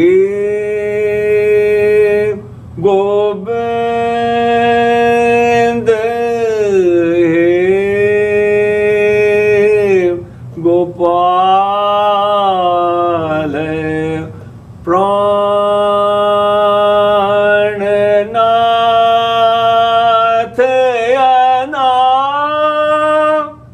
अथ सखे दीन दर्द ਨਿਵਾਰ हे। ਇਹ ਸ਼ੁੱਧ ਮਲਹਾਰ ਦਾ ਸਭ ਤੋਂ ਪੁਰਾਣਾ ਐਵੀਡੈਂਸ ਇਸ ਵੇਲੇ ਹਿੰਦੁਸਤਾਨੀ ਸ਼ਾਸਤਰੀ ਸੰਗੀਤ ਬਚਿਆ ਪੰਚਮ ਪਾਤਸ਼ਾਹ ਦੀ ਆਪਣੀ ਰੀਤ। ਔਰ ਇਸ ਤਰ੍ਹਾਂ ਨਾਲ ਰਾਗ ਗਾਉਣ ਬਾਰੇ ਕਹਿੰਦੇ ਨੇ ਜੀ ਅੱਜ ਤੋਂ 150 ਪੌਣੇ 200 ਸਾਲ ਪਹਿਲਾਂ ਅਲੋਪ ਹੋ ਗਿਆ। ਗੌਂਡ ਗੁਰਬਾਣੀ ਚ ਅੱਜ ਤਾਈਂ ਗੌਂਡ ਦੇ ਧੁਰਪਦੇ ਭਗਤ ਨਾਮਦੇਵ ਉਹਨਾਂ ਦੇ ਕਾਲ ਦੇ ਬਚੇ ਹੋਏ ਨੇ। ਸੋ ਇਹ ਯਾਨੀ ਕਿ ਹਿੰਦੁਸਤਾਨੀ ਸੰਗੀਤ ਵਾਸਤੇ ਗੁਰਕੀਰਤਨ ਦੀ ਅੱਜ ਜਿਵੇਂ ਕਿ ਖੰਡਰ ਹੋ ਚੁੱਕਿਆ ਹੈ ਪੰਜਾਬ, ਉਸ ਦੇ ਵਿੱਚੋਂ ਜਿਹੜੀ ਸਮੱਗਰੀ ਅਸੀਂ ਲੱਭ ਸਕੇ ਹਾਂ ਉਹਦੇ ਵਿੱਚ ਵੀ ਇੰਨੀ ਇਨਫੋਰਮੇਸ਼ਨ ਹੈ ਜਿਹੜੀ ਹਿੰਦੁਸਤਾਨੀ ਸੰਗੀਤ ਨੂੰ ਅਮੀਰ ਕਰੇਗੀ। ਇਹ ਮੇਰਾ ਮੇਰੀ ਫਾਈਂਡਿੰਗਸ ਨੇ, ਯਾਨੀ ਕਿ ਮੇਰਾ ਕੋਈ ਦਾਵਾ ਨਹੀਂ। ਤੁਸੀਂ ਕਿੰਨੇ ਸਾਲ ਇਸ ਕਿਤਾਬ ਦੇ ਉੱਤੇ ਕੰਮ ਕੀਤਾ ਹੈ? 37 ਸਾਲ ਦਾ ਫੀਲਡ ਵਰਕ 38ਵਾਂ ਹੈ ਜੀ, ਤੇ 43 ਸਾਲ ਦੀ ਹੁਣ ਸਿੱਖਿਆ ਹੋ ਗਈ। ਤੇ ਕਿਉਂਕਿ ਜਦੋਂ ਤੁਸੀਂ ਪਹਿਲੇ ਅੰਦਰ ਆਏ ਤੇ ਮੈਨੂੰ ਲੱਗਾ ਸ਼ਾਇਦ ਇਹ 10-15 ਕਿਤਾਬਾਂ ਨੇ, ਬਾਅਦ 'ਚ ਮੈਨੂੰ ਲੱਗਾ ਵੀ ਇਹ ਤਾਂ ਕਿਤਾਬ ਇੱਕੋ ਹੀ ਹੈ। ਇੱਕ ਕਿਤਾਬ ਹੈ ਇੰਨਾ ਵੋਲਿਊਮ ਹੈ। ਪ੍ਰਾਚੀਨ ਕੀਰਤੀ ਮਾਲਾ। ਅੱਛਾ, ਇੱਕ ਸਵਾਲ ਜਿਹੜਾ ਹਾਲਾ ਮੈਂ ਅਮਰਵੀਰ ਸਿੰਘ ਨੂੰ ਪਿੱਛੇ ਛੱਡਤਾ ਹੈ, ਮੇਰੇ ਮਨ 'ਚ ਆ ਰਿਹਾ, ਇੱਕ ਫਿਲਮੀ ਧੁਨਾਂ ਤੇ ਕੀਰਤਨ ਕਰਨ ਵਾਲੇ ਕੀਰਤਨੀ ਸਿੰਘ ਨੂੰ ਜਦੋਂ ਕਿਸੇ ਸਿੰਘ ਨੇ ਸਵਾਲ ਪੁੱਛਿਆ ਜੀ ਕਿ ਤੁਸੀਂ ਗੁਰਮਤ ਪ੍ਰਮਾਣਿਤ ਰਾਗਾਂ ਤੋਂ ਬਿਨਾਂ ਇਹ ਧੁਨ ਇਹ ਕੱਢਦੇ ਹੋ, ਤੇ ਉਹਨਾਂ ਨੇ ਦਲੀਲ ਇਹ ਦਿੱਤੀ ਅੱਗੋਂ, ਹਾਲਾ ਮੈਂ ਤਾਂ ਮੌਕੇ ਤੇ ਨਹੀਂ ਸੀ, ਮੈਨੂੰ ਉਹਨਾਂ ਨੇ ਬਾਅਦ 'ਚ ਦੱਸਿਆ ਕਿ ਜੀ ਦੇਖੋ ਗੁਰੂ ਗ੍ਰੰਥ ਸਾਹਿਬ ਜੀ ਵੀ ਤਾਂ ਧੁਨਾਂ ਨੇ, ਜੇ ਉਦੋਂ ਪੋਪੂਲਰ ਫੋਕਲੋਰ ਦੇ ਉੱਤੇ ਕੁਝ ਕਿਹਾ ਜਾ ਸਕਦਾ ਹੈ ਤੇ ਅੱਜ ਜਿਹੜੀ ਚੀਜ਼ ਪੋਪੂਲਰ ਸੰਗੀਤ 'ਚ ਹੈ, ਜੇ ਅਸੀਂ ਗੁਰਬਾਣੀ ਦਾ ਮੈਸੇਜ ਦੇਣ ਲਈ ਉਹਨੂੰ ਇਸਤੇਮਾਲ ਕਰਦੇ ਹਾਂ ਤੇ ਇਹਦੇ 'ਚ ਕੀ ਗਲਤੀ? ਇਹਦੇ ਤੇ ਤੁਹਾਡੀ ਕੀ ਟੇਕ ਹੈ? ਮੇਰੇ ਵੀ ਕਿਉਂਕਿ ਆਮ ਮੇਰੇ ਵੀ ਟੱਕਰੇ ਹੋਏ ਨੇ ਜੀ ਇਹੋ ਜੀ ਵਿਰਤੀ ਨਾਲ। ਮੈਂ ਹੱਸ ਕੇ ਕਹਿਣਾ ਹੁਣਾ ਜੀ, ਧੁਨਾਂ ਦੀ ਗੱਲ ਜੇ ਕਰਦੇ ਹੋ, ਪਹਿਲਾਂ 22 ਵਾਰਾਂ ਨੇ, ਉਹਨਾਂ 'ਚ ਚਲੋ 11 ਤੇ 12 ਧੁਨੀਆਂ ਨੇ, ਪਹਿਲਾਂ ਉਹ ਸੁਣਾ ਦਿਓ ਮੈਨੂੰ ਸਾਰੀਆਂ, ਫਿਰ ਤੁਹਾਡੀ 13ਵੀਂ ਮੈਂ ਤੁਹਾਥੋਂ ਵੀ ਸੁਣ ਲਓ। ਸੋ ਪਹਿਲਾਂ ਇਨਹੈਰਿਟ ਕਰੋ, ਪਹਿਲਾਂ ਸਿੱਖੋ ਕਿ ਕੀਰਤਨ ਹੈ ਕੀ ਜੀ, ਕੀਰਤਨ ਦੀ ਰਵਾਇਤ ਕੀ ਹੈ। ਦੇਖੋ ਤੁਸੀਂ ਕਿਤਾਬਾਂ ਦੇ ਕਲਮਾਂ ਦੇ ਨਾਲ ਜੂਝੇ ਹੋ, ਤੁਹਾਡੇ ਤੇ ਮੈਂ ਇਲਜ਼ਾਮ ਲਾ ਕੇ ਤੁਸੀਂ ਜੀ ਗੁਰੂ ਨਾਨਕ ਦੇਵ ਮਹਾਰਾਜ ਦੀ ਕੋਈ ਰੀਤ ਸੁਣਾਓ ਆਪਦੀ ਦੀ, ਇਹ ਜਰਨਲਿਜ਼ਮ 'ਚ ਨੇ ਜੀ। ਕੋਈ ਡਾਕਟਰ ਹੈ, ਕੋਈ ਇੰਜੀਨੀਅਰ ਹੈ, ਕੋਈ ਪਾਇਲਟ ਹੈ ਜੀ, ਕੋਈ ਐਂਟਰਪ੍ਰੀਨਿਓਰ ਹੈ, ਕਈ ਦਹਾਕੇ ਲਾ ਕੇ ਸਿਖਰ ਤੇ ਪਹੁੰਚਦੇ ਆਪਣੇ ਆਪਣੀ ਫੀਲਡ ਵਿੱਚ। ਪਰ ਜਿਹੜੇ ਲੋਕ ਜਿਨ੍ਹਾਂ ਦਾ ਕਿੱਤਾ ਇਹ ਹੈ, ਜਿਨ੍ਹਾਂ ਦਾ ਪੇਸ਼ਾ ਕੀਰਤਨ ਗਾ ਕੇ ਕੀਰਤਨ ਕਰਕੇ ਜਿਹੜਾ ਰੋਜ਼ੀ ਤੇ ਰੋਟੀ ਜਿਨ੍ਹਾਂ ਦਾ ਪ੍ਰੋਫੈਸ਼ਨ ਹੈ, ਉਹੀ ਜੇ ਵਿਰਸੇ ਨੂੰ ਨਾ ਸਮਝਣ ਨਾ ਸਿੱਖਣ ਤੇ ਕੌਮ ਨਸ਼ੀ ਤਾਂ ਹੁੰਦੀ ਹੈ। ਔਰ ਕਿਸੇ ਨੇ ਨਹੀਂ ਸਾਨੂੰ ਮਾਰਿਆ, ਸਾਡੀ ਆਪਣੀ ਮੂਰਖਤਾ ਨੇ ਸਾਨੂੰ ਮਾਰਿਆ। ਪਹਿਲੀ ਗੱਲ, ਰਾਗ ਜਿਹੜੇ ਨੇ, ਦੇਖੋ ਰਾਗ ਕਾਂਗੜਾ ਜੇ ਮੈਂ ਗਾਉਣਾ, ਉਹ ਕਾਫੀ ਰਾਗ ਤੇ ਆਧਾਰਿਤ ਹੈ। ਰਾਗ ਧਨਾਸਰੀ ਜੇ ਮੈਂ ਗਾਉਣਾ, ਉਹ ਕਾਫੀ ਰਾਗ ਤੇ ਆਧਾਰਿਤ ਹੈ। ਜਦੋਂ ਮੈਂ ਕਾਫੀ ਨਹੀਂ ਸਿੱਖਾਂਗਾ ਤੇ ਮੈਨੂੰ ਨਾ ਕਾਂਗੜਾ ਗਾਉਣਾ ਆਏਗਾ ਤੇ ਨਾ ਧਨਾਸਰੀ ਗਾਉਣਾ ਆਏਗਾ, ਨਾ ਦੇਵਗੰਧਾਰੀ ਗਾਉਣਾ ਆਏਗਾ। ਖਮਾਜ ਰਾਗ ਤੇ ਕਈ ਰਾਗ ਆਧਾਰਿਤ ਨੇ, ਬਿਹਾਗੜਾ ਹੋ ਗਿਆ, ਗੌਂਡ ਹੋ ਗਿਆ, ਪਰ ਖਮਾਜ ਬਾਣੀ ਚ ਨਹੀਂ, ਜਿਵੇਂ ਕਾਫੀ ਬਾਣੀ ਚ ਨਹੀਂ।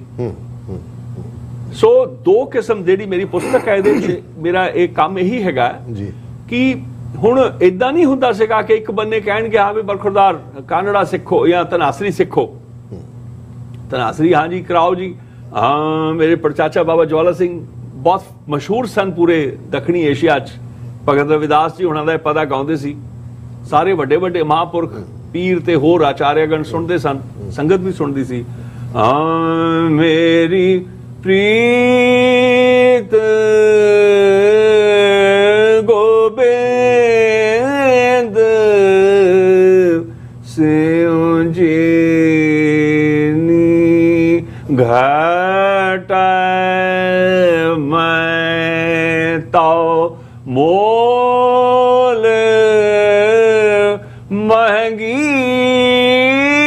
ਲਈ ਜੀ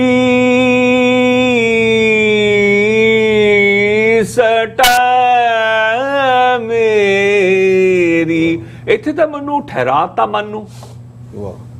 ਹਾਂਜੀ, ਇੱਕ ਜਿਵੇਂ ਸਮੁੰਦਰ ਹੋਵੇ ਜਿਹਦੇ ਚ ਇੱਕ ਵੱਲ ਨਾ ਹੋਵੇ, ਇੱਥੇ ਠਹਿਰਾਤਾ ਤੇ ਕਹਿਣਗੇ ਅੱਛਾ ਬੇਟਾ ਬਰਖੁਰਦਾਰ, ਹੁਣ ਨਾ ਤੁਸੀਂ ਇਹਨੂੰ ਧਨਾਸਰੀ ਨੂੰ ਸਮਝਣਾ ਹੈ ਤੇ ਆ ਹੁਣ ਦੇਖੋ ਕਾਂਗੜਾ ਵੀ ਸਮਝੋ। ਆ ਪੰਚਮ ਪਿਤਾ ਦਾ ਕਾਂਗੜਾ ਹੈਗਾ, ਕਿਵੇਂ ਜੀ? ਹਾਂ ਹਰੀ ਹਰੇ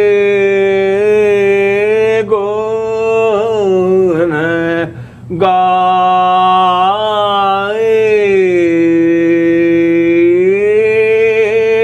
ਸਾਧੂ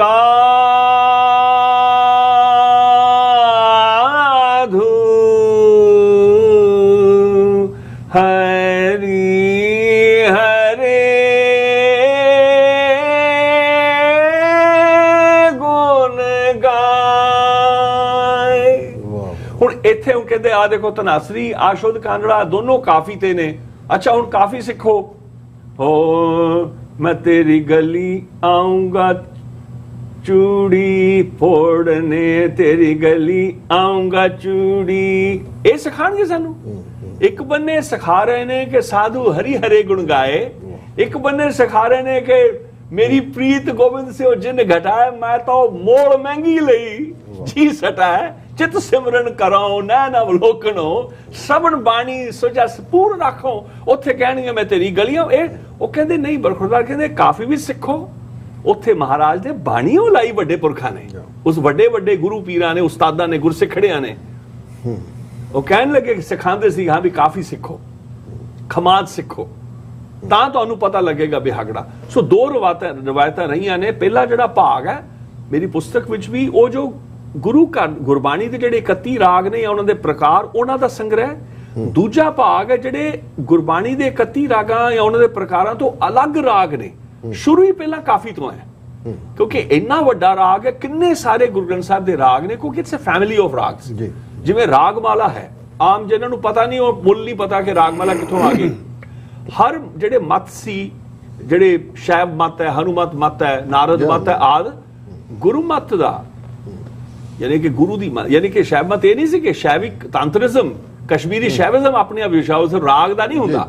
ਇੱਕ ਸੰਪਰਦਾ, ਗੁਰੂ ਦੀ ਮਤ ਦੀ ਜੋ ਸੰਪਰਦਾ ਹੈ, ਉਹਦੇ ਵਿੱਚ ਰਾਗ ਦਾ ਕੀ ਉਹਦਾ ਕਨਸਟੀਟਿਊਸ਼ਨ ਹੈ।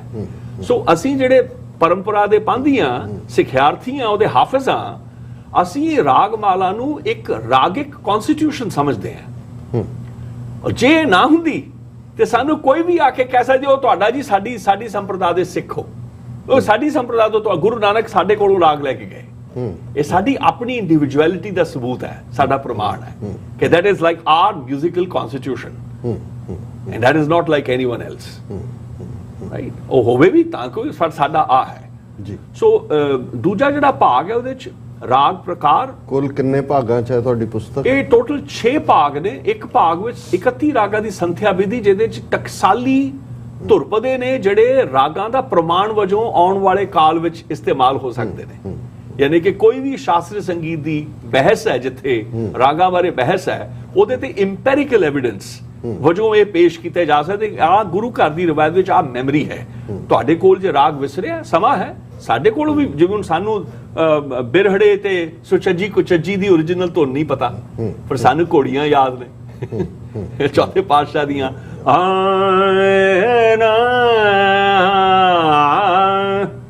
ਦੇਹ ਤੇਜਣ ਜੀ ਰਾਮ ਪਾਇਆ ਵੇ ਰਾਮ, ਧਨ ਮਾਨਸ ਜਨਮ ਪੁਨ ਪਾਇਆ ਵੇ ਰਾਮ। ਦੇਹ ਤੇਜਣ ਜੀ ਰਾਮ ਪਾਇਆ ਵੇ ਰਾਮ, ਧਨ ਮਾਨਸ ਜਨਮ ਪੁਨ ਪਾਇਆ ਵੇ ਰਾਮ। ਮਾਨਸ ਜਨਮ ਵਡ ਪੁਨੇ ਪਾਇਆ, ਦੇਹ ਸੋ ਕੰਚਨ ਚੰਗੜੀਆਂ, ਗੁਰਮੁਖ ਰੰਗ ਚਲੂਲਾ ਪਾਵੈ, ਹਰੀ ਹਰੀ ਹਰੀ ਨਵ ਰੰਗੜੀਆਂ। ਇਹ ਦੇਹ ਸੁਬਾਕੀ ਜਿਤ ਹਰੀ ਜਾਪੀ, ਹਰੀ ਹਰੀ ਨਾਮ ਸੁਹਾਵੀਆ, ਵਡ ਭਾਗੀ ਪਾਈ ਨਾਮ ਸਖਾਈ, ਜਨ ਨਾਨਕ ਰਾਮ ਉਪਾਇਆ, ਘੋੜੀ ਤੇਜਣ ਦੇ ਜੀ ਰਾਮ ਪਾਇਆ ਵੇ ਰਾਮ। ਰਾਗ ਵਡਹੰਸ ਦੀ ਓਰੀਜਨਲ ਧੁਨ ਹੈ, ਚੌਥੇ ਪਾਤਸ਼ਾਹ ਦੀ ਸੁਗਾਤ ਹੈ। ਰਬਾਬੀਆਂ ਨੂੰ ਵੀ ਯਾਦ ਸੀ, ਗੁਰਸਿੱਖਾਂ ਨੂੰ ਵੀ ਯਾਦ ਸੀ। ਸੋ ਇਹ ਜਿਹੜੀ ਇਸੇ ਤਰ੍ਹਾਂ ਨਾਲ ਅਸੀਂ ਦੂਜਿਆਂ ਨੂੰ ਕਹਿ ਸਕਦੇ ਹਾਂ, ਹਿੰਦੁਸਤਾਨੀ ਸੰਗੀਤ ਦੇ ਰਵਾਇਤੀਆਂ ਨੂੰ, ਕਿ ਜੀ ਤੁਹਾਡੇ ਕੋਲ ਜੇ ਰਾਗ ਗਾਉਂਡ ਹੈ ਨਹੀਂ, ਤੁਹਾਡੇ ਕੋਲ ਸ਼ੁੱਧ ਮਲਹਾਰ ਦਾ ਨਹੀਂ ਹੈ ਜੀ, ਮਹਾਰਾਜ ਦੀ ਬਖਸ਼ੀਆਂ ਦਾਤਾਂ ਜੋ ਸਾਨੂੰ ਮਿਲ ਪਿਆ ਜੇ ਧੁਰਪਦ ਉਦੋਂ ਦਾ ਹੈ, ਵਾਜਾ ਹੋਵੇ ਤੇ ਕਬੂਲ ਹੋਵੇ ਜੀ।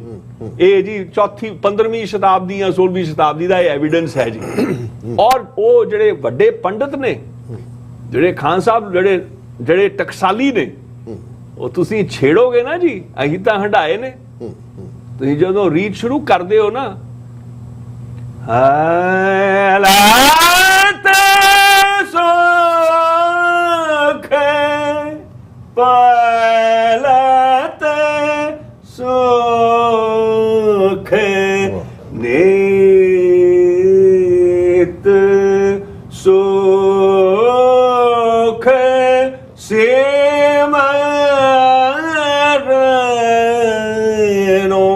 ਪ੍ਰੋਫੈਸਰ ਕਮਲੇਸ਼ ਦੱਤ ਤ੍ਰਿਪਾਠੀ, ਕਸ਼ਮੀਰੀ ਸ਼ੈਵਿਜ਼ਮ ਦੇ ਵੱਡੇ ਪੰਡਤ, ਪ੍ਰੋਫੈਸਰ ਐਮੈਰਿਟਸ ਬਨਾਰਸ ਹਿੰਦੂ ਯੂਨੀਵਰਸਿਟੀ ਦੇ, ਕੋਮਲ ਕੋਠਾਰੀ ਹੋਣੀ, ਪ੍ਰੋਫੈਸਰ ਐਸ.ਕੇ. ਸਕਸੈਨਾ ਹੋਣੀ, ਜਿਹੜੇ ਐਸਥੈਟਿਕਸ ਤੇ ਫਿਲਾਸਫੀ ਦੇ ਪ੍ਰੋਫੈਸਰ ਰਹੇ, ਉਹ ਕਹਿੰਦੇ ਹੁੰਦੇ ਭਾਈ ਜੀ परंपरा तो दूर से दिखती है, इस ज्ञान को, इस नॉलेज को इंट्रोडक्शन की जरूरत नहीं। जिन्हें शैवाइट ने वो तो सारे म्यूजिक नु शिव जी दी वीणा चों ही निकलिया। दी, हाँ जी बिल्कुल, हाँ जी, है ना।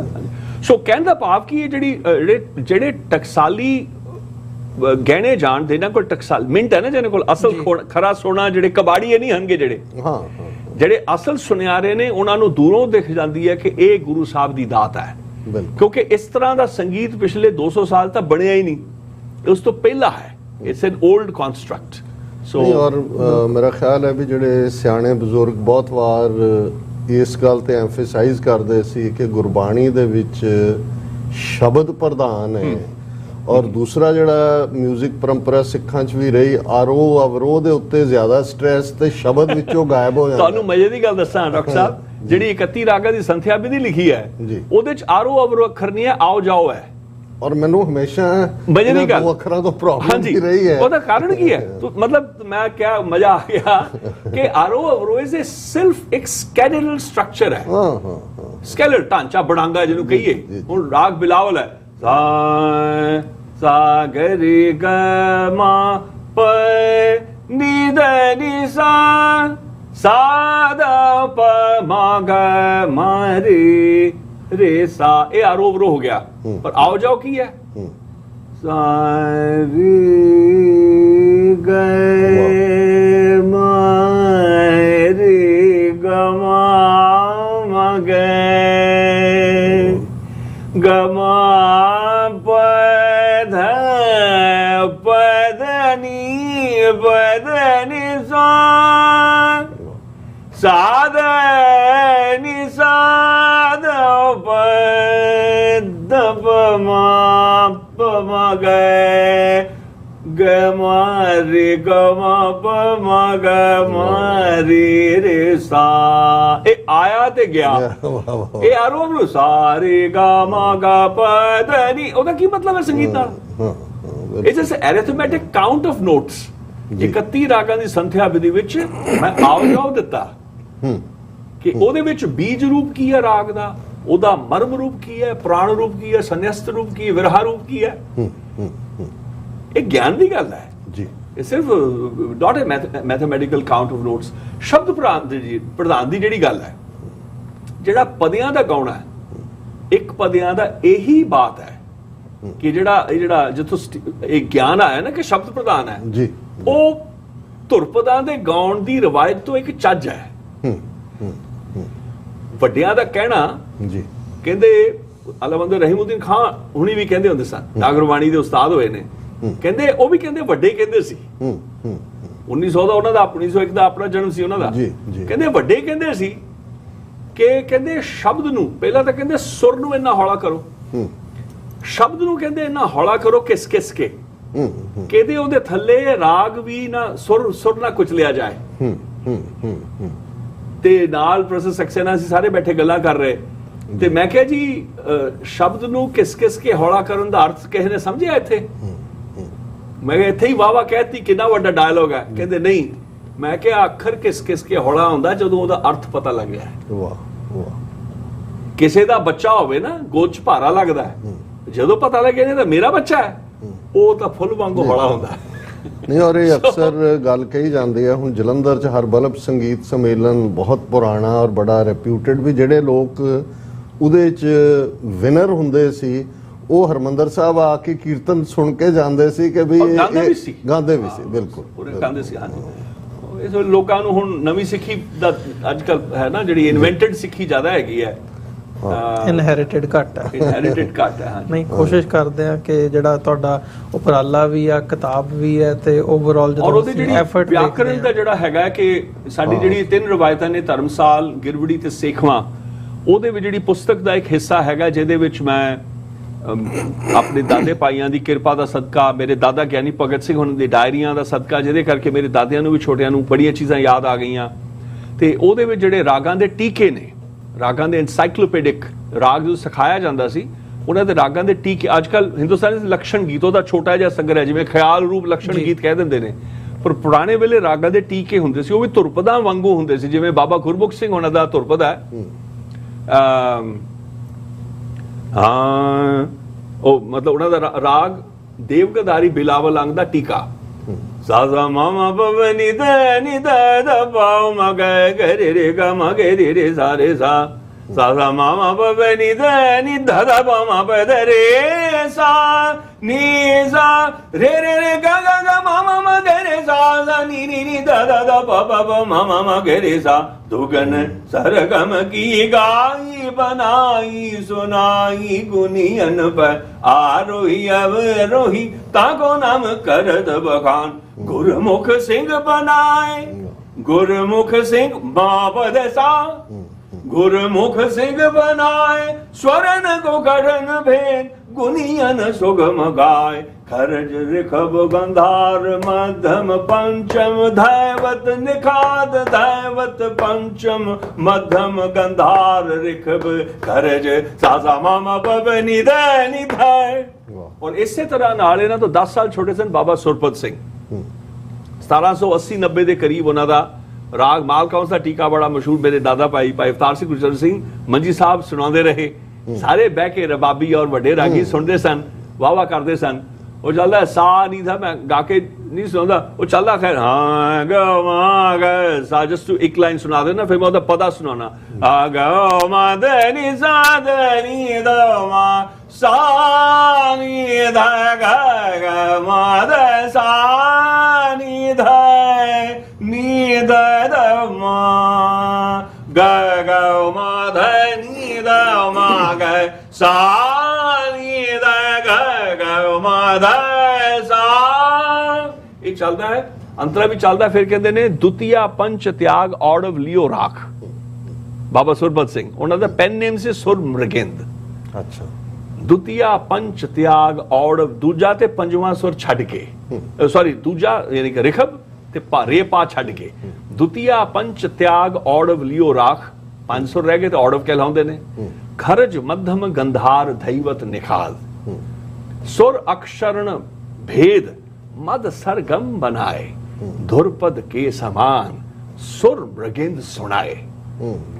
ਇਹ ਗਿਰਵੜੀ ਤੇ ਸੇਖਵਾਂ ਟਕਸਾਲ ਦਾ ਗਿਆਨ ਹੈ, ਵਿਸਤਾਰ ਦਾ ਦਿੱਤਾ ਹੈ। ਇਹਦੀ ਇਸਕਲੀ ਪਰਫਾਰਮੈਂਸ ਔਰ ਸਟਾਫ ਨੋਟੇਸ਼ਨ ਚ ਵੀ ਅੱਜ ਕੋਈ ਅਮਰੀਕਾ ਦੇ ਕਿਸੇ ਯੂਨੀਵਰਸਿਟੀ ਤੁਸੀਂ ਲੈ ਜਾਓ, American kids, non Indian kids, ਉਹ ਤੁਸੀਂ ਖੋਲੋ, ਉਹ ਸਟਾਫ ਨੋਟੇਸ਼ਨ ਪੜ੍ਹ ਕੇ, ਮੇਰੇ ਸ਼ੀਸ਼ੇ ਨੇ ਬੜੇ ਅਜ਼ੀਜ਼ ਨੇ ਚੈਸਲਰ ਬਾਲਾ ਸਿੰਘ, ਆਰਟਿਸਟ ਹਰਦੇਵ ਸਿੰਘ ਉਹਨਾਂ ਦੇ ਟੋਰਾਂਟੋ ਜਿਹੜੇ ਸਨ, ਉਹਨਾਂ ਦੇ ਬੇਟੇ ਨੇ, ਪੈਰਿਸ ਕਨਸਰਵੇਟਰੀ ਤੋਂ ਪੜ੍ਹੇ ਹੋਏ ਨੇ, ਪ੍ਰੋਫੈਸ਼ਨਲ ਪਿਆਨਿਸਟ ਨੇ ਉਹ, ਕਿਉਂਕਿ ਮੇਰੀ ਗੁਰਮੁਖੀ ਪੜ੍ਹ ਲੈਂਦਾ ਤੇ ਜਿੰਨੇ ਮੈਂ ਗੁਰਮੁਖੀ 'ਚ ਲਿਖਦਾ ਉਹ ਸਟਾਫ ਨੋਟੇਸ਼ਨ ਉਹਨੇ ਕਰਤੀ ਹੋਈ ਹੈ। 716 ਪੰਨੇ ਉਹਨੇ ਸਟਾਫ ਨੋਟੇਸ਼ਨ ਦੇ ਕੀਤੇ ਨੇ ਇਸ ਪੁਸਤਕ ਦੇ ਵਿੱਚ, ਤੇ ਬੱਚੇ ਅੱਜ 31 ਰਾਗਾਂ ਨੂੰ ਇਹ ਪਬਲਿਸ਼ ਕਿਤੋਂ ਹੋਈ ਹੈ ਔਰ ਹੁਣ ਕਰਨ ਲੱਗੇ ਜੀ। ਇਹ ਡਮੀ ਤੁਹਾਨੂੰ ਦਿਖਾਇਆ ਅੱਜ ਮੈਂ, ਜਿਹੜਾ ਬਣ ਰਿਹਾ, ਹਲੇ ਮੈਂ ਪਬਲਿਕ ਪ੍ਰਿੰਟਰ ਲੱਭ ਰਿਹਾ। ਅੱਛਾ, ਪ੍ਰਿੰਟਰ ਲੱਭ ਰਿਹਾ ਮੈਂ, ਜਿਹੜੇ ਕਿ ਉਹ ਇੰਨੀ ਮੋਟੀ ਕਿਤਾਬ ਬੰਨਣ ਵਾਲੇ ਲੱਭਦੇ ਨਹੀਂ ਪਏ। ਕਿ ਸਾਡੇ ਇਸ ਪ੍ਰੋਗਰਾਮ ਨਾਲ ਬਹੁਤ ਸਾਰੇ ਜਿਹੜੇ ਇਸ ਫੀਲਡ ਨਾਲ ਜੁੜੇ ਹੋਏ ਨੇ ਉਹਨਾਂ ਦੀ ਦਿਲਚਸਪੀ ਵੀ ਹੋਏਗੀ। ਬਿਲਕੁਲ। ਕਦੋਂ ਤੱਕ ਤੁਸੀਂ ਐਕਸਪੈਕਟ ਕਰਦੇ ਹੋ ਇਹਨੂੰ ਪਬਲਿਸ਼ ਕਰਨਾ? ਇਸ ਨਵੰਬਰ ਦੇ ਵਿੱਚ ਨਾ ਕੰਮ ਮੁਕੰਮਲ ਹੈ, ਬਸ ਮੈਂ ਪ੍ਰਿੰਟਰ ਲੱਭ ਰਿਹਾ ਹੁਣ ਮੈਂ, ਕਿ ਇਹ ਵੀ ਡਮੀ ਜਿਹੜੀ ਬਣੀ ਹੈ, ਮੈਨੂੰ ਬੜੀ ਆਸ ਸੀ। ਗੁੜਗਾਉਂ ਚ ਮਿਲਾਇਆ ਗਿਆ ਸੀ ਇੱਕ ਪ੍ਰਿੰਟਰ, ਉਹ ਉਹਨਾਂ ਦੇ ਵੱਸ ਚ ਨਹੀਂ ਸੀ। ਇਹ ਤਾਂ ਏਦਾਂ ਲੱਗਦਾ ਜਿਵੇਂ 10 ਕਿਤਾਬਾਂ ਇਕੱਠੀਆਂ ਖੜੀਆਂ ਕੀਤੀਆਂ ਹੋਈਆਂ, ਜੋ ਭਲੀ ਨਹੀਂ, ਉਹ ਇੱਕ ਜਿਲਦ ਲੱਗਣੀ ਚਾਹੀਦੀ ਹੈ। ਤੇ ਆਖਰੀ ਪੈਂਡਾ ਮੈਂ, ਅੱਛਾ ਇੱਕ ਸਵਾਲ, ਕਿਉਂਕਿ ਹਾਲਾਂਕਿ ਅਸੀਂ ਅੱਜ ਘੜੀ ਦੂਸਰੇ ਪਾਸੇ ਕਰ ਦਿੱਤੀ ਹੈ, ਵਕਤ ਦਾ ਕੋਈ ਧਿਆਨ ਨਹੀਂ, ਅਕਾਲ ਦੇ ਪੁਜਾਰੀ ਜੋ ਹੋਏ ਹੈ ਜੀ, ਘੜੀਆਂ ਜਿਹੜਾ ਕੀ ਘਰ ਲਫ਼ਜ਼ ਹੈ ਹਾਂਜੀ। ਗੁਰੂ ਗ੍ਰੰਥ ਸਾਹਿਬ ਦੇ, ਜਦੋਂ ਵੀ ਸ਼ਬਦ ਚ ਰਾਗ, ਮਹੱਲਾ ਔਰ ਫਿਰ ਘਰ, ਉਹਦੇ ਤੇ ਅੱਡ-ਅੱਡ ਜਿਹੜੇ ਨੇ ਥਾਟ ਨੇ, ਤੁਸੀਂ ਕਿਵੇਂ ਦੇਖਦੇ ਹੋ? ਘਰ ਕਿਹਨੂੰ ਸਿਗਨੀਫਾਈ ਕਰਦਾ ਹੈ? ਹਾਂਜੀ। ਦੇਖੋ ਭਗਤ ਜੈਦੇਵ ਹੋਣਾ ਦਾ ਜਿਹੜਾ ਇੱਕ ਜਿਵੇਂ ਰਾਗ ਗੁਜਰੀ, ਰਾਗੇਣ, ਇੱਕ ਤਾਲੀ ਸਮ, ਪੁਰਾਣੇ ਜਿਹੜੇ ਰਾਗਾਂ ਦੇ ਉੱਤੇ, ਬਾਣੀ ਦੇ ਉੱਤੇ ਟਾਈਟਲ ਆਪਣੇ ਆਪਣੇ ਲਿਖਦੇ ਸੀ, ਰਾਗ ਤੇ ਤਾਲ ਦਾ ਜ਼ਿਕਰ ਜ਼ਰੂਰ ਕਰਦੇ ਸੀ। ਜਿਹੜਾ ਇੱਕ ਵਿਸ਼ਾ ਇੱਕ ਰਿਹਾ ਹੈ ਰਿਵਾਇਤੀ, ਉਹ ਇਹ ਸਮਝ ਰਹੀ ਕਿ ਕਿਉਂਕਿ ਉਹ ਰਿਵਾਇਤ ਆਲਰੇਡੀ ਸੀ ਤੇ ਘਰ ਵੀ ਤਾਲ ਹੀ ਹੈ। ਬਹੁਤਾ ਜਿਹੜਾ ਪ੍ਰੋਮਿਨੈਂਟ ਐਕਸੈਪਟੇਬਲ ਥਾਟ ਹੈ ਉਹ ਇਹੀ ਹੈ। ਹਾਂਜੀ। ਤੇ ਵੱਡੀਆਂ ਪਰੰਪਰਾਵਾਂ ਦਾ ਕੋਈ ਸਿੱਖਿਆਰਥੀ ਹੋਣ ਦੇ ਨਾਤੇ ਉਹਨਾਂ ਚੋਂ ਇੱਕ ਦਾ ਸ਼ਾਇਦ ਮੈਂ ਹੀ ਸਾਂ ਪਹਿਲਾ ਜਿਹੜਾ ਦੱਖਣੀ ਏਸ਼ੀਆ 'ਚ ਜਿੱਥੇ ਵੀ ਵਿਦਵਾਨ ਮਿਲੇ, ਭਾਵੇਂ ਪਾਕਿਸਤਾਨ ਸੀ ਜਾਂ ਹਿੰਦੁਸਤਾਨ ਸੀ ਜਾਂ ਉੱਥੋਂ ਦੋਹਾਂ ਇਲਾਕਿਆਂ ਚੋਂ ਯੂਰਪ ਜਾਂ ਅਮਰੀਕਾ ਵੱਲ ਜੋ ਆ ਕੇ, ਜਿਵੇਂ ਰਾਜਾ ਮਰਗਿੰਦਰ ਸਿੰਘ ਇੱਥੇ ਲੌਂਗ ਆਈਲੈਂਡ ਰਹੇ, ਮੈਂ ਬ੍ਰਿਗੇਡੀ ਕੇਜੇ ਸਿੰਘ ਹੋਣਾ ਦੇ, ਉਹਨਾਂ ਦੇ ਵਾਈਫ ਬੀਬੀ ਮਨਜੀਤ ਕੇਜੇ ਸਿੰਘ ਹੋਣਾ ਦੇ ਮੈਂ ਘਰ ਆ ਕੇ ਰਿਹਾ। ਰਾਜਾ ਸਾਹਿਬ ਉੱਥੇ ਆਉਂਦੇ ਸੀ, ਮੇਰੇ ਸਟੂਡੈਂਟਸ ਆਏ। ਮੂਲ ਮੰਤਰ ਦੇ ਉੱਤੇ ਮੈਂ ਤਕਰੀਬਨ 28-29 ਘੰਟੇ ਸਿਰਫ ਮੂਲ ਮੰਤਰ ਤੇ ਉਹਨਾਂ ਦੀ ਕਥਾ ਰਿਕਾਰਡ ਕੀਤੀ ਆ ਕੇ ਮੈਂ, ਜਿਹਦੇ ਵਿੱਚ ਰਾਜਾ ਮਹਿੰਦਰ ਸਿੰਘ ਹੋਣਾ ਦੀ 2009-10 ਦੇ ਵਿੱਚ। ਉਹ ਕਾਫੀ ਨਿਰਮਲਾ ਪਰੰਪਰਾ ਦੇ, ਹਾਂਜੀ, ਨਿਰਮਲਾ ਪਰੰਪਰਾ ਦੇ ਸੀਗੇ ਤੇ ਉਹਦੇ ਵਿੱਚ ਮੇਰੀ ਉਹਨਾਂ ਨਾਲ ਘਰ ਦੇ ਉੱਤੇ ਬਹਿਸ ਵੀ ਹੋਈ ਕਿਉਂਕਿ ਉਹਨਾਂ ਨੇ ਦਾਅਵਾ ਕੀਤਾ ਸੀ ਕਿ ਮੈਨੂੰ ਘਰ ਪਤਾ ਹੈ। ਸੋ ਮੈਂ ਉਹਨਾਂ ਨਾਲ ਆਪਣੀ ਫਿਰ ਸਾਂਝੀ ਕੀਤੀ। ਸੋ ਭਾਵ ਇਹ ਹੈ ਕਿ ਮੈਂ ਜਾਣਿਆ ਜਾਣਦਾ ਰਿਹਾ ਕਿ ਜਿੰਨੀ ਵੀ ਸੰਪਰਦਾਵਾਂ ਸਨ, ਜਿੰਨੇ ਵੀ ਵਿਦਵਾਨ ਸਨ, ਉਹਨਾਂ ਕੋਲ ਜਾ ਕੇ ਮੈਂ ਪੁੱਛਣ ਦਾ ਯਤਨ ਕੀਤਾ। ਇਹ ਵੀ ਮੈਂ ਪਹਿਲਾਂ ਹੀ ਦੱਸ ਦਿਆਂ ਕਿ ਮੇਰੇ ਘਰ ਜਿਹੜੇ ਦੋ ਵਿਦਵਾਨਾਂ ਨਾਲ ਮੈਂ ਵਾਰਤਾ ਕਰ ਸਕਿਆ ਘਰ ਬਾਰੇ, ਉਹ ਭਾਈ ਅਵਤਾਰ ਸਿੰਘ ਮੇਰੇ ਛੋਟੇ ਪਿਤਾ ਜੀ ਤੇ ਭਾਈ ਗੁਰਚਰਨ ਸਿੰਘ ਮੇਰੇ ਵੱਡੇ ਪਿਤਾ ਜੀ, ਦੋਹਾਂ ਦਾ ਮਤ ਅੱਡ ਸੀ। ਅੱਛਾ। ਵੱਡੇ ਪਿਤਾ ਜੀ ਭਾਈ ਗੁਰਚਰਨ ਸਿੰਘ ਹੋਣਾ ਦਾ ਬੜਾ ਖੜਕਾਲੂ ਖਿਆਲ ਸੀ ਕਿ ਤਾਲ ਹੀ ਹੈ। ਇਹ ਤਾਂ ਜੁਝਾਰੂ ਸੀ ਨਾ। ਜੁਝਾਰੂ ਸੀ, ਤੁਹਾਨੂੰ ਪਤਾ ਹੈ। ਤੇ ਜੁਝਾਰੂ ਛੋਟੇ ਵੀ ਘੱਟ ਨਹੀਂ ਸੀ ਮੇਰੇ ਜੀ। ਤੇ ਛੋਟੇ ਪਿਤਾ ਜੀ ਕਹਿੰਦੇ ਨਹੀਂ, ਮੈਂ ਨਹੀਂ ਮੰਨਦਾ ਕਿ ਰਾਗ ਹੈ। ਸੋ ਮੇਰੀ ਤਸੱਲੀ ਨਹੀਂ, ਉਹ ਕਹਿੰਦੇ ਸਨ। ਬਾਬਾ ਠਾਕੁਰ ਸਿੰਘ ਹੋਣੀ ਜਿਹੜੇ ਅਗਿਆਤਵਾਸ ਚ ਰਹੇ, ਜਿਨ੍ਹਾਂ ਦਾ ਕਾਫੀ ਆਡੀਓ ਦਾ ਜਿਹੜਾ ਮੇਰਾ ਰੈਸਟੋਰੇਸ਼ਨ 5.5 ਸਾਲ ਹੋਏ ਚੁਰਾ ਕੇ ਔਰ ਇੰਟਰਨੈਟ ਤੇ ਪਾਇਆ ਹੋਇਆ ਹੈ, ਅਲਮਸਟ ਜੀ ਉਹਨਾਂ ਦੇ ਬੇਟੇ, ਉਹ ਕੰਮ ਮੇਰਾ ਸੀ। ਉਹਨਾਂ ਨੂੰ ਪਟਿਆਲਾ, ਹਾਂਜੀ ਪਟਿਆਲਾ ਬਡੂੰਗਰ ਰਹਿੰਦੇ ਸਨ। ਐਕਚੁਅਲੀ ਬਚਪਨ ਚ ਗਿਆਨ ਸਿੰਘ ਅਲਮਸਟ ਹੋਰਾਂ ਦਾ ਵੀ ਕੀਰਤਨ ਸੁਣਨ ਦਾ ਮੌਕਾ ਮਿਲਿਆ ਤੇ ਬਾਬਾ ਠਾਕੁਰ ਸਿੰਘ ਦਾ ਬਿਲਕੁਲ। ਹਾਂਜੀ। ਸੋ ਉਹ 7 ਸਾਲ ਮੈਨੂੰ ਲੱਗੇ ਦਸਤਕ ਕਰਨ ਚ। ਉਹਨਾਂ ਨੇ ਬੜੀ ਨਵਾਜ਼ਿਸ਼ ਕੀਤੀ, ਮੈਨੂੰ ਕਬੂਲ ਕੀਤਾ, ਆਪਣੇ ਘਰ ਵਿੱਚ ਸਥਾਨ ਦਿੱਤਾ ਔਰ ਫਿਰ ਮੈਂ 5.5 ਸਾਲ ਲਾਏ ਉਹਨਾਂ ਦਾ ਸਾਰਾ ਰੈਸਟੋਰੇਸ਼ਨ ਕੀਤਾ। ਉਹਨਾਂ ਦੀ ਇੱਛਾ ਨਹੀਂ ਸੀ ਕਿ ਉਹਨਾਂ ਦੀ ਆਵਾਜ਼ ਦਾ ਇੰਟਰਨੈਟ ਤੇ ਆਵੇ। ਉਹ ਮੇਰੀ ਉਹਨਾਂ ਨੂੰ ਪ੍ਰੀਵਿਊ ਗਿਆਨ ਸਿੰਘ ਹੋਰਾਂ ਦੀ ਜਾਂ ਠਾਕੁਰ ਸਿੰਘ ਉਹਨਾਂ ਦੀ ਵੀ ਔਰ ਠਾਕੁਰ ਜੀ ਸਾਰੀ ਮੇਰੀ ਰਿਸਟੋਰ ਕੀਤੀ ਹੋਈ ਮੇਰੇ ਅਨਾਥ ਫਾਊਂਡੇਸ਼ਨ ਸਟੂਡੀਓਜ਼ ਦੇ ਵਿੱਚ। ਔਰ ਉਹਨਾਂ ਦੀ ਔਰ ਮੇਰੀ ਆ ਗਿਆ ਕੋਈ ਮੇਰਾ ਕੰਮ ਪ੍ਰੀਵਿਊ ਦੀ ਆਪਾਂ ਸੀਡੀਜ਼ ਦਿੰਦੇ ਨਾ ਕਿ ਦੇਖ ਲਓ ਕਿਦਾਂ। ਉਹ 2-3 ਜਣਿਆਂ ਕੋਲ ਸੀ, ਉਹ ਚੁਰਾ ਕੇ ਉਹ ਕਿਸੇ ਨੇ ਬਗੈਰ ਦੱਸਦੇ ਵੀ ਨਹੀਂ ਕਿ ਭਾਈ ਬਲਦੀਪ ਸਿੰਘ ਦਾ ਕੰਮ ਹੈ। ਸੋ ਇਹਨਾਂ ਸਾਰਿਆਂ ਉਹਨਾਂ ਦੀ ਵੀ ਜਿਹੜੀ ਉਹਨਾਂ ਦਾ ਮਤ ਸੀ ਘਰ ਦੇ ਬਾਰੇ ਤਾਲ ਸੀ। ਅੱਛਾ। ਕਈ ਜਿਹੜੇ ਹੋਰ ਵਿਦਵਾਨ ਮਿਲੇ, ਉਹ ਕਹਿੰਦੇ ਜੀ ਇੱਕ ਘਰ ਦਾ ਮਤਲਬ ਹੈ ਤਾਲੀ, ਯਾਨੀ ਕਿ ਤਾਲ ਦੇ ਵਿੱਚ ਜਿੰਨੀਆਂ ਤਾਲੀਆਂ ਹੁੰਦੀਆਂ, ਜਿਵੇਂ ਕਿ ਘਰ ਤੀਜਾ ਧਾ ਦਿਨ ਧੰਦਾ ਦਿਨ ਧੰਦਾ ਤਿੰਨ ਧੰਦਾ ਤੱਕ ਦਿਨ ਧੰਦਾ, 3 ਤਾਲੀਆਂ ਵੱਜੀਆਂ, 16 ਮਾਤਰੇ ਦਾ ਘੇਰਾ ਹੋ ਗਿਆ ਵਗੈਰਾ। ਕੁਝ ਜਣਿਆਂ ਨੇ ਕਿਹਾ ਕਿ ਨਹੀਂ, ਇੱਕ ਘਰ 3 ਮਾਤਰੇ ਦਾ ਹੁੰਦਾ ਹੈ ਜੀ। ਤੇ ਮੈਂ ਕਿਹਾ ਜੀ ਇੱਕ ਮਾਤਰਾ ਜਿਵੇਂ 3 ਤਾਲੀਆਂ ਨੇ ਤੇ 3 ਤਾਲੀਆਂ ਤਾਂ ਧਮਾਰ ਚ ਵੀ ਨੇ, ਕਧਿਟ ਧਿਟ ਧਾਗੇ ਟਿਟ ਟਿਟ ਤਾ ਕਧਿਟ, ਇਹ 3 ਤਾਲੀਆਂ ਨੇ। ਜਾਂ ਧਾ ਤ੍ਰਕੜ ਧਾ ਦਿਗ ਨਗ ਟੇਟਾ ਧਾਗੇ ਨਾ ਧਾ ਤ੍ਰਕੜ ਧਿੰਨਾ ਧਿਨ ਧਿੰਨਾ, ਤੇ ਝਪ ਤਾਲ ਦੇ ਵਿੱਚ ਵੀ 3 ਤਾਲੀਆਂ ਨੇ।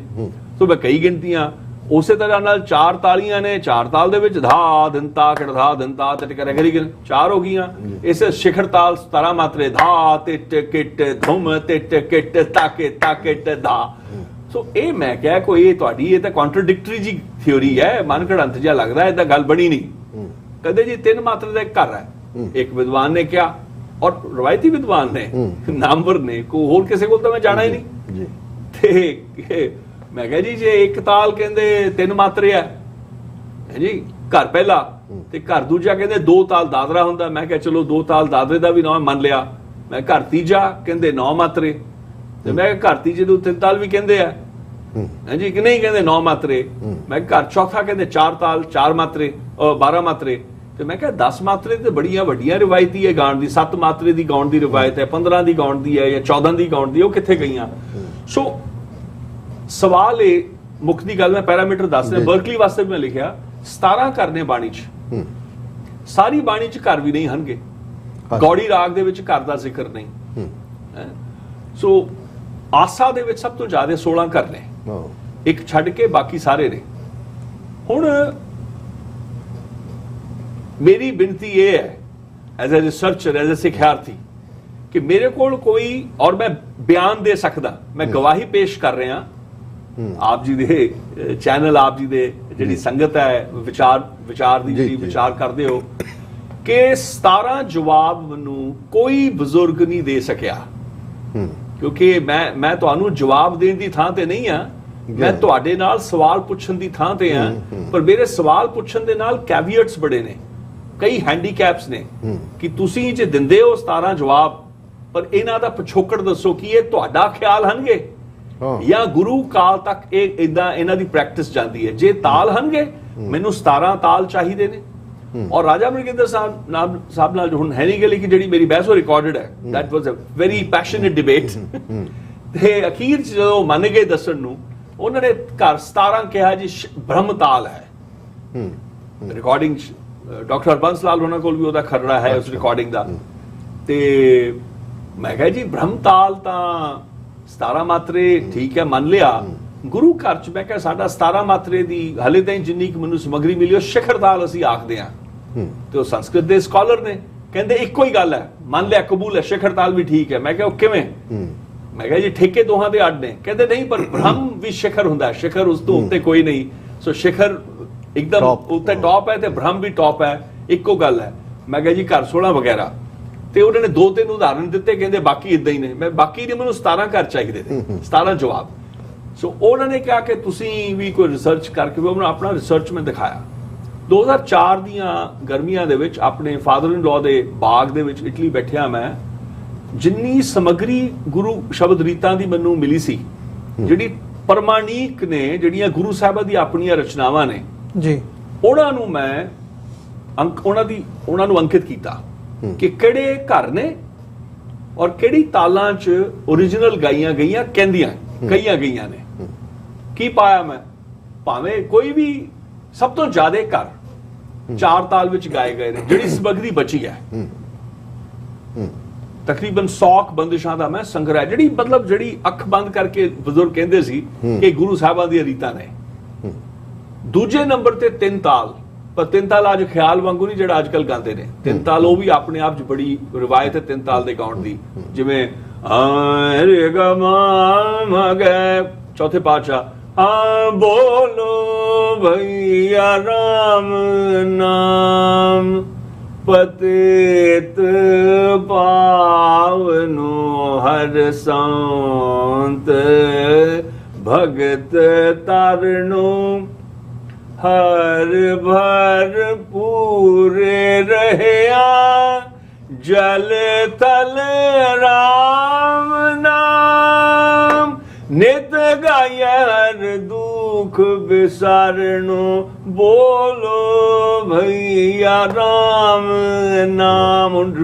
ਧਾ ਧਿਨ ਧਿਨ ਧਰਗੜ ਧਾ, ਇਸ ਚਾਲ ਵਿੱਚ ਬੜੀ ਮਧੁਰ ਔਰ ਬੜੀ ਮਸਤਾਨੀ ਚਾਲ ਵਿੱਚ ਇਹ ਬਹੁਤ ਸੀਰੀਅਸ ਗਿਆਨ ਹੈ। ਇਹ ਮੈਂ ਤਾਂ ਸੁਣਾਈ ਹੈ ਕਿਤੇ ਕਈ ਗੈਰ ਸਿੱਖਾਂ ਨੂੰ ਤੇ ਕਈ ਸਿੱਖਾਂ ਨੂੰ ਵੀ, ਪਰ ਮੈਂ ਕਿਹਾ ਸ਼ਾਇਦ ਸਿੱਖਾਂ ਨੂੰ ਗਾਉਣਾ ਨਹੀਂ ਆਉਂਦਾ ਜਾਂ ਗਾਣ ਦੀ ਸਮੱਗਰੀ ਦੇ ਨਾਲ ਨਹੀਂ, ਲੇਕਿਨ ਜਿਹੜੇ ਸਿਆਣੇ ਹਨਗੇ ਉਹ ਜੋ ਮੈਂ ਹੁਣ ਸੁਣਾਇਆ, ਇਹਦਾ ਜਿਹੜਾ ਵਾਸਤੂ ਸ਼ਾਸਤਰ ਹੈ ਇਸ ਰੀਤ ਦਾ, ਯਾਨੀ ਕਿ ਜਿਹੜਾ ਆਰਕੀਟੈਕਚਰ ਹੈ, ਉੱਥੋਂ ਪਤਾ ਲੱਗ ਜਾਏਗਾ ਕਿ ਕਿਸੇ ਵੱਡੇ ਪੁਰਖ ਦਾ ਉਚਾਰਨ ਹੈ, ਕਿਸੇ ਇੱਕ ਆਮ ਸੰਗੀਤਕਾਰ ਦਾ ਨਹੀਂ। ਆਮ ਸੰਗੀਤਕਾਰ ਦਾ ਜਿਹਨੂੰ ਮੈਂ ਕਹਿਣਾ ਹੁੰਦਾ ਕਿ ਕੰਪੋਜ਼ ਸੌਂਗ, ਬੰਦੇ ਦਾ ਬਣਾਇਆ ਗੀਤ, ਇੱਕ ਹੈ ਇਲਹਾਮੀ ਗੀਤ, ਜਿਹੜਾ ਕੰਪੋਜ਼ ਰਿਵੀਲਡ ਸੌਂਗ, ਜਿਹੜਾ ਰੈਵਲੇਸ਼ਨ ਹੈ।